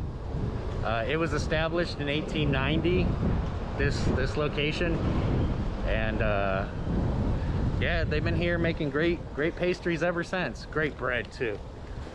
So yeah, there are a few older bakeries on the island scattered about. I think the earliest one was established in like the 1840s. But yeah, on the West Coast, this is definitely the oldest running bakery by far. Yeah, if you get a chance to come to Mayahuez, definitely check that bakery out, Rico Mini. There's actually, I believe there's 3 in the town of Mayahuez, and they have like a little chain. So there's one in Rincon, Isabela, a couple other places. But yeah, if you want to get some cakes, want to kill some time, just come down here, get lunch, go eat at the beach. Yeah, that particular Rico Mini, if you Google it on Google Maps or whatever, it's the blue pin. There'll be 2 red pins in Mayahuez, and that's the blue pin. So that's the one you want to go to. Anyway guys, hope you enjoyed the little quick tour of Rico Mini, one of the oldest bakeries on the island. Yep guys, that was Rico Mini in Mayahuez. It's one of my favorite bakeries. I mean, last time I went there was 30 years, still looks as good. Food's excellent. You can get sandwiches, breakfast, all that good stuff. So yeah, if you happen to be in Mayahuez, check it out. And I'll catch you in the next one. Get ready. In the Air Force Reserve, you can build a future you can be proud of on your terms. With more ways to get an education and careers to choose from. If you want it all and you're ready to give it your all, step up. Hey guys, what's up? So I'm finally back. I just had one of them weeks where like anything I touch I broke. It is what it is. But anyway, after taking a week off, it gave me a little bit of time to think about how I really need to get organized before I start tackling that downstairs backyard. So basically, just real quick rundown, I've decided to convert the back porch into my garden nursery / YouTube studio. It's gonna take a little bit of work, but so probably for the next week or so, that's kind of like my big project to get that done, to get back to work on the land. Kind of hard to do that if you're not organized with the tools to do it. That goes for YouTube as well. So I'm gonna give you guys a quick tour, show you what I plan on doing, and yep, so here she is. All right guys, so here's the door. that eventually, ignore my janky ceiling, is going to be there. Hey, buddy. You coming to help? You coming to work? That's Diesel. That's my puppy Diesel. Hey, buddy. Say hi. Ignore my messy house. Hey, buddy. We're shooting a YouTube video. Alright, anyway, sorry about that, guys. Yep, there's the door that's going to get put up. Basically, what I'm going to do is these two cabinets here. Okay, this one's getting split. This one on the left here is getting split for the nursery. For, like, the gardening, to start my seedlings and whatnot. It'll probably get moved further down somewhere, that corner, more or less. Okay, so the other one on the right, what I'm probably going to do, it's going to go in that back corner where all the stuff is. That's going to be, is basically going to just be my photography YouTube kind of stuff, little workbench. What else? So, need to do a little work on the ceiling. So, that's going to get repaired and sealed. Let me try to show you guys. I don't know if you can see those holes, but yeah, it leaks back here. So, that's what we're starting with tomorrow, day one. Fresh coat of paint. Let's see what else. So, I got all the material to do the screens. So, screens are going to get done. Basically, ceiling paint. Obviously needs paint. Move some stuff around, get everything cleared up. So, yeah, I just wanted to give you guys a heads up and let you know this is this week's project. So, I got a few days of work. So, yeah, that's the grand tour. Here she is in all her glory. All right, guys, so that's pretty much the grand tour. Obviously, one of the main reasons I'm making this space is to be a little bit more organized with my day-to-day, kind of like, now that I'm doing the YouTube, doing the gardening, or clearing the land. Also, having a dog and 5 cats, trying to use the office for a workspace, it's a little, yeah, stuff gets knocked around and goes missing, but what are you gonna do? Whoa, are you excited? You're excited. Where are you going? He thinks he's going somewhere. You're excited, aren't you? We're not doing that today, buddy. Sorry, bud. So yeah, anyway, hopefully I will be back on in the next couple days with some slightly more interesting videos. And yeah, till the next one. Thanks, guys. Bye. I don't know how well you can see this, but there are human. Hey guys, thanks for finding my channel. If you're enjoying the cemetery content on this channel, I just want to let you guys know that I have a new channel recently created called Cementerios de Puerto Rico, Cemeteries of Puerto Rico, where I will be exploring and featuring cemeteries of Puerto Rico. I'll also be doing my best to create 360 walking tours, so those who have loved ones and just want to explore the cemeteries in a more virtual way can either visit their loved ones or explore the cemeteries of Puerto Rico. That's the goal of the channel, and if you guys are interested in this, there's a link down in the description, and I welcome you to check out my channel. Thanks.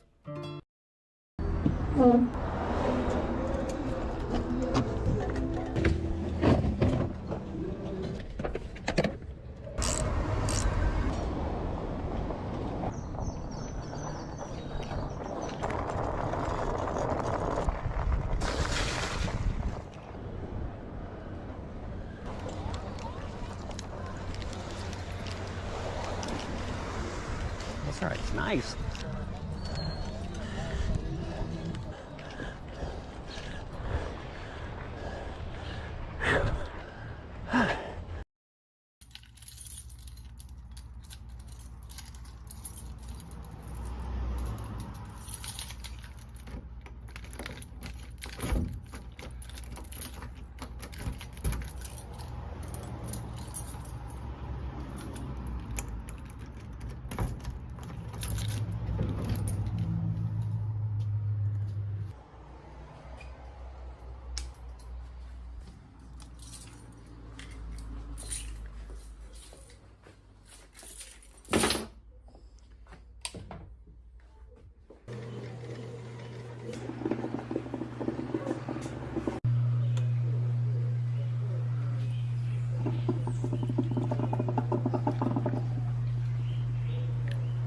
Alright guys, I finally got the YouTube studio done. I am back.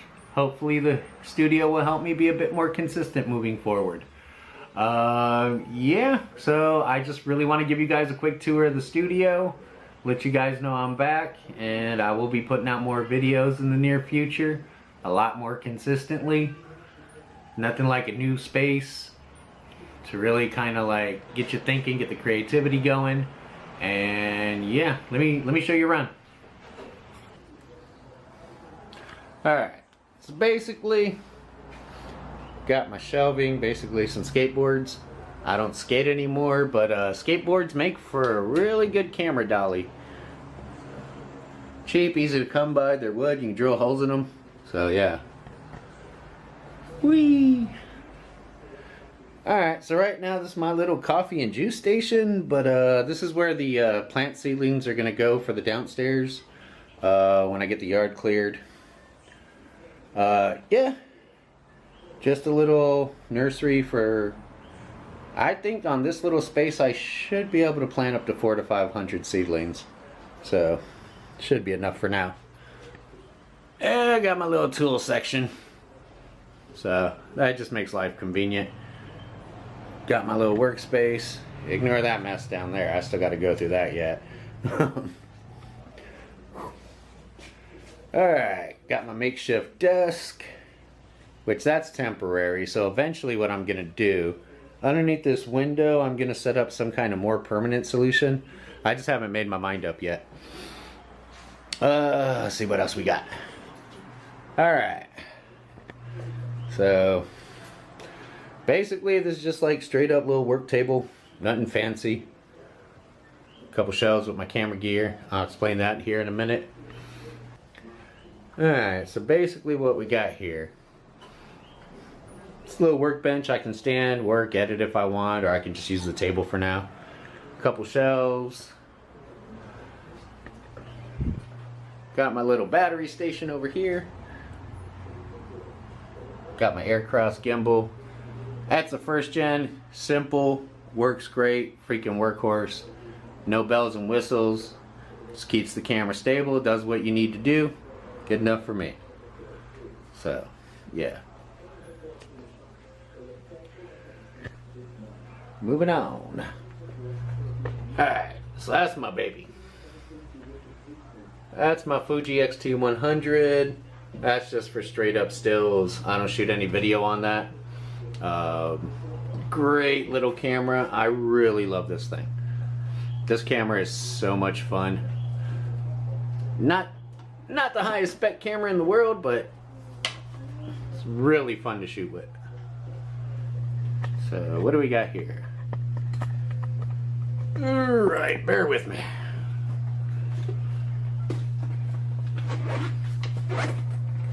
So this little case right here.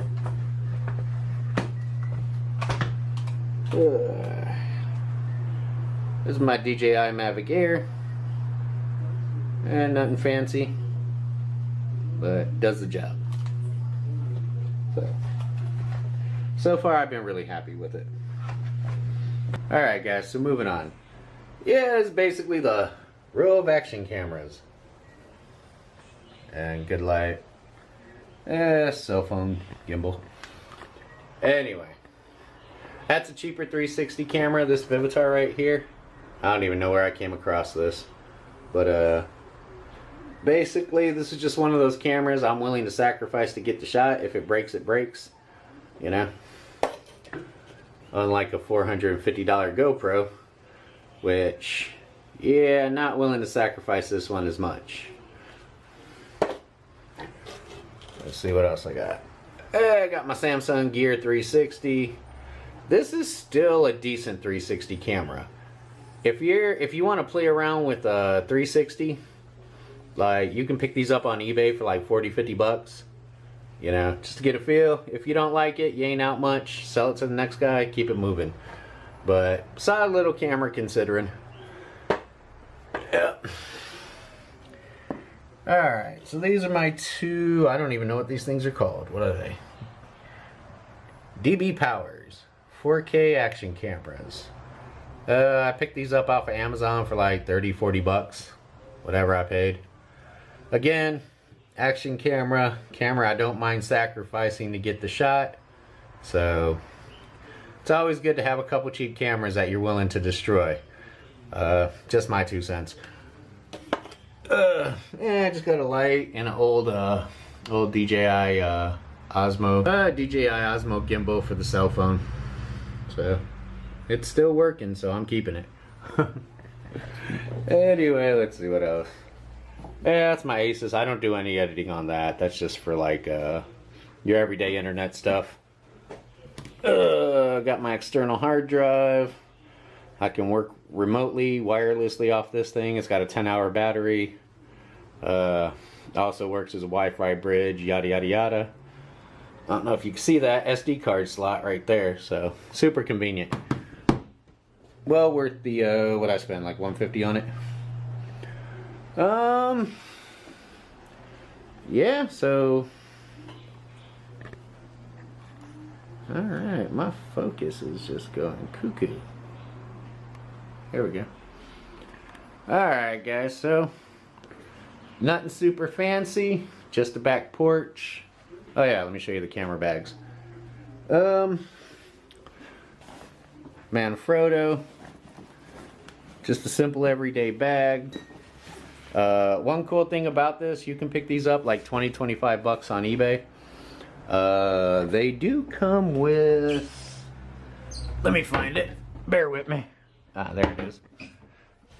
They do come with a separate camera case. So just an open carry bag with a laptop sleeve, couple good compartments, and a separate camera bag, camera protector. So 20-25 bucks on eBay is what I've seen them at. If you go elsewhere, you'll spend like 50 to 80 bucks. So yeah. Anyway, pretty solid bag. If it gets beat up or dirty, I ain't gonna cry over 25 bucks. So, alright. Yeah. Moving on. Woohoo, let me trip. So yeah, this is kind of my kind. You got straps for your skateboard right here. Whole bunch of pockets. One cool thing I like about this, whoa, a little dirty. One thing I like about this, plenty of space, but flip her around. Plenty of space. You can keep your camera out here externally. Don't have to dig in the bag. You can just unzip right here. So that's super convenient. Yep. Just solid all around, kind of like skateboard travel camera bag. Of course I got the hammock. Gotta have the hammock. Almost forgot. So for now, while my wife's using the M1 Mac, I'll be using that evening for other editing. Basically, I'm just editing off the iPad using LumaFusion. Pretty much that's what I'm editing off of right now. Like I said, if I need something more, I got the M1 Mac in the bedroom, so I can edit off of that. So for the most part, I'm good with the iPad. Plus, like I said, my passport, it's wireless. I can work straight off of that from the iPad, so super convenient. Anyway, that is the tour. Hope you guys enjoyed it. I will catch you in the next video. Bye.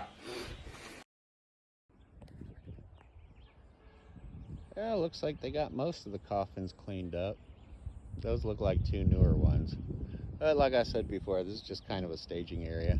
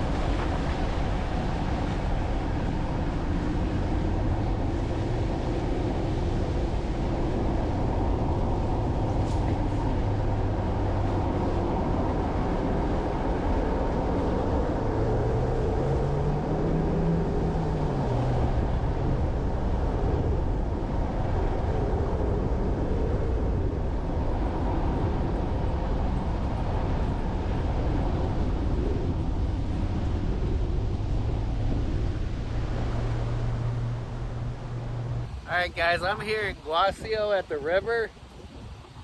Boy, this thing's grown. Holy Christ. I have never seen the river this big. This is wild.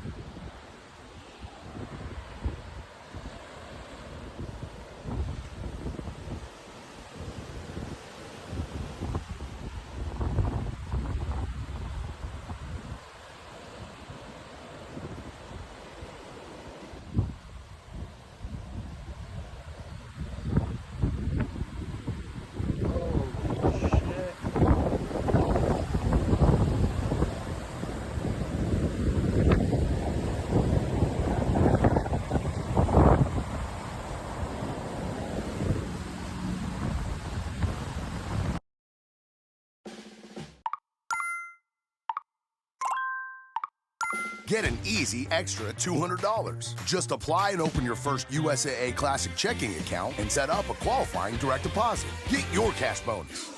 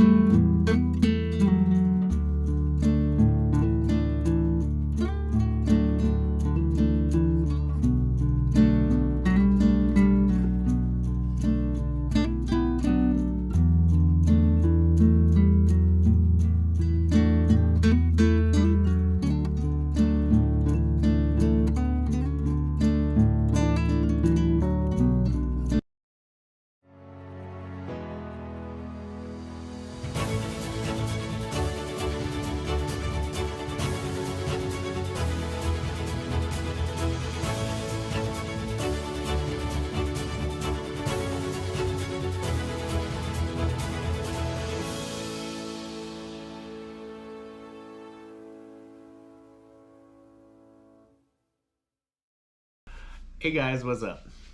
So today we're doing a what's in my pocket video. Basically my everyday carry in Puerto Rico.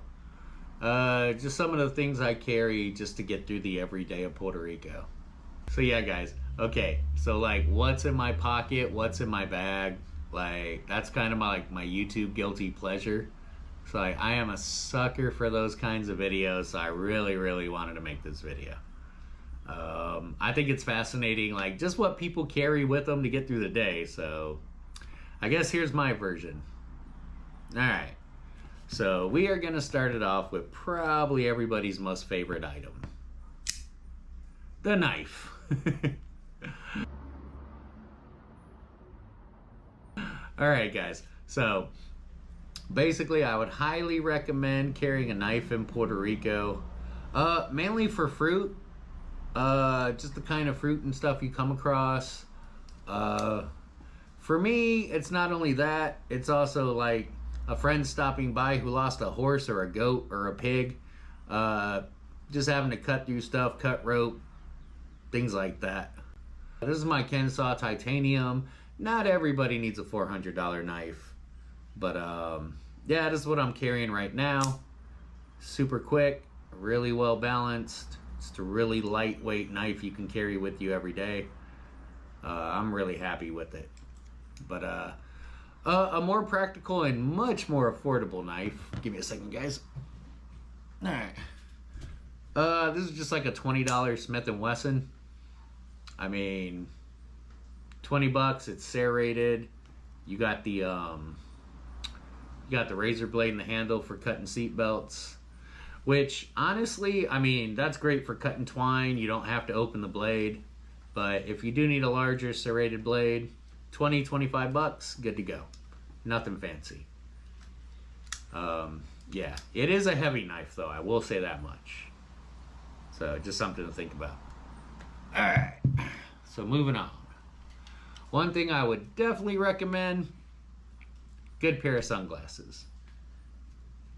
It's always sunny on the island. Definitely keep with you a good pair of sunglasses. These are Ray-Bans. I don't even know what model these are. But yeah, it's usually what I carry with me. So, moving on. This, I actually ordered a new key organizer to replace this mess. So yeah. So soon I will have a more organized keychain. One thing I definitely carry is an AirTag. Yeah, sucks losing your keys. If you're running Android, there's plenty of equivalents, but I use Apple, so that's what I'm rocking. Yeah, so hopefully here in a few days, this mess will be a more organized thing. Yeah, okay, so I guess Apple products. iPhone 13, run of the mill, nothing fancy. I do have a case on it because I'm clumsy. But, yep, obviously you need a cell phone. One of the cool things, alright, so I used to carry a small flashlight, and basically between my cell phone and my Apple Watch, I no longer carry the cell phone, I no longer carry the flashlight, so that eliminated one little thing out of my pockets. Yeah, the less I have to carry, the better. But, yeah, speaking of, okay, so Apple Watch. Apple Watch SE, nothing fancy. I'm really brutal on watches, so I figured I'm not going to pay the extra money. I'll just get something good enough. It works. I'm probably going to break it before the year's over anyway. Super convenient with Apple products. Yeah, if you don't own Apple products, then honestly, yeah. You know. Actually, an Android watch I have. This is a really good watch. You don't even need a smartphone with it. This is the Garmin Vivo Active 3. So it basically works great with Android, but also works great just on its own. There's a lot of apps that don't rely on a cell phone, and it's more rugged. I beat the snot out of this watch. I use this watch like when I know like I'm going into the woods or something like that. You can pick them up, relatively affordable. Solid watch, lots of good apps for outdoors and navigation. It's Garmin. So yeah, definitely you don't want to break the bank or you don't go with Apple, then check out some of Garmin's watches. They make really good outdoor watches. Yeah. So, alright. Another thing I would highly recommend carrying is just some kind of small power bank. A lot of times I get caught up doing video on my cell phone, doing photographs, and it's really easy to lose track of time in Puerto Rico. If you're just out at the beach, out at the river, I mean, yeah, it's just really easy to lose track of time. So, I mean, so much beauty, so much, yeah. So I would recommend, even if you don't keep it on your person, keep one in your car. The reason I don't keep this in the car is I've done that in the past and I always forget to charge it, and the times I do need it, it's not charged. So this ain't nothing fancy, it's just a Brookstone. I think the whole kit costs maybe 20 bucks. Obviously there's newer and more advanced stuff depending on what equipment you're using, but for me this is a small, simple solution, good enough. So I try to keep my stuff down to a minimum. I don't like to carry a lot of stuff on my person. Cell phone, knife. Oh, one thing that's definitely come in handy is the Apple Wallet that attaches to the iPhone magnetically. It's really good. You can carry about 3 cards in this one. This is the knockoff one I got off of eBay for like $4. Actually has a surprisingly good magnet, so hey, $4. But yeah, you can carry 3 cards in it. I carry a credit card, an ID, and my health insurance card. It's slim, it's small. If I forget my wallet at home, I got my backup on my phone, so I'm good to go. This kind of clicks on. I mean, not the slimmest, but you know, hey, $4. So yeah, that's come in handy a lot. That's something you could just kind of throw in the car, that way you know you got it. I'd say something else I use constantly. I'm always listening to music, so I got my Beats wireless. The reason I go with looped and corded is because I have lost so many earbuds, it's not even funny. Like, I am done with earbuds. I'd rather have something I know I'm wearing. Plus, because I use Apple and it comes with the H1 chip, which basically makes them really easy to find and pair with Apple products. So if I do lose these, I can just use the Find My app, and it's really accurate. So yeah, basically guys, that's pretty much what I carry on a day-to-day basis. I try to keep it minimal, try to keep it simple, but yeah. Oh yeah, one more thing, and this is going to be a lifesaver in any situation in Puerto Rico, and I highly recommend this product.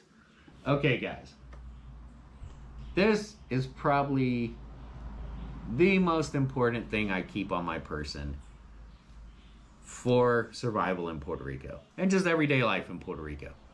Alright guys, give me a second. Alright. My belt.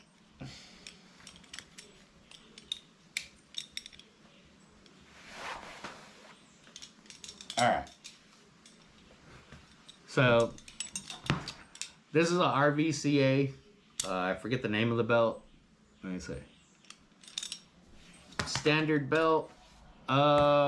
If you carry things on a rack, one good thing's about this, if you break a rack strap, you can use it as a rack strap. But probably the most important thing about this belt is the bottle opener. So this has come in handy in Puerto Rico more times than I can remember. Puerto Ricans are festive. Look, we like to drink. So instead of running inside trying to find one of the freaking bottle openers that I always lose, it's always on my person. Anybody needs a bottle open, Johnny on the spot. These things you can pick up like 15, 20 bucks. Patagonia makes a really good one. It's a bottle opener and a rack strap. It's Patagonia, so it's a little bit more pricier, but you can check their website. But yeah, man, this belt has come in handy. I'd say between this belt and this knife, those are probably the two key things I definitely keep on me. One thing I will recommend, all right, obviously a wallet. This is a Walmart Marvel superhero wallet, but yeah, obviously a wallet. Yeah, I just kind of carry this because I like colorful things, childish things. But yeah, anyway. So one thing I would recommend carrying in Puerto Rico, money. Definitely carry some money on you. It's not that so much ATMs aren't available. I mean, you can pay with pretty much anything with card. They have an app that a lot of people use. It's called ATH Móvil, mobile ATM. You can find it on Apple or Android, whatever marketplace. But one of the main reasons is alongside of the road, you come across like a lot of fruit and vegetable stands, come across a lot of like food vendors, things like that. Well, lots of them do accept ATH Móvil. It's always good to carry cash. There are lots of vendors that carry cash. And to be honest, like that's where I find the most affordable and like some of the best stuff is just like off the side of the road. Fruit and vegetable stands, like I said, pinchos, hot dogs, just, you know, everyday stuff. Stop, get hungry, spend a couple bucks, get something to drink. Yeah, so definitely carry cash. I mean, you don't have to carry a lot, like 20, 40 bucks, get you through here and there. If you come across something, sometimes I'll leave like a $20 bill in my glove box. That way I know I always have cash on me. And if I do use it, I replenish it. So, yep, I would definitely say carry cash. Yeah, so that's a quick look through my pockets. I hope you guys enjoyed the video. And I will catch you in the next video. Thanks, guys.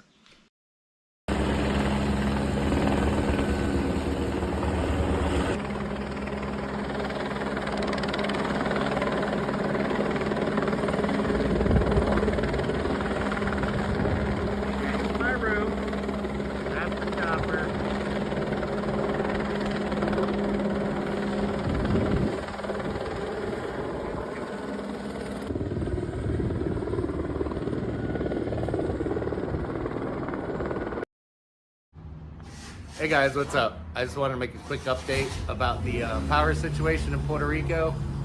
So apparently last night around 8 o'clock there was like some kind of fire or explosion in Guayanilla and Costa del Sur power station. Yeah, so we've been without power since last night, say around 8. And no idea when it's coming back. All we've seen is like they're working on it, they're figuring it out. Yeah, that's where we're at right now. But in typical Puerto Rican fashion, I'm getting resourceful. Alright, so I am making coffee using my Prius. Check this out. So basically, ignore the mess. Got my little power inverter, got the cell phones charging. And we're about to make some coffee. Give me just a second. Oh, and I got some cakes. I'm about to enjoy. I don't know if you guys can see these.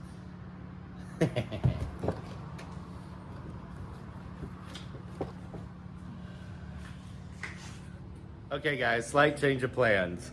So this is what we're doing to make coffee today. Check this out.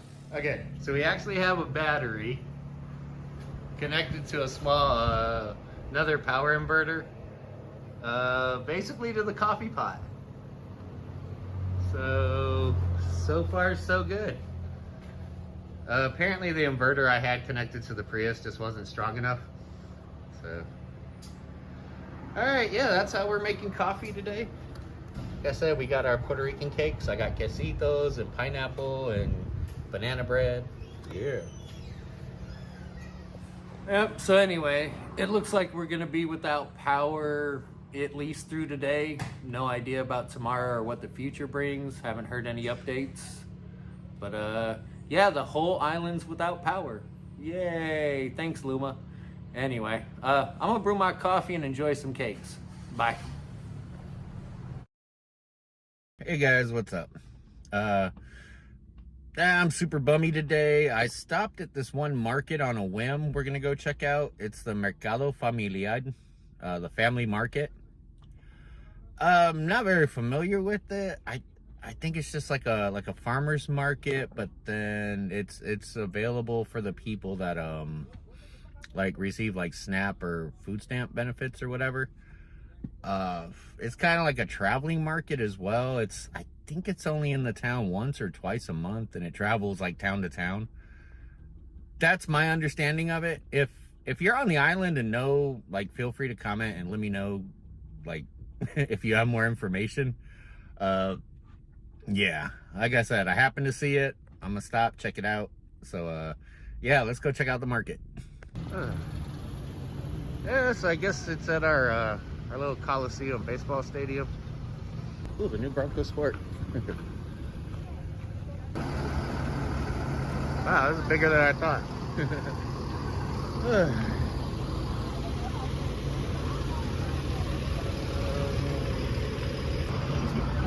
Oh, wow, they got coffee? Oh, hello. So, fruits, vegetables. Oh, okay, so I got a little better understanding. Basically, you come here with your SNAP card and you just go from kiosk to kiosk. And yeah, you buy fruits and vegetables and stuff, all the stuff you need. Oh, this is really neat. There are things I love about Puerto Rico, all these little things they do for the people. So, what coffee stand is this? From Mighty Cow. Honey, cheese, coffee, eggs. Oh, wow. I like that umbrella. Oh, wow.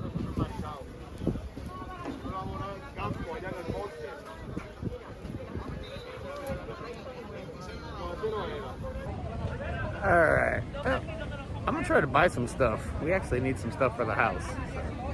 So. Cool.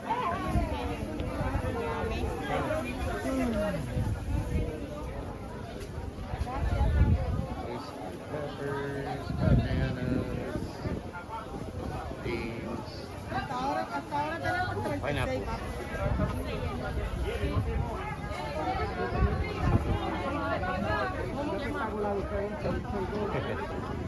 Plantains.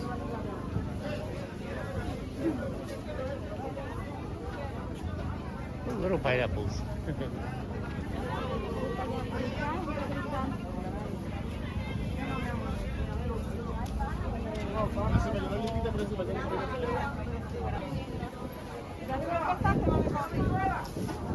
Ya mismo lo voy a ver. Oh, little oranges.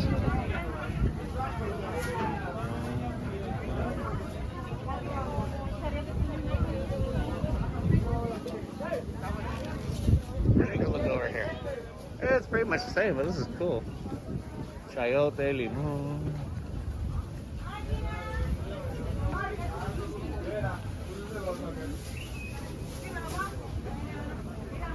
Oh, cucumbers.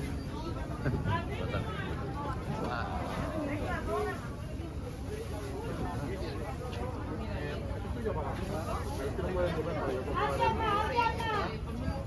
No haga fila, vende. No haga fila, que la atendemos rápido. No hagan fila. No hagan fila. Mango.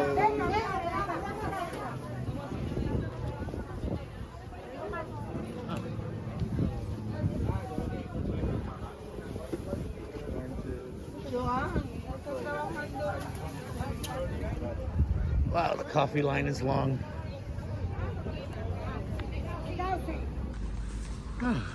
All right, guys. That was actually a pretty fun experience. I got some odds and ends I'll show you when we get to the house. But yeah, that was pretty cool. They'll haggle with you. That was fun. Reminded me of like how Puerto Rico was back in the day. All right, guys. I'm gonna go find the car and I'll show you what I got when I get to the house. So we got the little guineos, little, I forget what you call those. Anyway, these are really good fried up. They're like small bananas. They're really sweet. And I got your regular run-of-the-mill bananas. Got some peppers. Got some little mandarin oranges, some lemons. Yeah, lemons in Puerto Rico are green. So these are not limes. These are actually lemons. Some more peppers. Onions. Got a little bit of ginger. Not sure what I'm gonna do with it, but yeah. Anyway, guys, that's pretty much my haul. Yeah, all this produce is grown in Puerto Rico. So yeah, that's my quick little market haul. Yeah, I think it's a really good program. Everything's locally grown from Puerto Rico. So it gives it's a great opportunity for farmers to make a little bit of money and for low-income houses to have access to fresh produce, which honestly generally isn't a problem here in Puerto Rico, to the best of my knowledge, but still, it's one more avenue for them to get fresh produce, so I think that's awesome. All right, guys, so that's my little trip to the market, and I will catch you guys in the next video. Bye. Okay, guys, I want to introduce you to Sheepy McSheep. Hey, Sheepy McSheep. Sheepy McSheep here is about to get a bath. Okay, guys, so backstory. So yesterday, a buddy of mine brought this sheep over, and he wanted to do some horse trading for a drone, and I'm kind of thinking it over. I think I'm gonna pass on the offer just because not really what I want right now. Anyway, so I'm babysitting him for a day or two, and he's mowing my yard, so it's a win-win. Anyway, so yeah, I am gonna give him a bath because yeah, you've seen him. Yeah, anyway, that's the backstory. So he's here for a day or two, hanging out, eating my grass, gonna get a bath, and yeah. I'm gonna try to bathe the sheep. Here we go.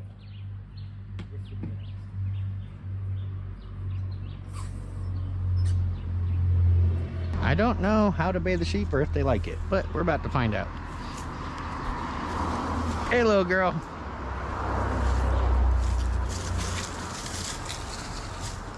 There, perfect. Thank you. You're okay. You're okay. You're okay. Come here.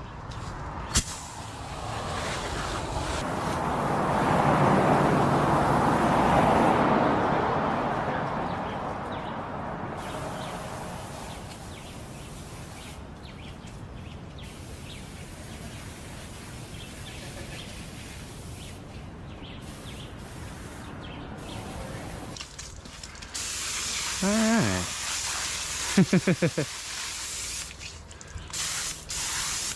Don't worry. No.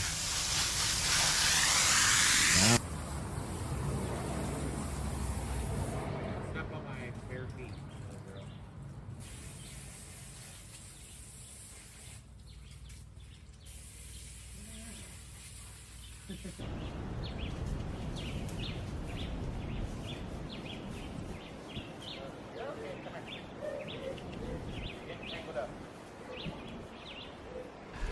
Come here.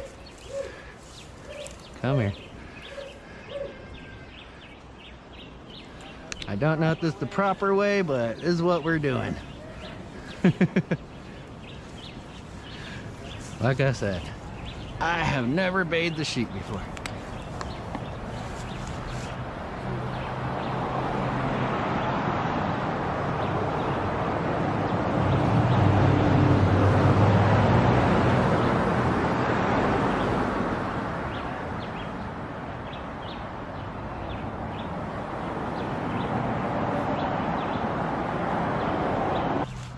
Don't you worry, little girl.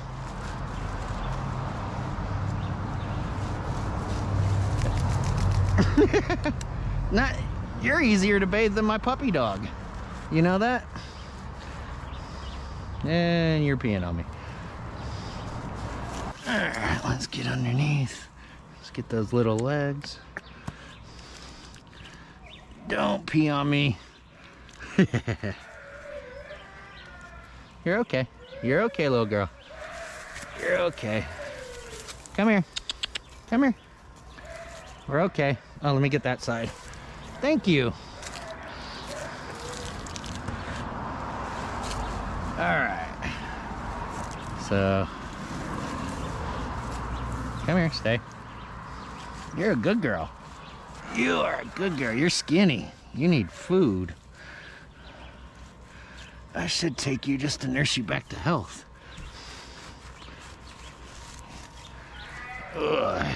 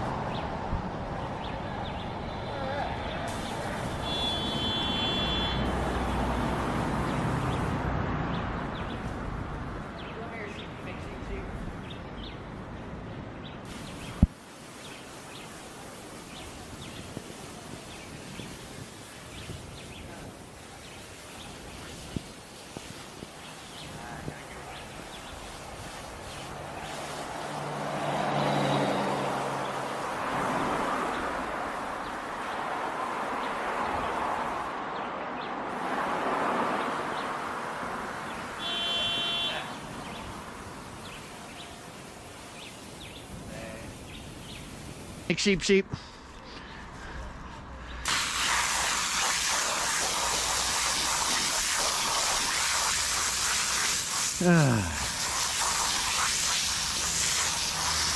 Don't you bite me.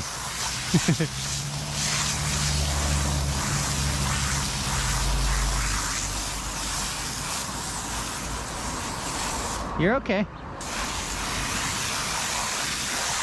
Oh, look at that.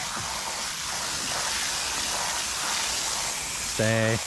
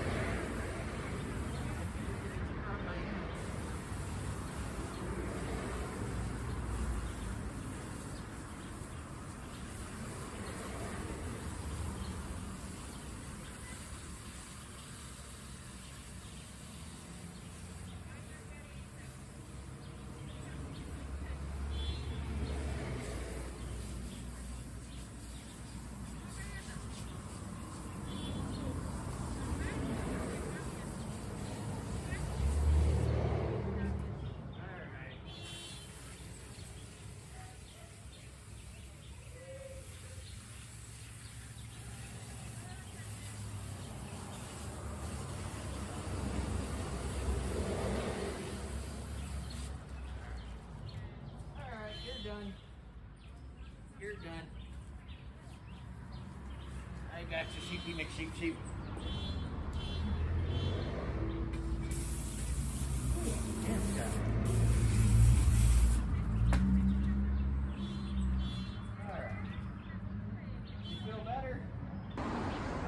All right, guys, so that was about as easy as washing a dog. Actually, easier than washing my dog.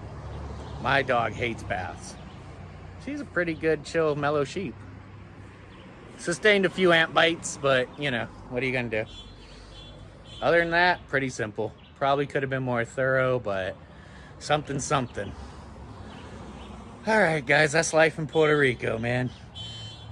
Just enjoying Saturday, washing a sheep. All right, man, I'll catch you guys in the next video. Bye. ¿Eres fotógrafo independiente? Si quieres compartirnos algunas fotos en la página de Feria Agroturística que tenemos. Yo soy Martín, el productor del evento. Oh, okay. Y esa joven... Speak Spanish? Spanish, English. Okay, do you prefer Spanish or English? Okay. Como sea. Ok, pues nada, en la página de la Feria Agroturística, vi, dale los detalles ahí, ¿está bien? Ok, perfecto. Compartirnos las imágenes y si tienes alguna promoción de tu negocio, te la compartimos también. Oh, okay. Yo salí para tomar fotos. Nos ayuda porque entonces si la gente ve el contenido y todo lo demás, ¿está bien? Está bien. Ok. Bienvenido. Ay, Yo le doy la gracias. información para que las compartan. Voy a verificar porque aparentemente la toma de agua es de la gente de Paso Fino. Ah, es de las de acá. Voy para allá. Ok, estamos. Hola, yo soy Abby. Oh, okay, Peter. Hey guys, what's up? So before we jump into today's video, I just wanted to tell you some of it kind of coincides with my previous video that I just released last week. So I'll go ahead and link that in the description if you want to go check it out. So yeah, so like I was talking in last week's video, you kind of got to get out there and just keep doing it pretty much. And here's why. Ok, Peter, ¿tú vas a tomar fotos? ¿Tú tienes tu propia página donde tú las posteas o cómo? O cómo Ahora no. Ahora no. No. Ok, pues sí, mira, básicamente este es el área de de las machinas. No sé de qué exactamente tú tomas fotos o tomas fotos de todo. Un poco de todo. Ok, estos son kioscos, hay artesanos, hay bregan. Vente, vamos por ahí para darte el tour. Ah, ok. Los niños tienen lo de los ponis, ¿sabes? Que hay diversión para toda la familia en este tipo de actividad. Este tipo de actividad está dirigida a personas que tienen que ver con la agricultura, el turismo, dirigida a familias. Ayer estuvimos en escuelas visitándonos porque le dieron talleres de agricultura, de huertos caseros, de diferentes temas que las personas pues les están interesando para que se pueda fomentar. Oh, okay.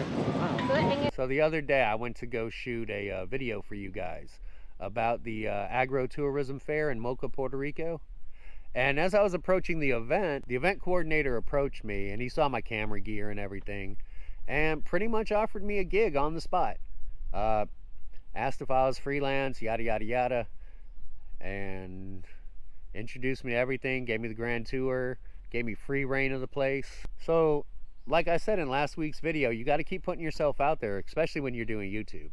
You know, you never know what opportunities you're going to find. I had no intention of photographing for the event.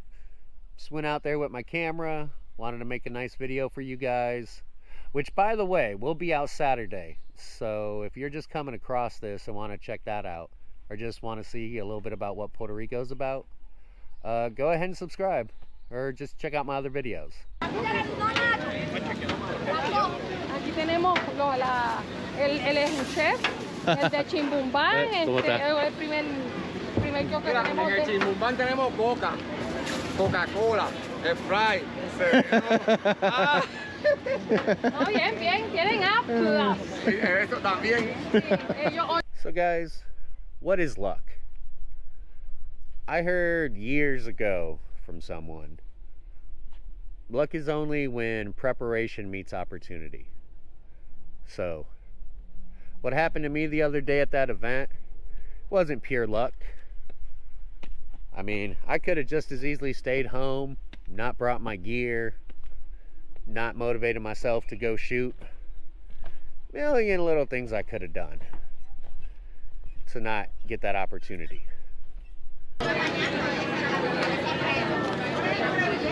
Perfect. But I didn't. I grabbed my bags, I grabbed my camera, and I got out there.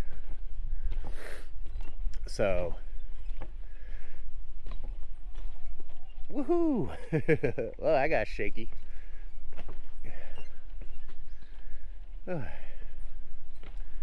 So you never know what you're gonna find.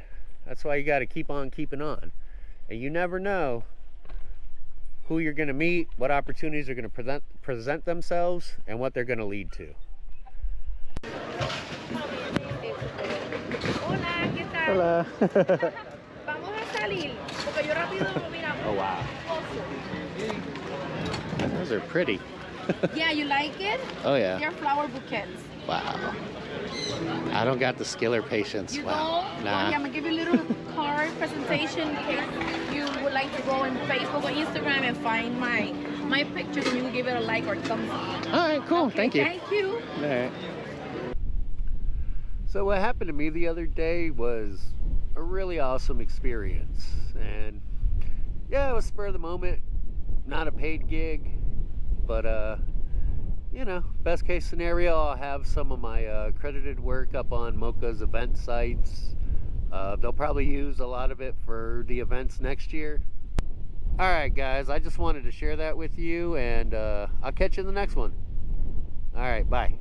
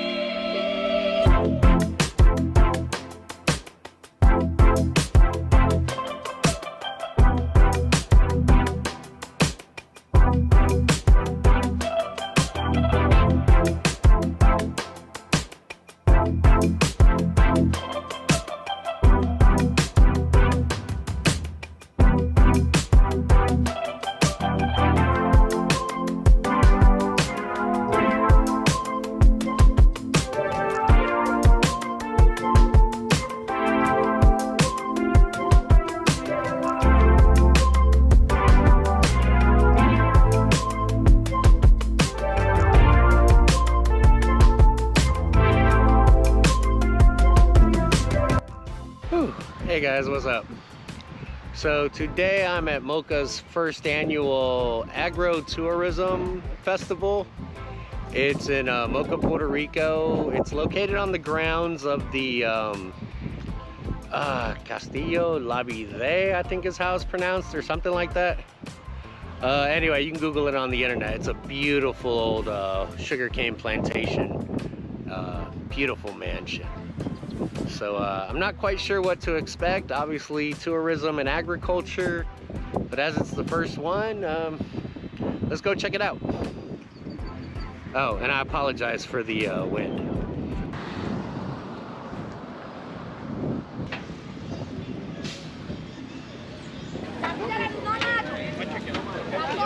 Aquí tenemos el chef, el de Chimbumbán, el primer que Mira, tenemos en el Chimbumbán tenemos Coca, Coca-Cola, Sprite.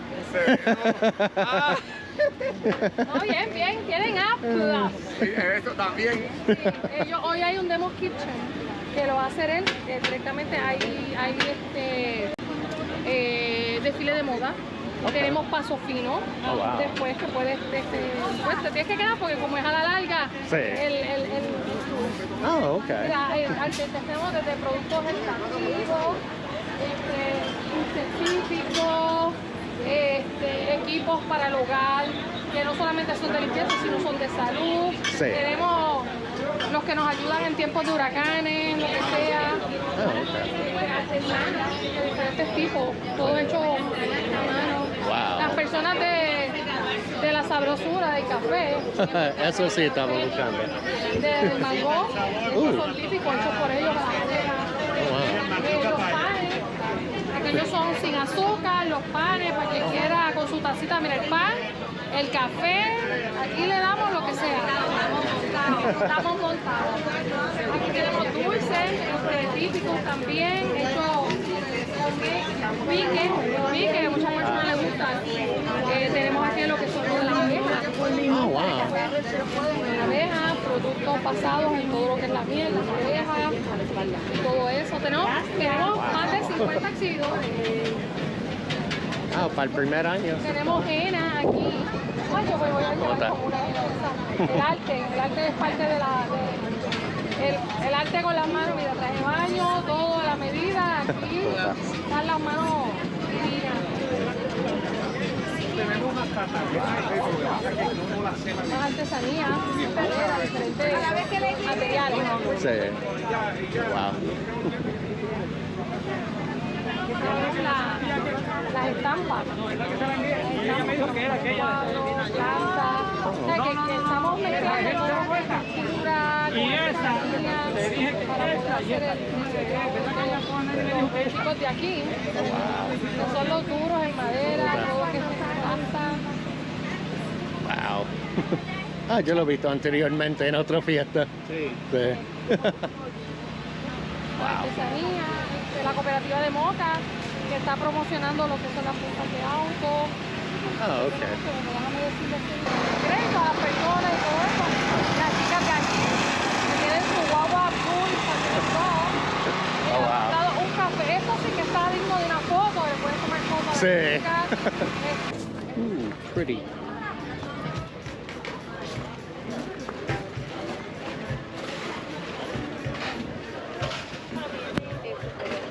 Hola, ¿qué tal? Hola. Vamos a salir, porque yo rápido, mira. Oh, wow. Those are pretty. Yeah, you like it? Oh, yeah. They're flower bouquets. Wow. I don't got the skill or patience. You Wow. know? Nah. Well, yeah, I'm gonna give you a little card presentation in case you would like to go on Facebook or Instagram and find my pictures and you will give it a like or thumbs up. All right, cool. Okay, Thank you. Thank you. All right. Let's go. There's so much lighting.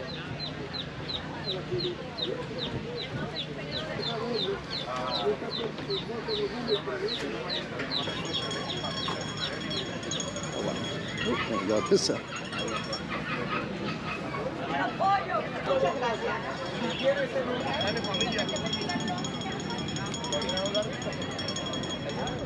A mí también, yo quisiera tenerlo Start también. over here. Work my way around.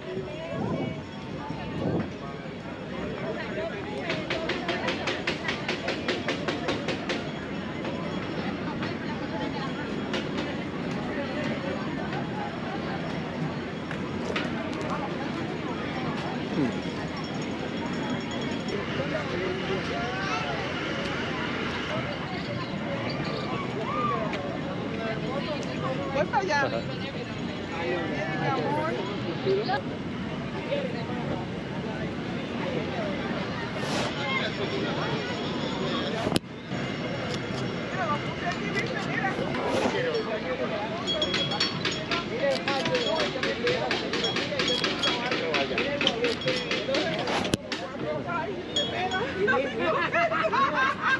Oh, wow.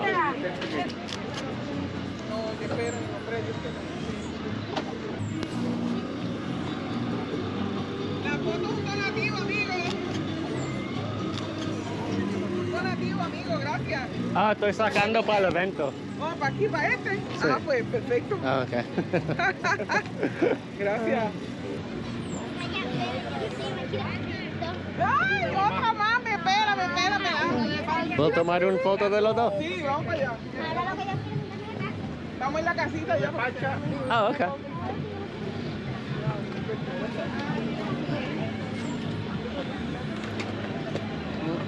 Pero ábrelo, te vas a estar.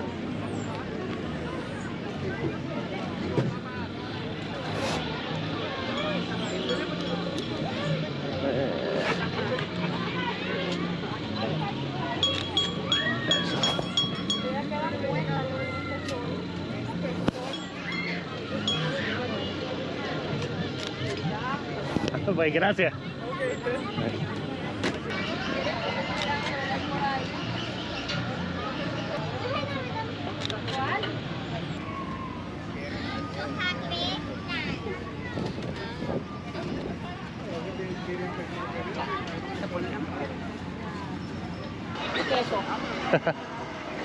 I need a chef, man.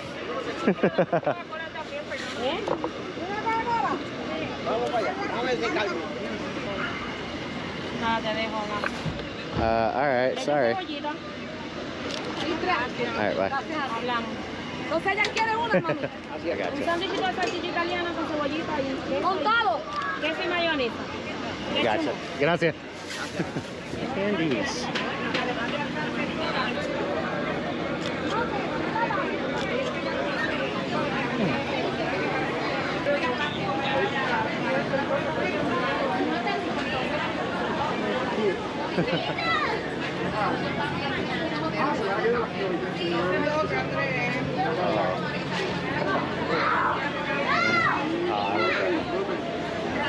ver cuánto me sobra. Porque... Pues gracias. Get close up with this little guy.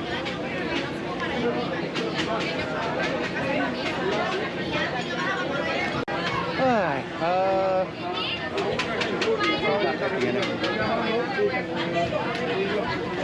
todos son medianos. ¿Ah? Café premium.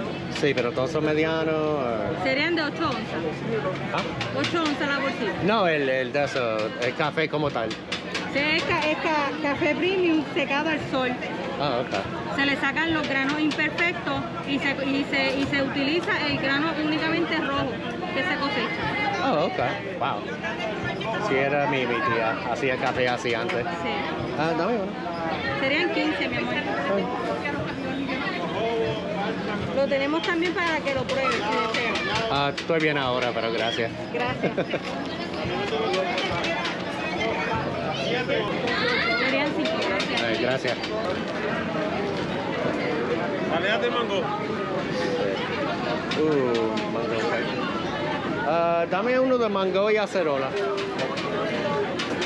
Y... Tengo una oferta de 3 por 19. Está bien.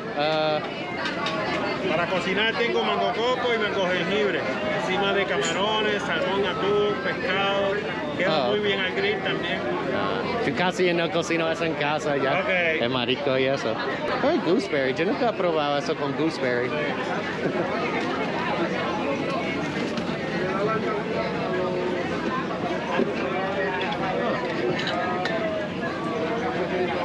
Ah, pues gracias.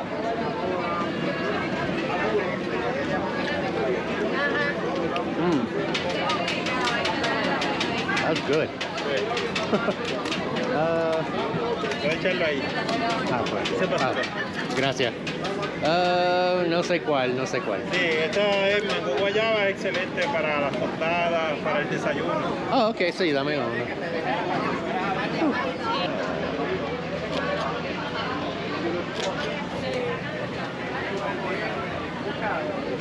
Funny.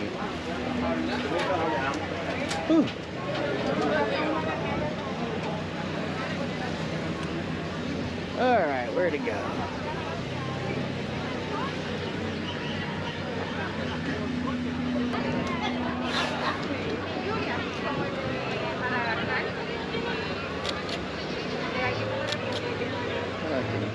Crop that.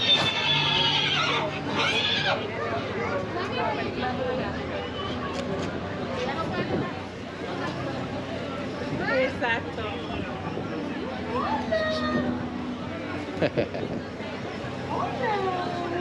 Hey, you. You friendly? Mira, ella como Yanni.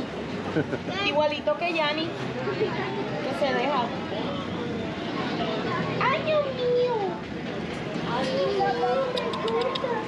¿Te gusta que lo toques? Sí, ¿te gusta? Sí, claro.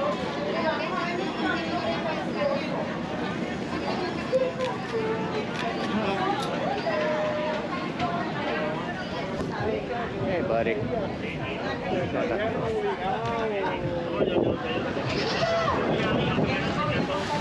You like cameras, don't you? You just don't want your picture taken, do you?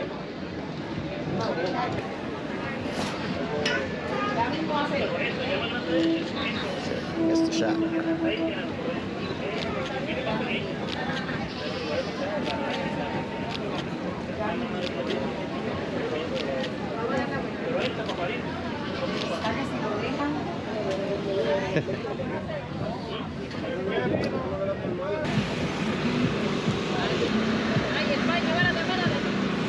Oh, gracias.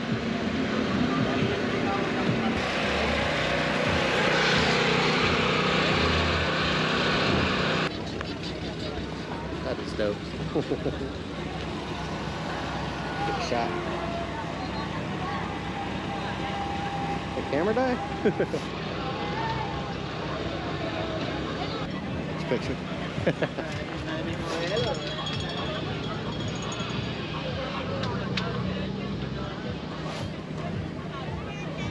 Bad camera.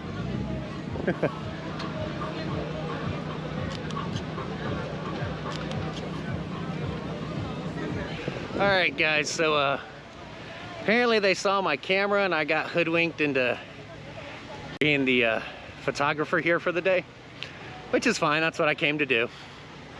And looks like I'll be back again tomorrow, so stay tuned.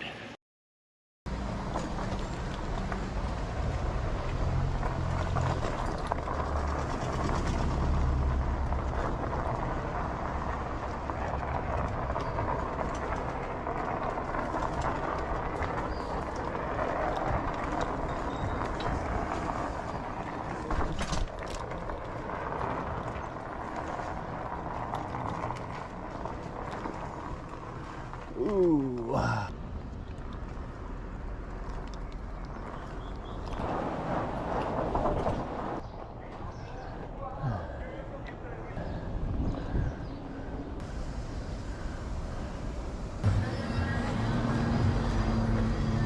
that was a bad idea.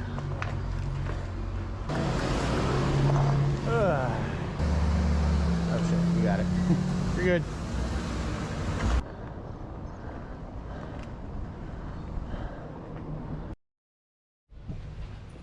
Hey guys, I'm in San Sebastian again, and today we're just gonna make a quick little trip to the flower shop to get some ice cream. Well, technically it's not ice cream. I mean, I don't know what you call it. It's a frozen confection. It's called a limbed. It's like a Puerto Rican ice cream thing in a cup, I guess would be the best way to describe it. So anyway, so right behind me is the florist that sells limbes.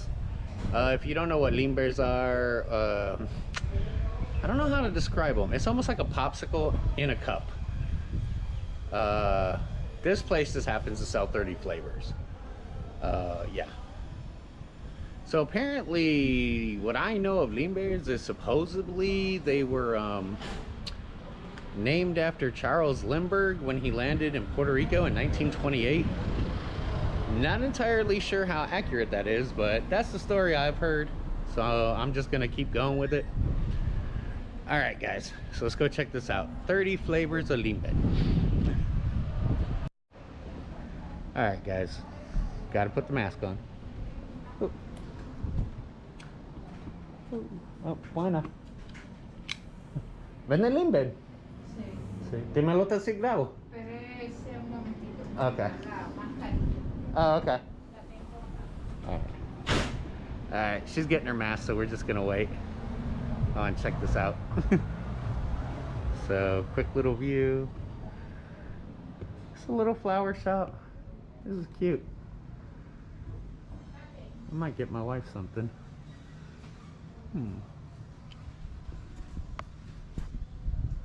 Que yo cada vez que salgo para un sitio, la boto. Cuando llego del sitio que estoy, pues la boto con una limpia, porque hay que cuidarse. No me quiero ir con los canchos todavía. Puede entrar. Oh, wow. Son homemade. Oh, nice. Hechos aquí. Leche, mantecado. Hay 3 leches, mantecado, vainilla, piña, bizcocho de vainilla, maní, frambuesa, cereza, pistacho, tamarindo, parchas, guayaba, guanábana, limón, Nutella.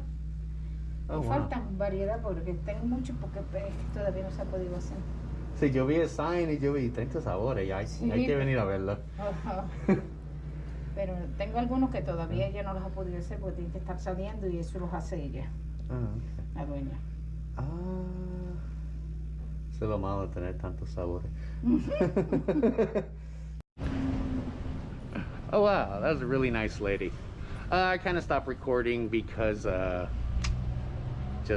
know, we were just talking to talk and I didn't want to make her feel uncomfortable with the camera. But she's a very nice lady and she's got a ton of flavors of limbe. And I'm gonna get these home before they melt. And yeah, I'll show you what I got when we're at the house. Alright, so I got my limbes. Really nice lady. So anyway, I got 4 different flavors here. So I got maní, which is peanut, pistachio, which I've never tried, which I'm really excited to try that one. Mantecado ice cream. That's actually, she makes them for sugar-free diabetic, so that's pretty cool. And vanilla cake. So those are the 4 flavors I got today. I've never been there, I've never tried them, so I am looking forward to giving them a try. Hola a todo el mundo. Hoy estamos aquí en el cementerio municipal de Lares, Puerto Rico, para encontrar la tumba de un tal Francisco Antonio García López, más conocido como Toño Bicicleta. Para aquellos que no saben quién es Toño Bicicleta, para algunos fue un fugitivo heroico que desafiaba a las fuerzas del orden y al gobierno locales, y para otros fue un violador y asesino. Pero nadie puede argumentar, gracias a la prensa y a la gente de Puerto Rico, fue una figura legendaria por sus múltiples fugas de prisión y sus varias décadas a la fuga. Según la investigación policial, en 1968 Antonio García asesinó a su entonces esposa, Gloria Soto, con un machete. Por este delito, García fue condenado a 185 años de prisión. Sin embargo, logró escapar 2 años después. En 1974, García fue capturado de nuevo por un civil en una granja en el barrio Guaraguao de Bayamón. Estuvo encarcelado en la prisión de Sabana Hoyos en Arecibo hasta 1981, cuando escapó de nuevo. En 1984, irrumpió en la casa de Gilberto Pérez Valentín, alcalde de la ciudad de Maricao. Según Pérez, García robó algunas monedas de plata, comida, un machete, una linterna y una pistola de calibre 45 de Smith & Wesson. Los numerosos escapes de García le ayudaron a formar parte de la tradición local. Supuestamente, durante sus fugas, seguiría cometiendo violaciones y secuestros. Algunas de las mujeres que presuntamente fueron secuestradas por García durante la década de 1970 fueron Luz Selenia Caraballo y Aureaster Camacho. En 1981, García secuestró a Olga Iris de Despiau Cabán de su casa de Arecibo. Según Despiau, García amenazó con matar a su padre con un cuchillo si no cumplía. Ella permaneció con el fugitivo hasta 1984, cuando él la abandonó durante una redada. Algún tiempo después, García la secuestró por segunda vez hasta que su familia logró rescatarla. También intentó secuestrar a Luz Delia Soler a finales de la década de 1980. Algunas personas afirman que, debido a su notoriedad, fue utilizado como una especie de chivo expiatorio tanto por las autoridades como por los civiles para varios crímenes en la isla. En 1987, García mató a su padrastro, Antonio Caraballo González, y luego intentó quemar el cuerpo. Después de eso, su madre Antonia García pudo huir de la escena del crimen. Luego mató a su tío, Pablo López Vargas, en Maricao. El 31 de enero de 1988, García mató a Luis Rodríguez y secuestró a su novia de 14 años, Dayana Pérez Lebrón. La chica se quedó con el delincuente durante 8 años, durante los cuales la violó y la obligó a dormir con los pies encadenados. Dayana estaba con él en el momento de su último enfrentamiento con las autoridades en 1995. ¿Qué es lo que nos trae aquí hoy? En busca de la tumba de Toño Bicicleta. Ahora, cuando llegué al cementerio, no me di cuenta de que estaba parcialmente cerrado debido a los daños causados por el huracán María en 2017. Desafortunadamente, un trabajador me dijo que la tumba de Tony Bicicleta estaba en la zona restringida junto con casi otras 2,000 tumbas dañadas por María. Supongo que ahora estoy aquí para preguntar si Toño Bicicleta todavía está en su lugar de descanso final o ha hecho su último escape con María en septiembre de 2017. Casi parece poético que sea María quien lleve a Toño de vuelta al bosque de que Toño llamó su hogar durante tantos años. Supongo que nunca lo sé hasta que se abra el nuevo cementerio, pero ¿Cuántos años más será eso teniendo en cuenta que han pasado casi 5 años y acaban de abrirse camino en abril? Normalmente no te pediría que compartieras mis videos, pero esta vez te pido no solo que averigües lo que estaba en Toño Bicicleta, sino también por las muchas familias que no han podido visitar a sus seres queridos en el cementerio. Para todos los días de madres perdidas y días de padres. ¿Por qué después de casi 5 años la gente de Lares no puede visitar a sus seres queridos que han fallecido y merecen un mejor lugar de descanso? Gracias por verlo y te veré en la próxima. Hey guys, what's up? So I noticed a lot of you guys been checking out my older video about the pile of coffins. So I'm just here to make an update video and let you know the progress of the cemetery and the coffins and everything, and see how far the city's gone.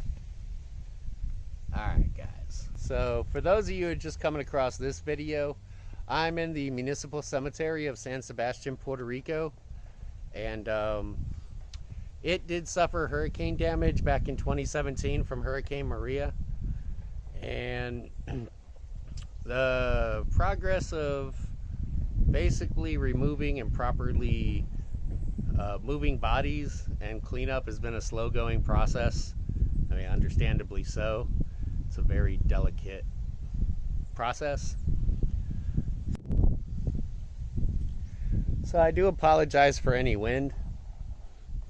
We're just kind of walking around.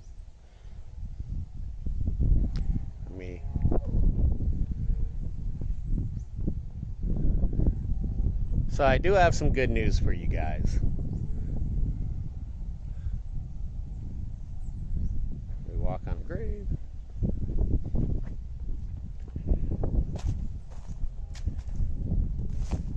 So the coffins have successfully been removed and disposed of. No remains inside, don't worry guys. And if I try to walk over here, you can see a lot of work has been done since last time. So they are making progress slowly but surely. This is not an easy process again. I'm not sure how many graves were damaged during Hurricane Maria, but there were quite a few. So if we go over here, if you can see, this section's been cleaned up a lot better. And as you can tell down there, they're making quite a bit of progress. And also progress, I apologize for the wind. Hey. They're also making progress down there with the new tombs and everything. Let me try to zoom in. So if you can see down there, work is getting done.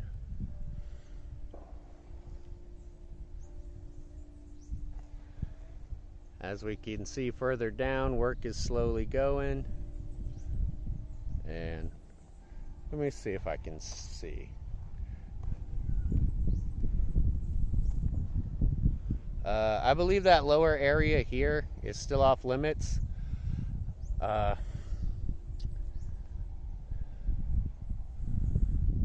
beautiful view.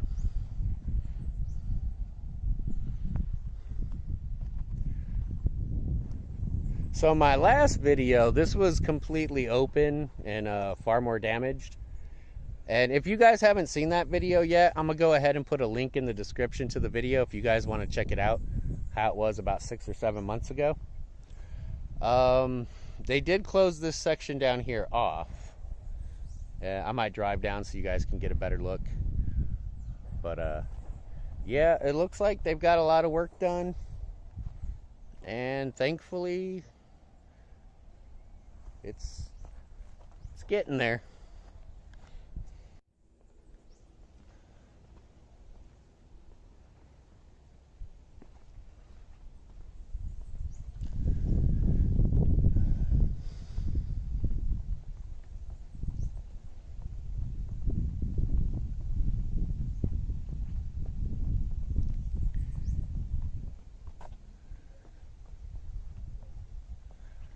Okay guys, so now we're gonna move down to the lower section of the cemetery, and I'll give you a quick little look from the lower part so you guys can see the progress that's been done, and show you the new tombs they're building and things like that. All right guys, I'm now at the lower level. I just wanted to show you the progress that's been done here since the last video. A lot of progress has been made, so let's check it out. Okay, so after the last video I came back and they did have this section blocked off, I guess while they were removing the coffins. If you go up that little hill, that's where the coffins were, and all this was a little rougher. Looks like they made a lot of progress down there. Try to zoom in so you can see. Boop. So you can see in there. Looks like it's a lot cleaner than it was last time. Still got a lot of work to do, but they're definitely making progress.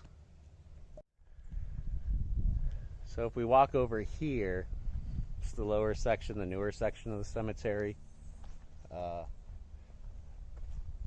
These are some of the new crypts they're working on, the new graves. So this was done recently. They were kind of starting to work on it last time I was here, but it looks like they got this all section all finished up.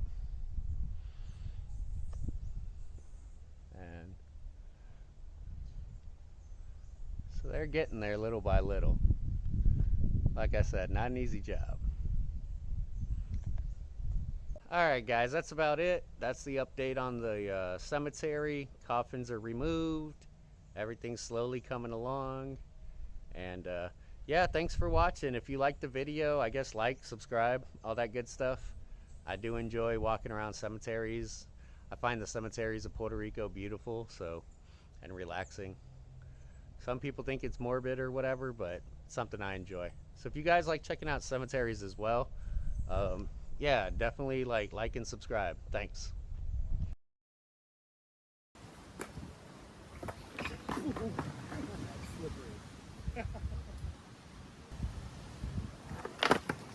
There will be no skateboarding the wet ramp.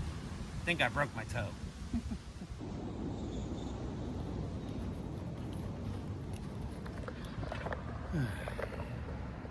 Hey guys, how's it going? So, a little while back, a subscriber asked me to make a YouTube video about why I moved to Puerto Rico. And I guess a lot of reasons. It's not just one thing. I guess to understand why I personally made the decision to move to Puerto Rico, I guess you kind of got to know a little bit about me. So I was born in Gary, Indiana, and I moved to Puerto Rico when I was around 12 years old. Lived here to about my very early 20s. And about that point, I guess for a lot of us at that age, you kind of want to go off and live your life, seek your fame and fortune. And that's when I decided to move back to the States. So after spending about 20 years, give or take, in the States, my wife and I taking care of sick and elderly family members, kind of just needed a break. Sometimes when you're so focused on taking care of others, you lose your sense of purpose, your sense of direction. So I think one of the reasons we moved to Puerto Rico was kind of to re-find ourselves, find our purpose, get a sense of purpose and direction. After kind of realizing we needed a change of environment, I started thinking about Puerto Rico and kind of how American life, the values I learned in Puerto Rico, I really didn't see in the United States. It's got me thinking about Puerto Rico, and just kind of want to come back out here and give it another go. So I guess if I wanted to be cliche, I could kind of tell you all about like Puerto Rico's beautiful beaches and just beautiful mountains and rivers and great nightlife and great food. But while that is a big part of living in Puerto Rico, I think for me, it's really about the culture. And you can't have culture without people. And honestly, the values I learned here growing up, I really didn't see in the United States. And here, people really live those values. I mean, there's so much kindness and sharing and sense of community. You can pretty much go to anybody's house if you see them outside, ask for a glass of water, and there's a good chance they'll probably bring you like a juice and a plate of food. I mean, I think for me, that is definitely the strongest thing about Puerto Rico. Don't get me wrong, you got bad people like anywhere else, but, and you got your problems like anywhere else, but as far as good to bad ratio, there's way more kind, generous people on this island that far outweighs the bad. I mean, I think after living here again for 2 years, and unfortunately during COVID, which really limited my opportunities to reconnect with old friends and family, I mean, still, the people I meet, the experiences I've had here have been amazing. Experiences I never either had the time or the finances to really experience elsewhere in the United States. Also, I think what creates the culture and the sense of community is a combination of things. I think, one hand, you're on an island, and I think what creates the kindness and the generosity and the helpfulness of Puerto Rican people is the fact that there is a true sense that we're all in this together. Like, you can't deny it.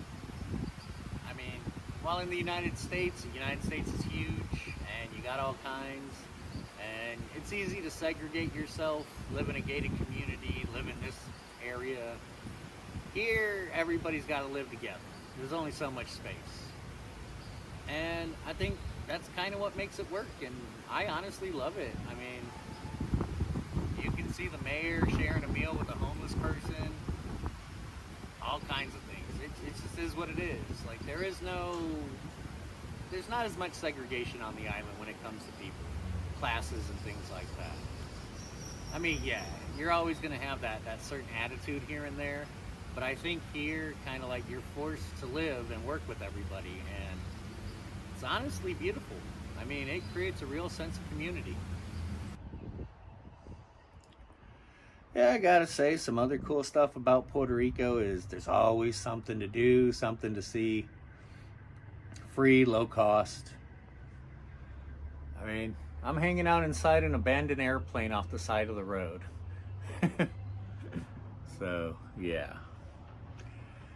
I mean, there's so much beauty here, so much... Yeah, you could spend a lifetime finding stuff to do here.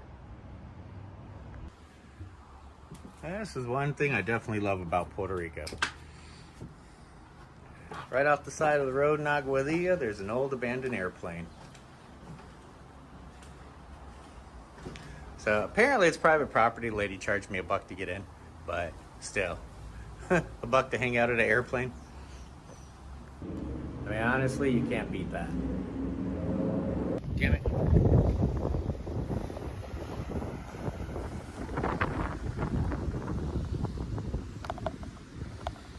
Bad iPhone.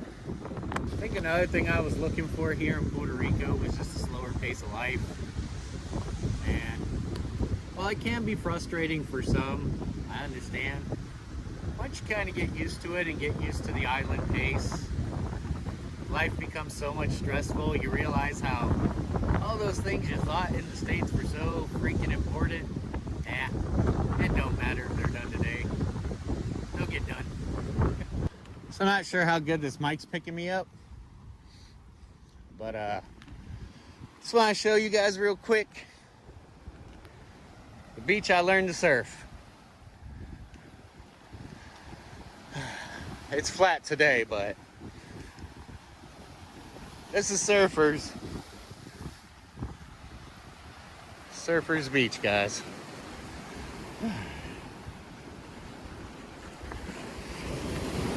Another reason I moved to the island is, I will say this about Puerto Ricans: they know how to live.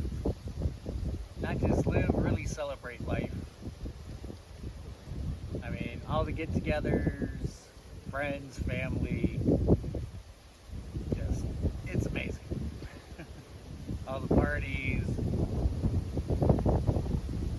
think that's one thing I really like about Puerto Rican culture is not only do they know how to live life, but they also know how to celebrate life. And that's one of the things I love about living in Puerto Rico.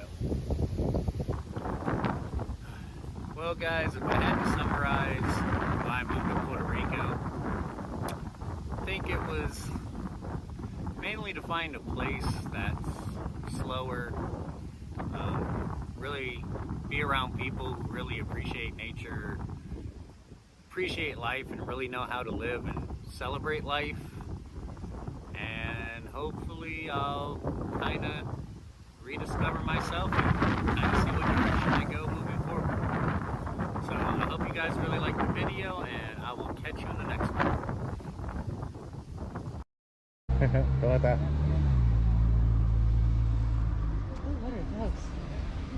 ¿Qué tiene esto? Cosas de guayaba. They're like little guayaba pastries. Sí, pero estos son de China, todos estos. Todo es de China? Sí, todo es de China. Okay. These are guayaba. Oh, You want to try some? yeah. Alright, dame uno de estos.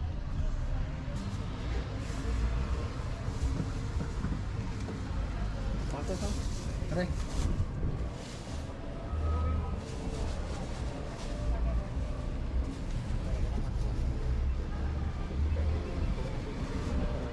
The Festival de la China in Las Marias was 21 years ago. And finally I'm back. I really was hoping to shoot a live, but my signal's kind of iffy out here, so kind of had to make do. So we're gonna tour the festival, and I hope you guys enjoy the video. Oh, what do we got? Cupcakes. Ooh, cupcakes. Maybe on the way out, see how much money we got left? Yeah. All right. Cupcakes. What we got here? Wow, I like that. Oh, that's pretty. And when we got our house, we'll buy stuff like that.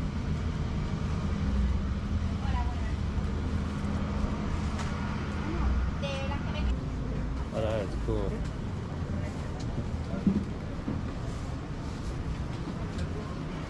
A bottle opener. Oh wow. Very cool. Little wine show.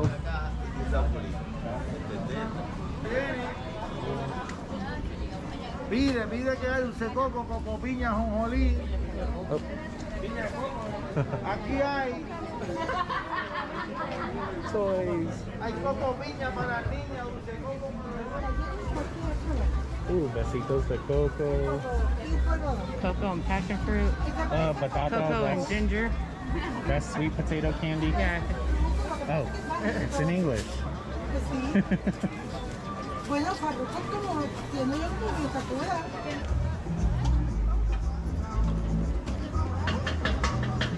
Italian sausage cut up on a sandwich. It's so good. Smells so good. I'm kind of down for that. I know. They have chicken. These are made from the skin of a fruit. It hardens and they make things out of it. Kind of orange juice or something to drink. Yeah. The orange flan sounds, I don't like flan, but that sounds interesting. I wouldn't eat it right away, so. Yeah. That's buena. Pan de China, or just de China. Una. Money. Thank you. Cheese. I don't know what that is. I mean, it's grilled cheese, but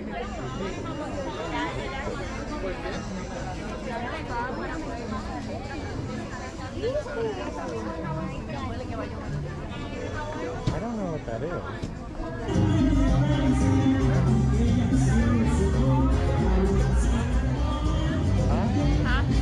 Yeah, you said so.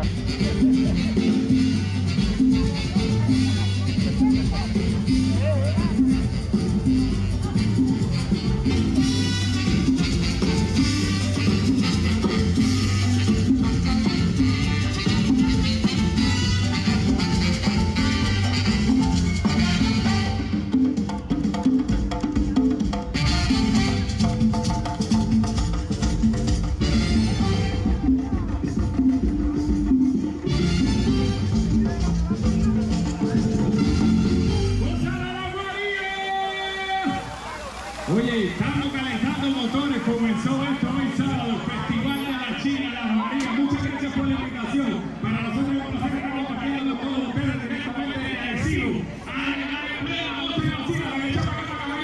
Artisanal coffee.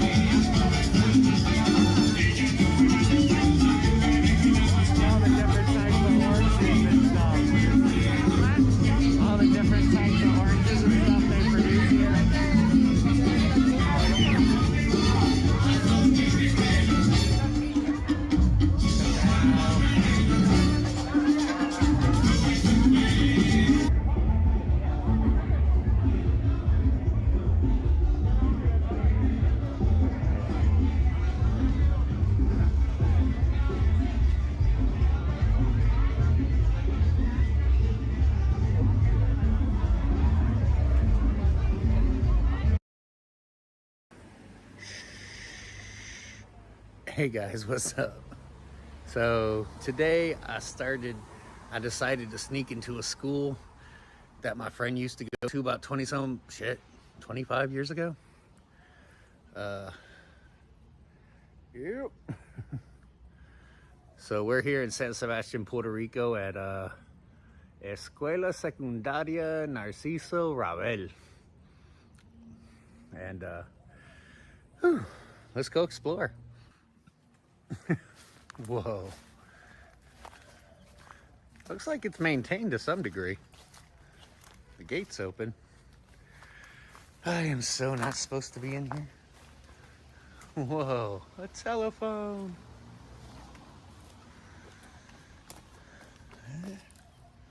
Not sure what this used to be. Wow, the old banquitos. Well, I remember when we were kids, my boy Carlos used to come here, and me and my friend Lata would come here and kidnap him and go to the river and buy like 3 beers. Puerto Rico back in the day. Wow.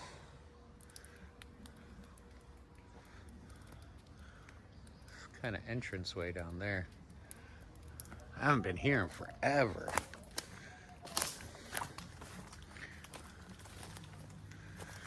All right. Let's go take a quick look inside before the cops show up. I don't want to be here too long. Oh, buena. Sacando foto. ¿Cómo? Sí. All right, before we head inside, let's go look over here. Ooh, this is all overgrown, God.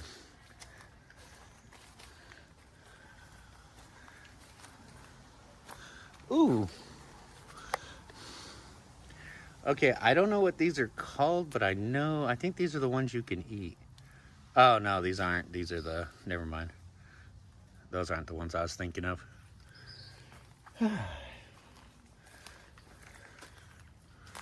Boy, what a beautiful tree. Look at that. Don't remember that being here. Sure it was, I just don't remember it. Okay, later on we're gonna go down there there's a whole lot more to the school. Let's check out the main building. So, what's this say? Narciso Ravel Cabrero. Huh. And if you guys want to pause to read that.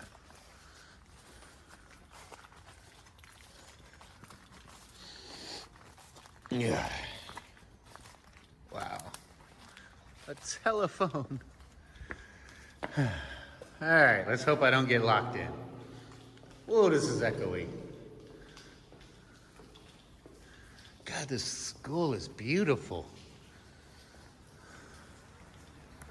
Oh, yeah, it's just wide open. There's, I don't know if you can see down there through the bars, but there's more classrooms. We'll go explore them later. Wow, the blackboard's still here.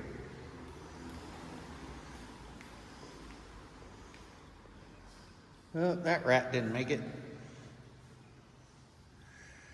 Oh, I forgot how big these rooms were.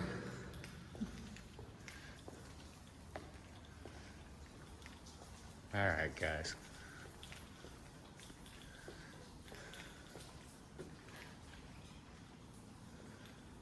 Check out the bathrooms.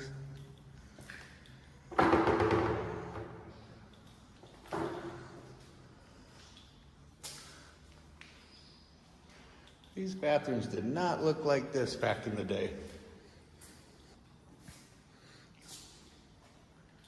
Wow.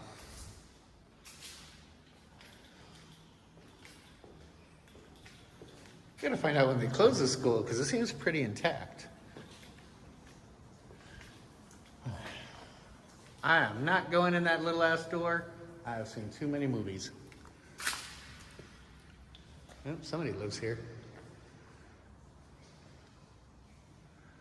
Wow, look how big this room is. God, this is in like great shape. Holy crap. God, it's beautiful here.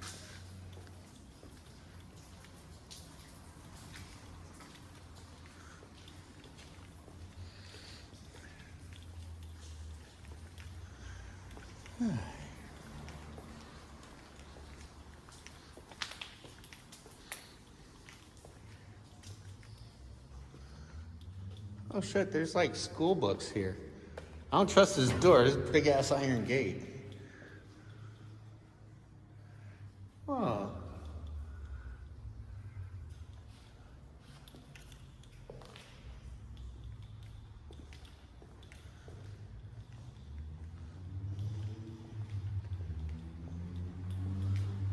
School books. Wow.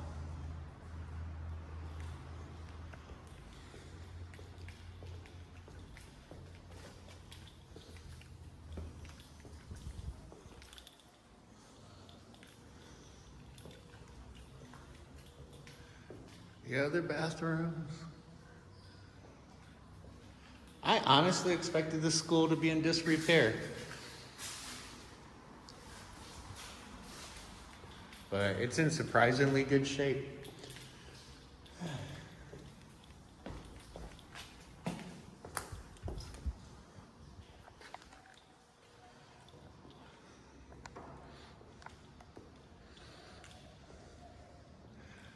These are big classrooms. This must have been English. The more that you read, the more things you will know. Haha, Dr. Seuss. All right, let's go upstairs.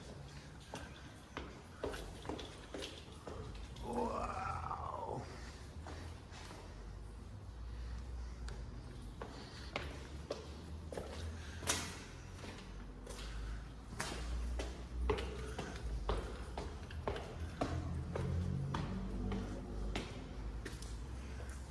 Spanish class.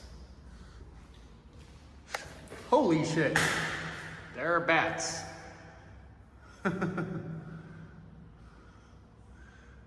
Huh. Well, they don't seem too aggressive. Hey, bat.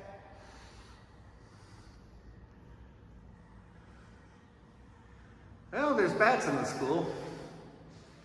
All right. So we'll just leave that class alone.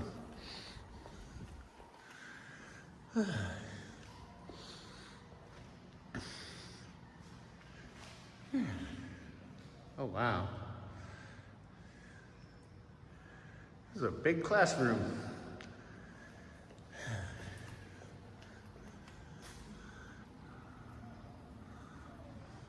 Wow.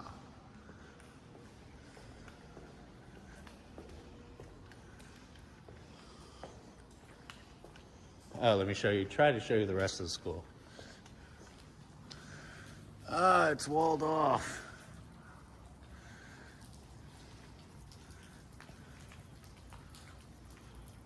Lower part. Wow, it's overgrown. I'm gonna try to get down there though. Let's see if there's any more bats. Oh, got pigeons. You're good, guys. You stay there. Mathematics. They don't even care. God, what a beautiful view. I should have brought my other camera. Look at that view. That is beautiful. Let me try to zoom in. Look at that.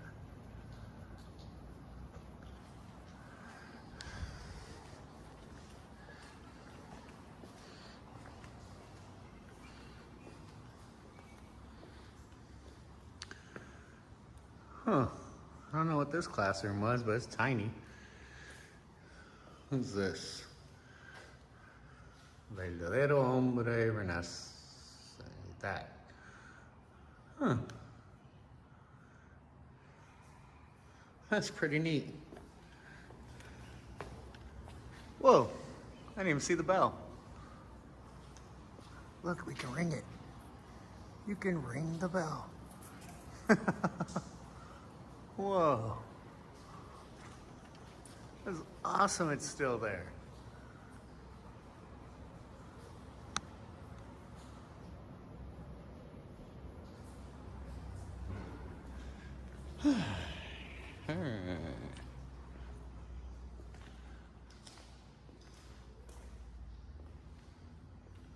Yeah, no bats in here, thankfully.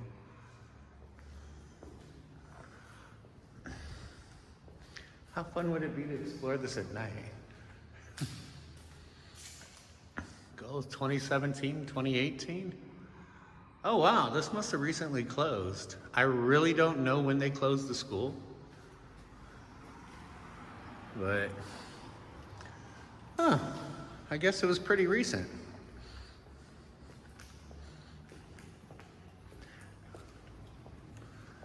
Again, beautiful views of Pepino.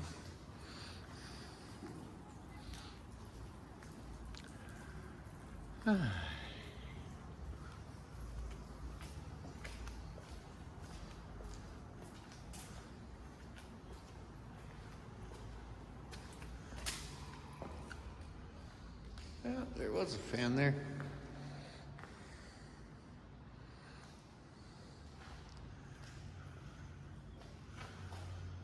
Wow.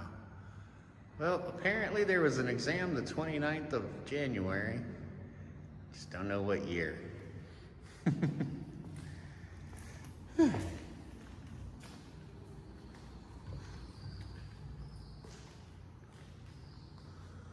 Whoa.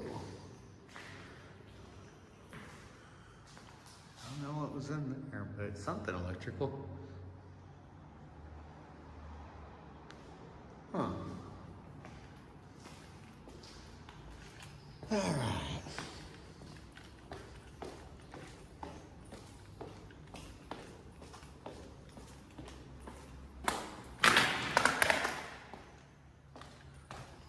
And we're back down. So easy to get locked in this school. All right, screw it. I want to go see what's in here.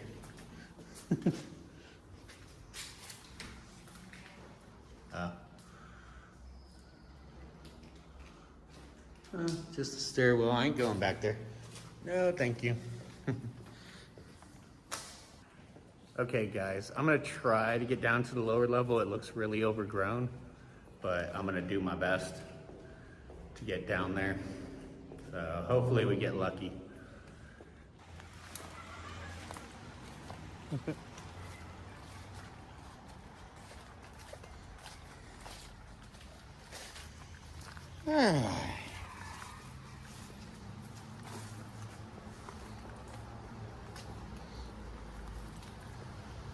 Oh, rain. Okay, we ain't going that way.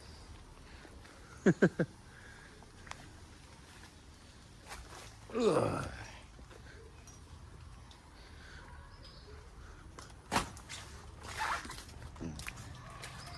Oh, a hidden bench. Nice. Still love that tree. Whew. All right.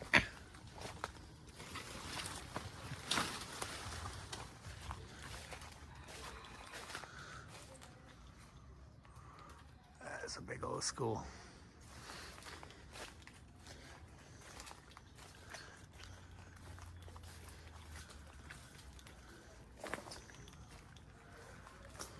There's the newer outer classrooms. Well, not newer, but yeah. Oh, the basement's open. Let's go through here first.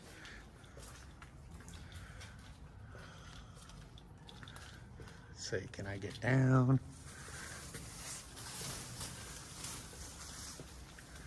God, all that's overgrown, but man, see a basketball court. We can see in here. Empty.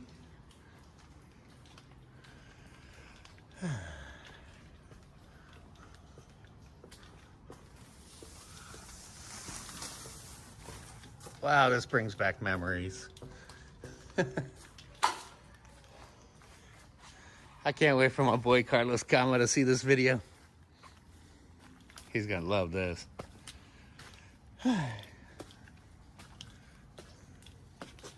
Wow. God, these all used to be like play areas, all overgrown. Let me go this way. Wow. This used to ramp all the way around.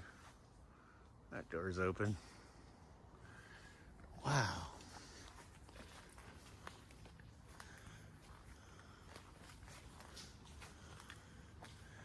God, I remember this as a kid. Wow.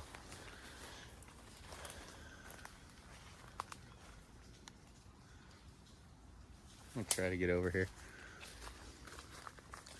Oh wow, look at that tree. That's really grown up. There's the courtyard. Beautiful. God, I'd love to be able to buy this property.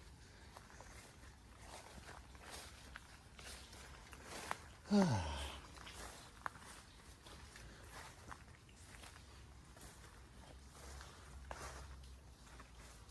there a light? Oh, that's light from the other window. Man.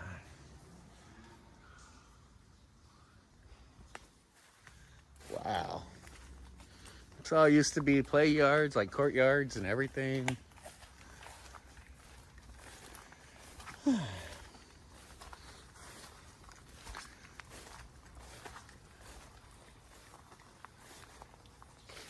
This is awesome. There's another view of the school.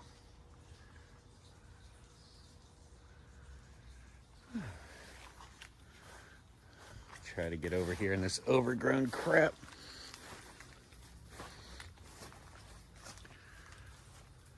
I don't know if you can see back there is the gym. It's kind of overgrown.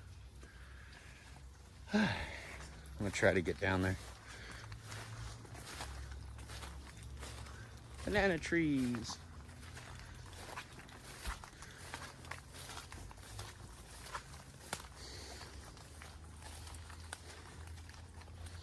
Man, I forgot how big this school was.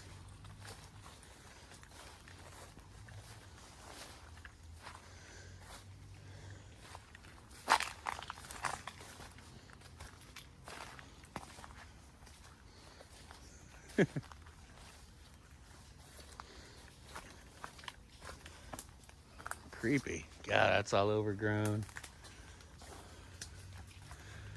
Yeah, it's gonna stain. Oh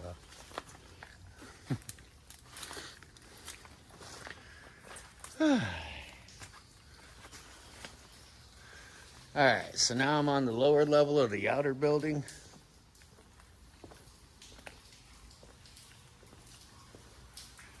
The gym.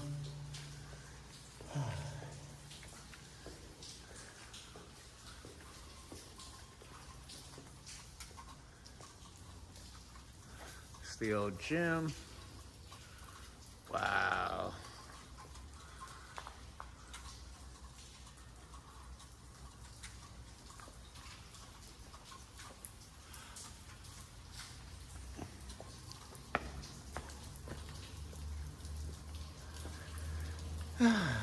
Cancha Renal Colón Crespo.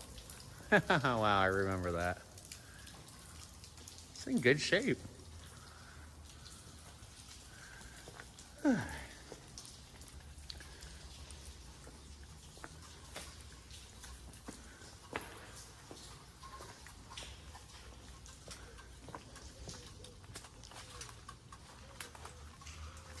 Oh, wow. I forgot how big this school was. I want to say that might be the elementary side. I can't remember. Hey, if anybody went to this school like back in the day, let me know if like past the basketball court, that was a different school. Because I vaguely remember that being like the elementary school right there. But I could be wrong. So. And just over through that, like behind that is the, well now it's the elementary, but it used to be the high school back in the day. Wow.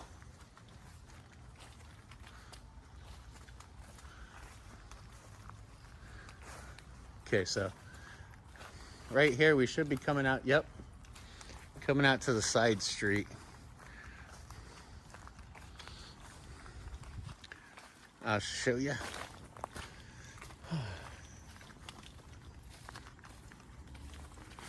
All right. Really? This was open? I could have just walked through here. So this is the old parking lot. But I want to say this was a separate school, this building. Don't quote me on that, but it just seems like it. So, all right, let's see if I can make it through here. Wow. Oh, yeah.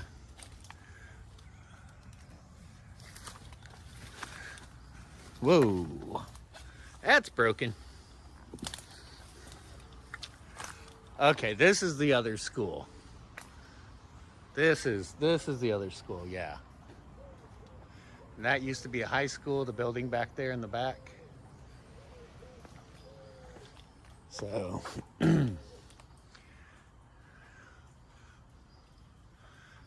yeah, this is where we used to go pick up my friend Carlos when he was getting his GED. See, we were bad influences. All those times we got him to cut class in elementary school to go to the river. See what happens? Stay in school, kids. Holy crap. Wow. All right. that a sewing machine?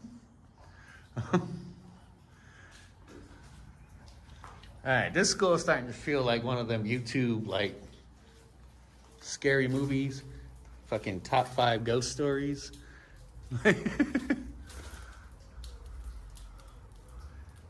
Abandoned school in the jungle.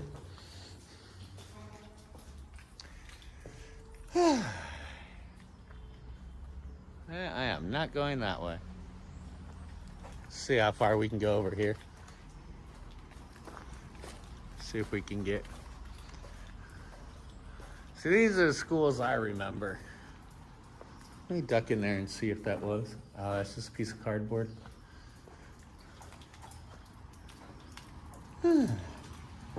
All boarded up.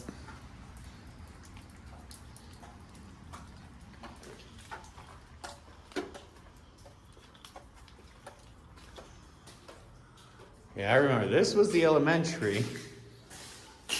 See, there's a little elementary little kid chair. See, this school must have closed way earlier.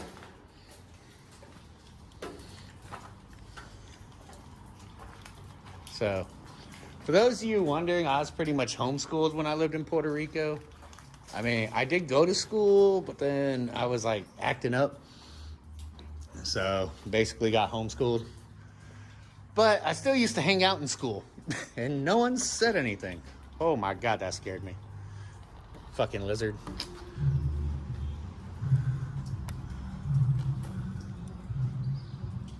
Oh, desks. Wow.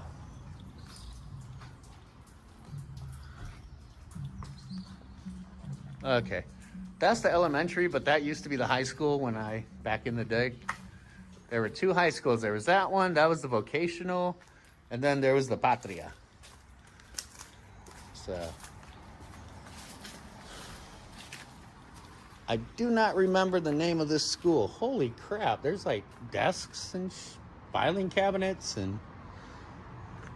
Hey, that's where all the school records went. No wonder Puerto Rico can't find my school records. Ooh, a stapler.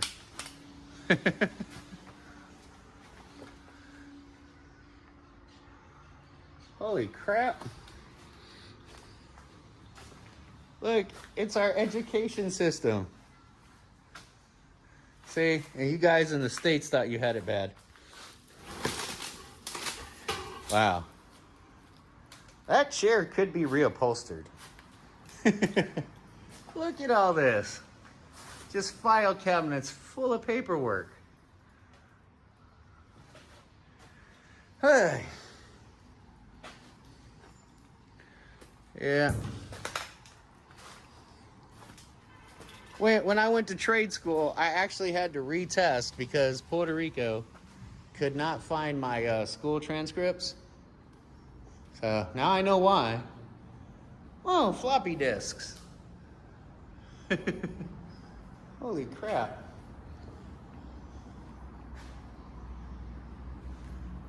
Oh man, this is awesome. This video might be a 2-parter. Let's keep exploring. What time is it? All right. I got about 30 more minutes of exploring before the night catches me. Math. Wow. Hey, that's the backside of Taco Maker. They had a sink in here. Was it science class?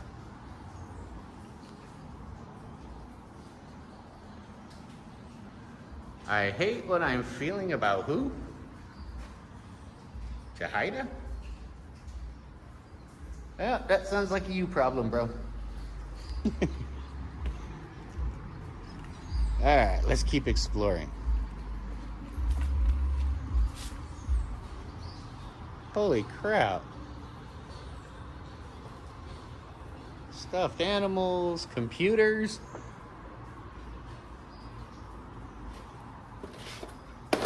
Fucking old power supply.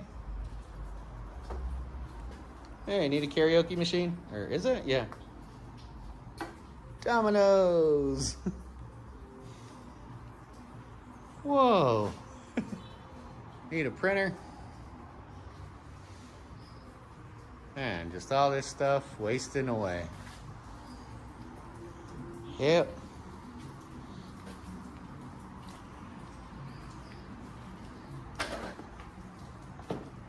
This is... Need a keyboard? Well, half a keyboard. Monitor. Jeez. Wow.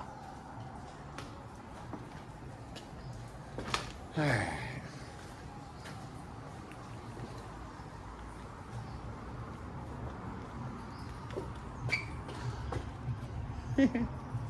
Little block. Little kid's block.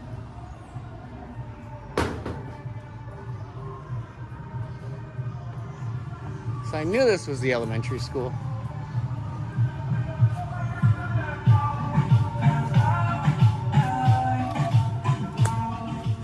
See if I can get up here. Oh, spiders falling on me.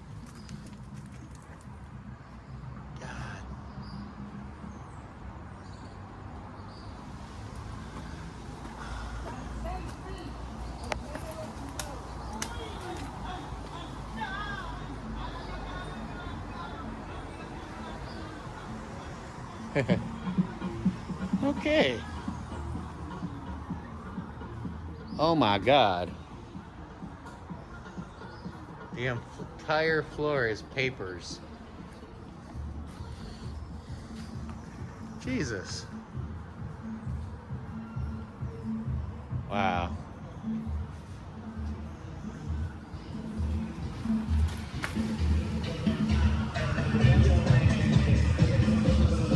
Oh.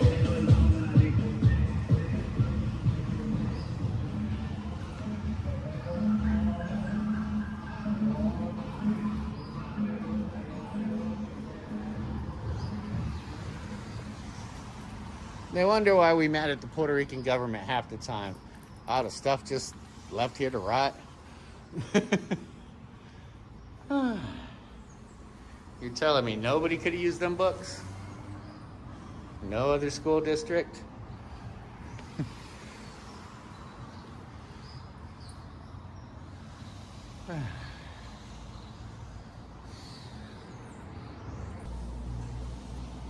Hey, if anybody remembers the name of this elementary school, let me know. Because I know this used to be an elementary school, and for the life of me, I cannot remember what it's called. But yeah, let me know in the comments.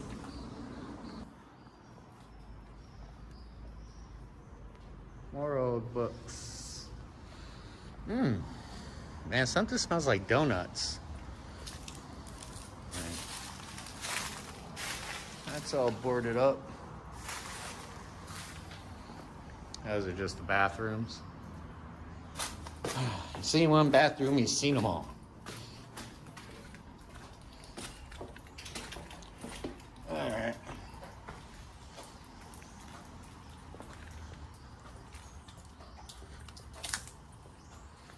Oh yeah, that's that one room. The creepy. I'm gonna call that the haunted room. Because that side feels haunted.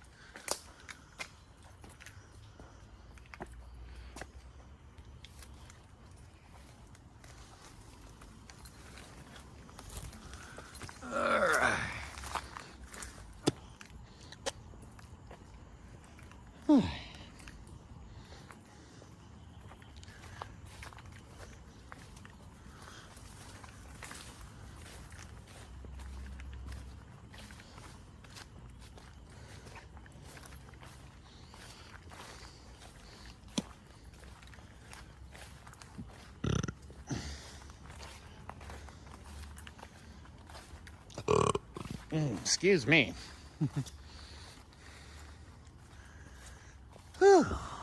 Back up we climb. Yeah, I ain't trying to go that way.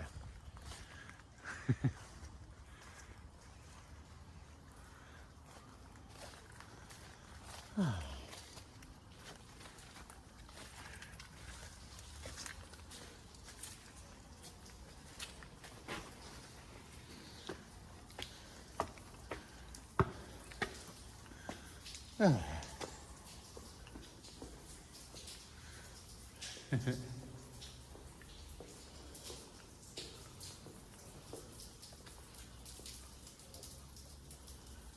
we'll explore that another day. It's getting late.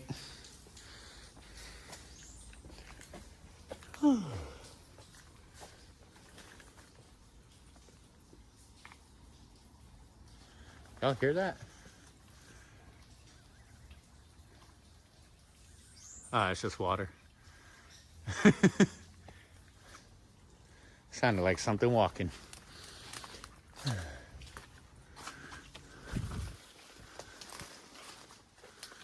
Whew.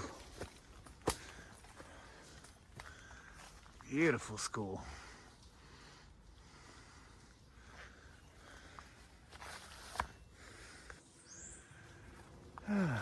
Wish that gate was unlocked. I could just walk right through there. I do love that the bell's still here. That is awesome. I can't wait for my boy Carlos to see this video. It's gonna bring back memories of us being kids. 12, 13 years old, being little hooligans.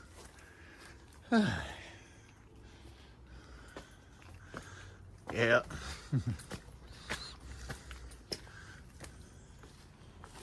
Whew.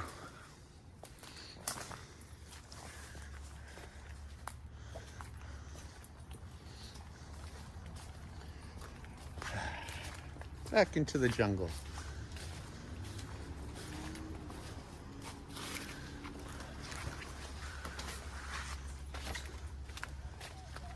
Somebody kind of made a path. Ah, spider webs. Ooh, creepy. That was fun.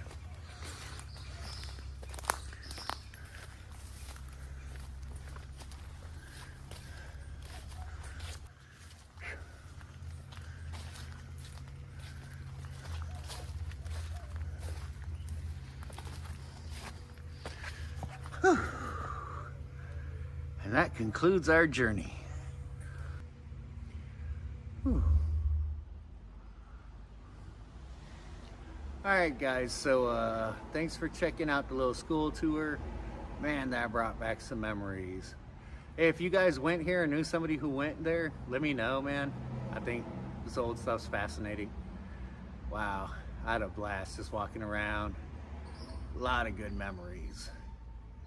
All right, guys, I'll catch you in the next one.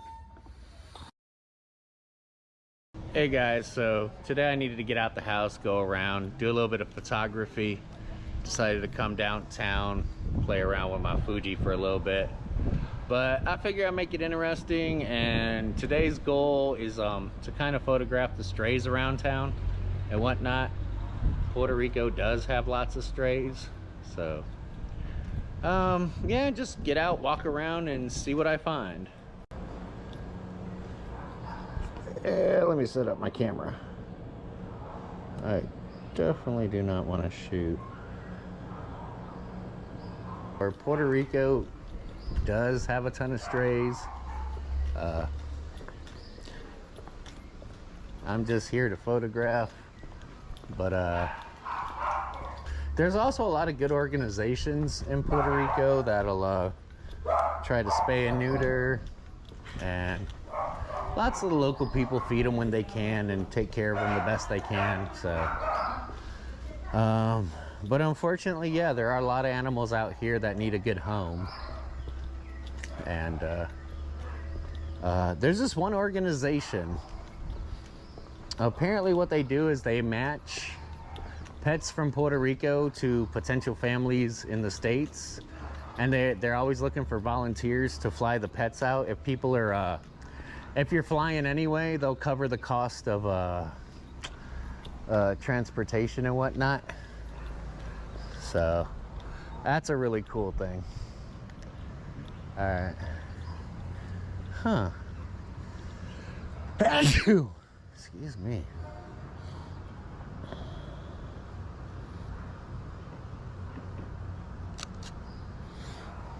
I just love this old neighborhood. I forget the name of this street, but It's a really cool neighborhood. A lot of old houses. Usually a lot of chickens and animals around here. That's kind of why I came down. Of course, today I'm looking for strays. I won't find a single one. Watch.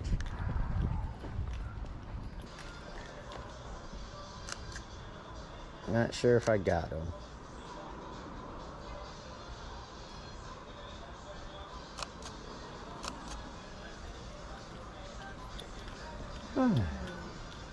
I think he's just a house cat. It's really hard to see. ¿Cómo está? Ooh.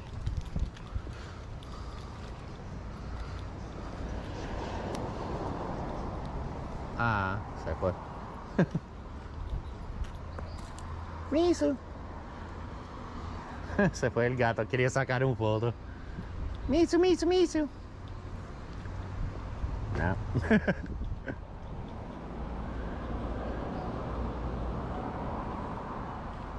me go check over here. Where'd the kitty cat go?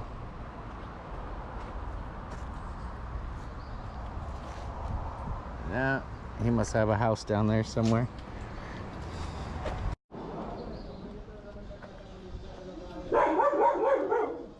Oh, now you bark.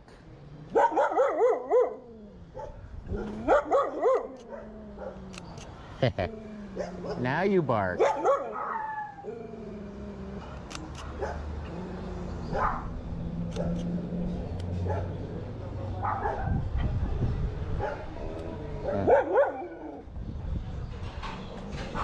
Oh, my aperture was way off. Yeah, this street, I had some friends on this street. We used to hang out at this park, and this is where we played as a kid growing up. Man, this was like so much fun on this street. Skateboarding down the hill, killing myself. Oh, I love that building.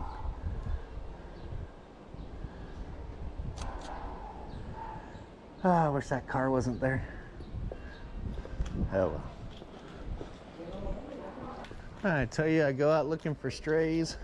It's probably too hot out. They're all sleeping.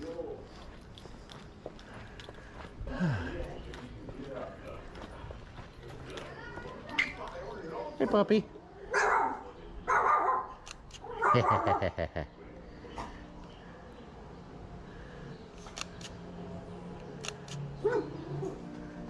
You're vicious, huh? Yeah, I got him. Hey, want a picture?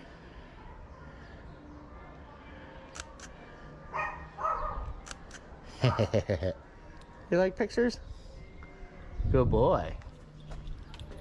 Good boy. You're friendly. Hi, buddy. I'm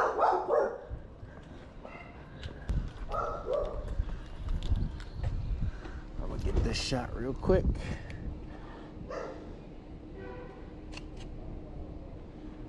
I dig that car.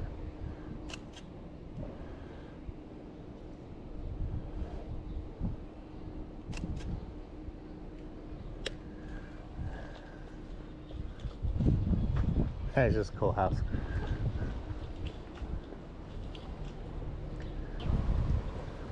It's the park and the parking for our Bellas Artes, what do you call that? Our theater, basically. The new theater.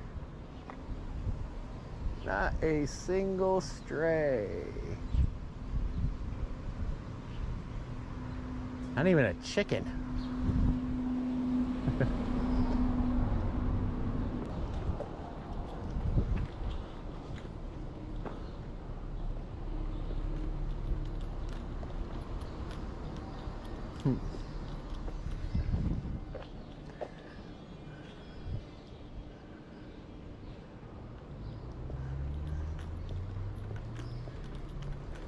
That's a new little house. It's actually pretty cool.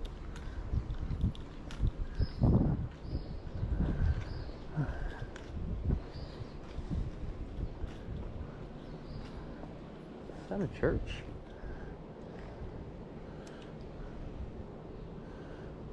course, I bring the wrong lens.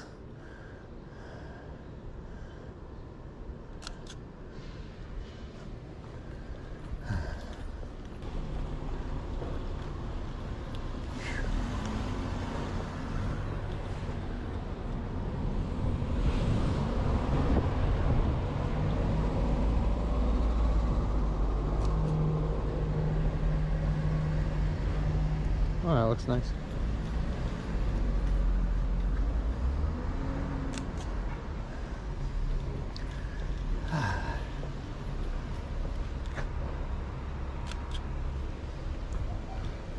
Nailed it. Damn car. Oh.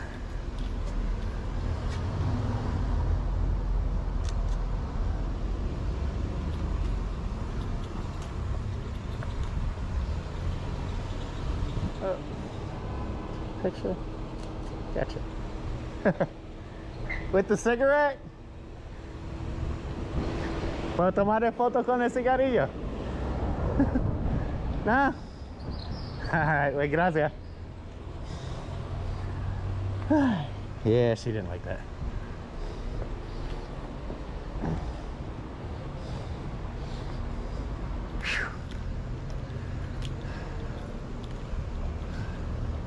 ¿Cómo está?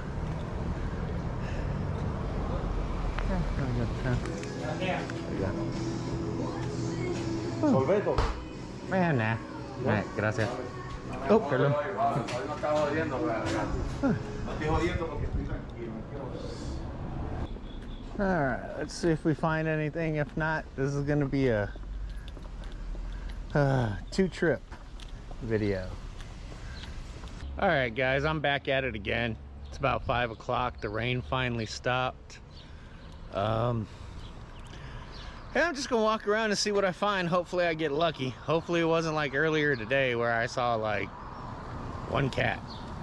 That's it. Yeah, the dogs ain't around. Hey kitty.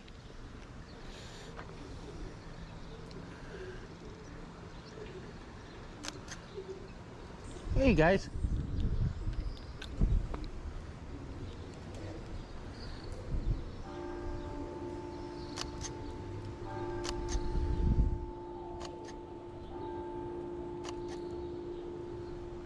Meet you. You're just friendly, aren't you?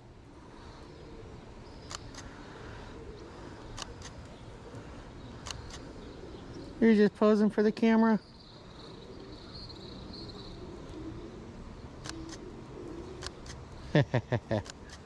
Hey buddy, you look like one of my kitties. You love posing, don't you? You like posing?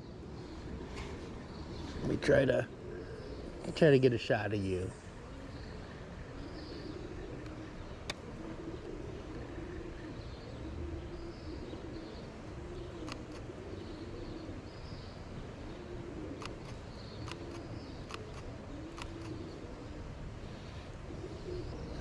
You like the camera, don't you, buddy? You miss you. Come here. It's okay. Come here. Kitty, kitty, kitty, kitty. Come here. I think they got food over there.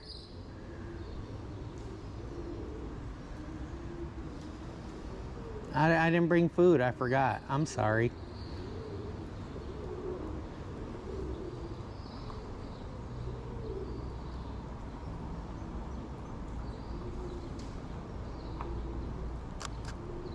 Alright, technical difficulties.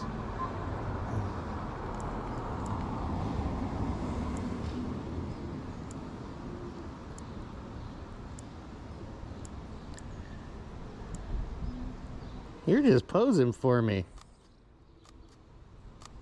Look at you. Thank you, sir.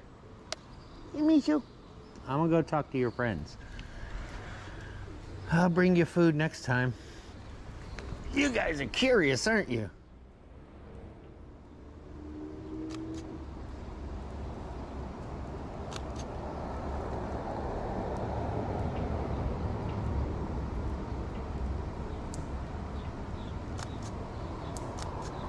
All right, thank you guys.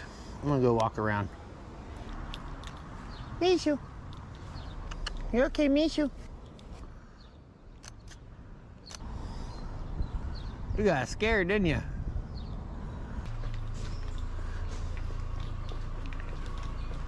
Oh. Oh, don't run.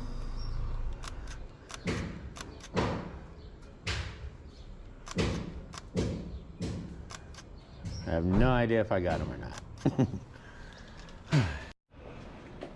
Well, sometimes you win, sometimes you lose in photography. Today does not look like it's going my way.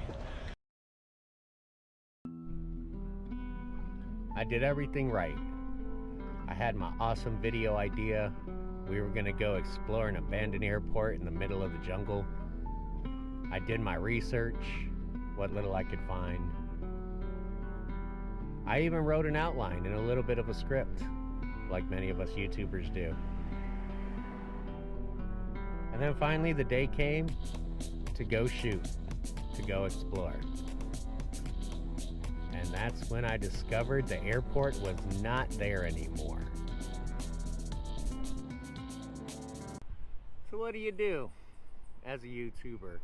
When you made all the plans, you crossed all the T's and dotted the I's, and everything just turns out wrong.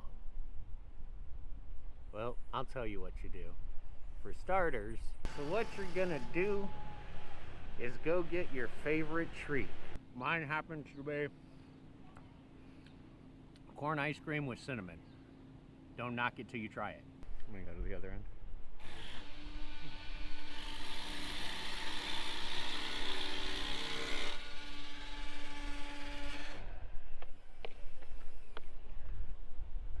So why would we treat ourselves after everything just went wrong? Well, number one, you've probably done the most important part. You've done what so many others failed to do. You tried, you started. See, when you try new things, different things, like we often do week after week on YouTube, you're gonna fail. And bells are gonna ring, and you're gonna get bad audio because of the church bell. This is YouTube. And that was a perfect example of what I'm talking about. So many things are beyond your control. So many things that you just have to work around. Look, we all love our successes. I mean, that's why we're doing it. But I personally believe it's the failures is where you're going to benefit the most. It's going to give you the will to do better, to try harder, to push forward. It's also going to give you the ability to learn from your mistakes, whether they were your fault or not. Sometimes things just go wrong. So, whether you got 1 sub or 1 million, don't worry about it. You're going to keep making mistakes. And that's how we learn here. So you can either let those mistakes overwhelm you and eat away at your self-confidence, or you can take a little break, get some ice cream, get back up on that horse, and do it again, and keep moving forward, and keep learning, and keep getting better. So, guys, that's about it. That's pretty much what I've learned. I just wanted to share that with you. Not sure who needed to hear it. I sure did. But,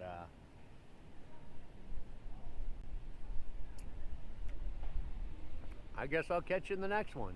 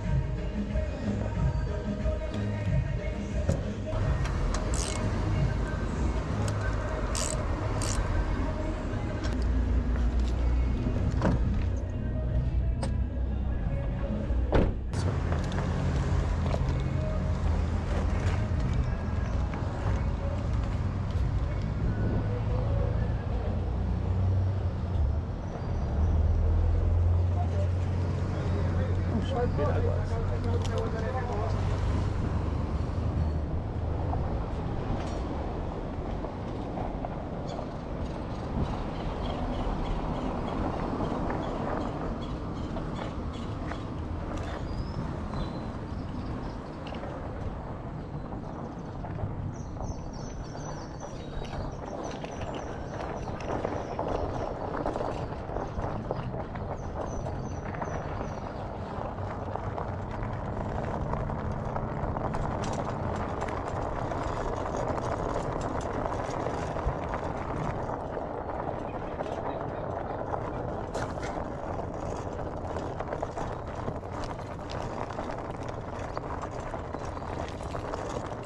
Alright, let's test this bitch in sand.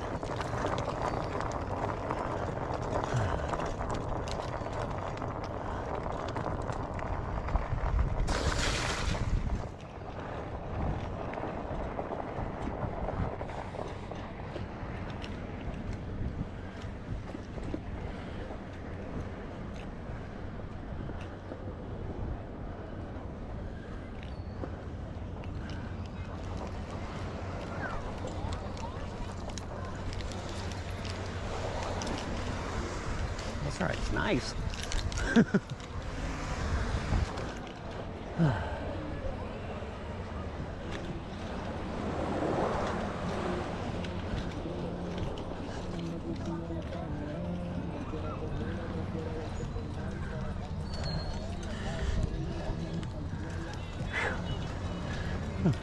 Wait.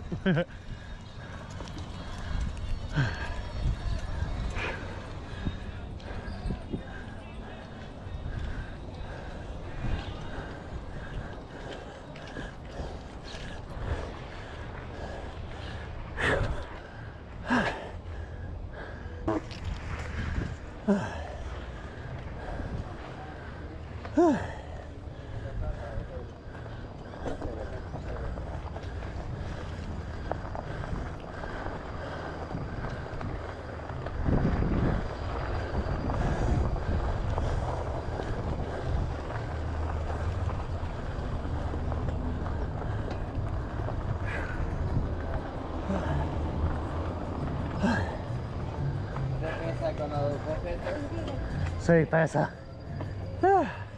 Ya, me imagino. Si Eso. no cansa, eso tiene que ser más rápido. Como 50 libras pesa la bicicleta. Pero para arena, brega. Oye, para allá lo tranca. ¿Ah? ¿Te tranca? No. Como las gomas son tan anchas.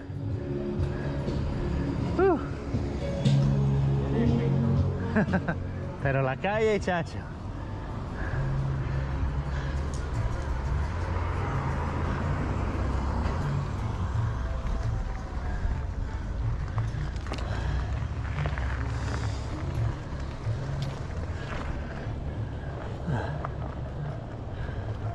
Oh, bakery.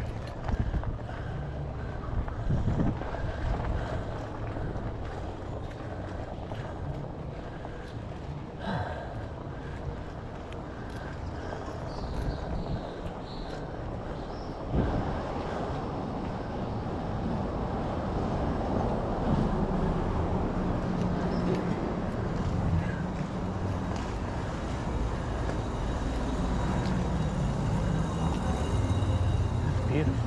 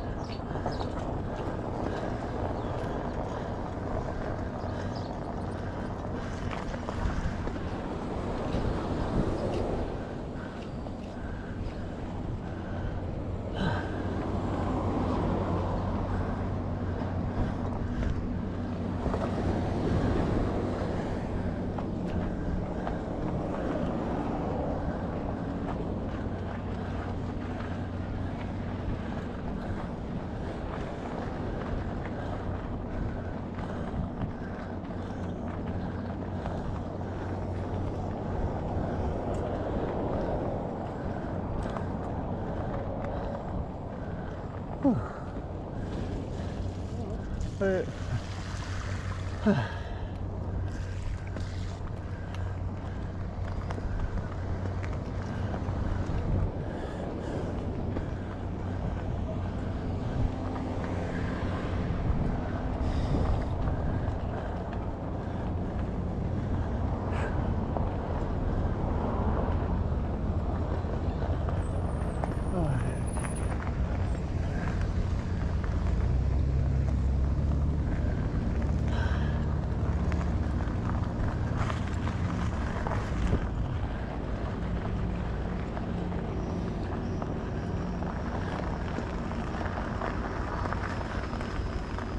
Oh, cool. Whew.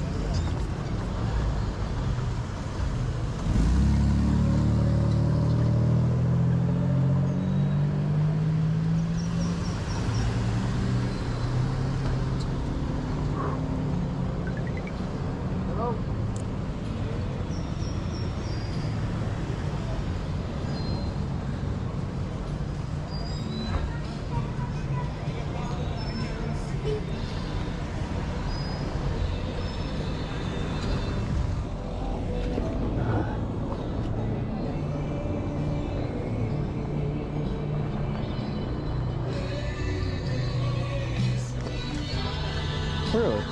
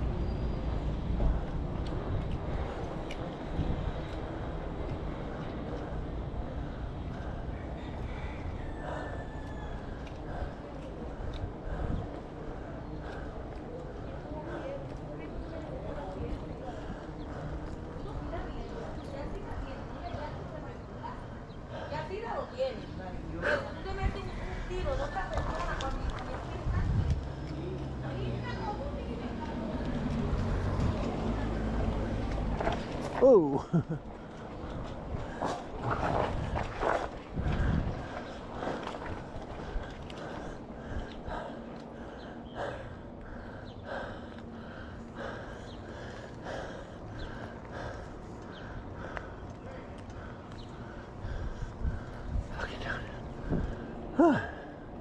That's beautiful.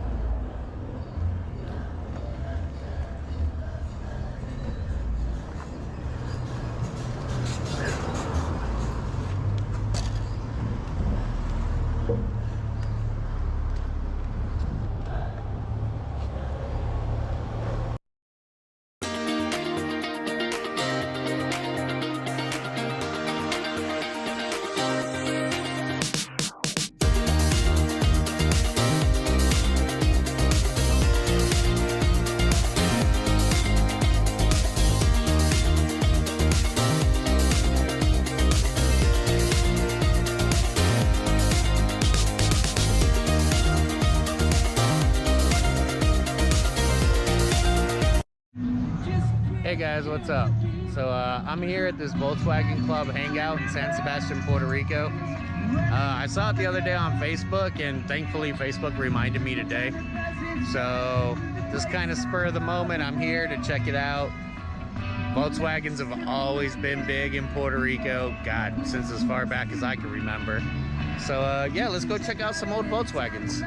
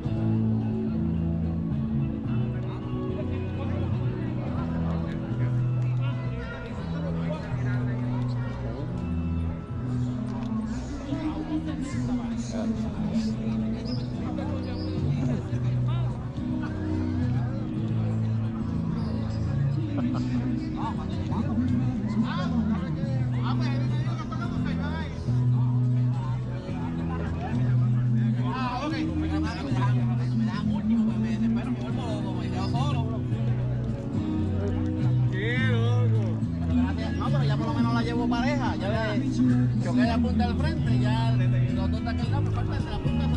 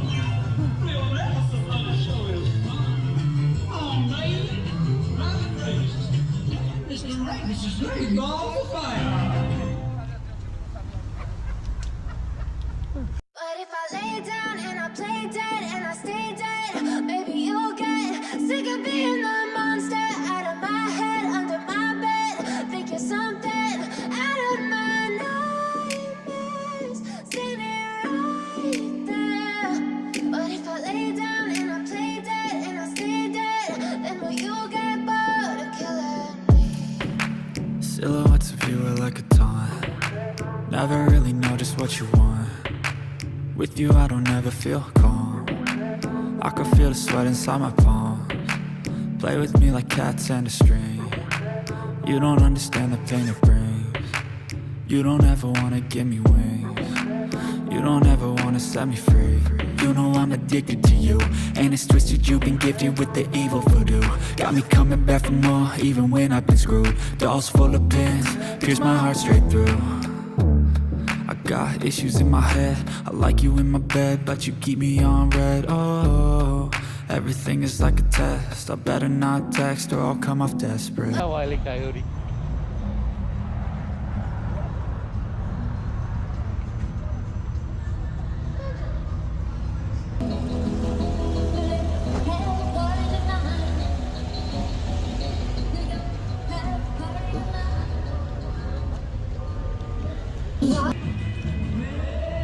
Oh, that is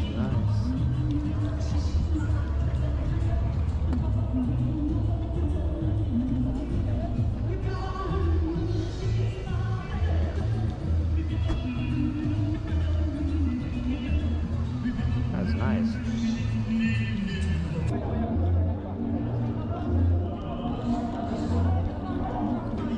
Wow, tethered.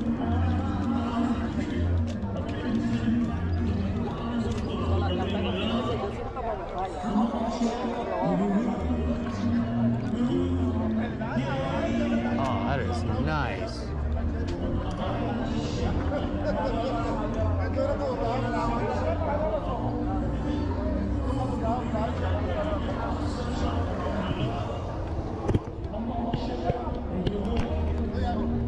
Mario Brothers.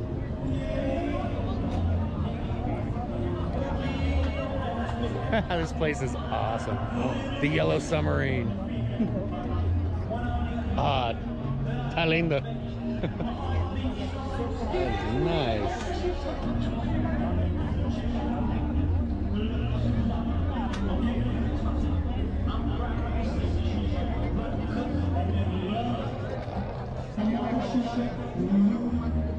Get a shot of that door.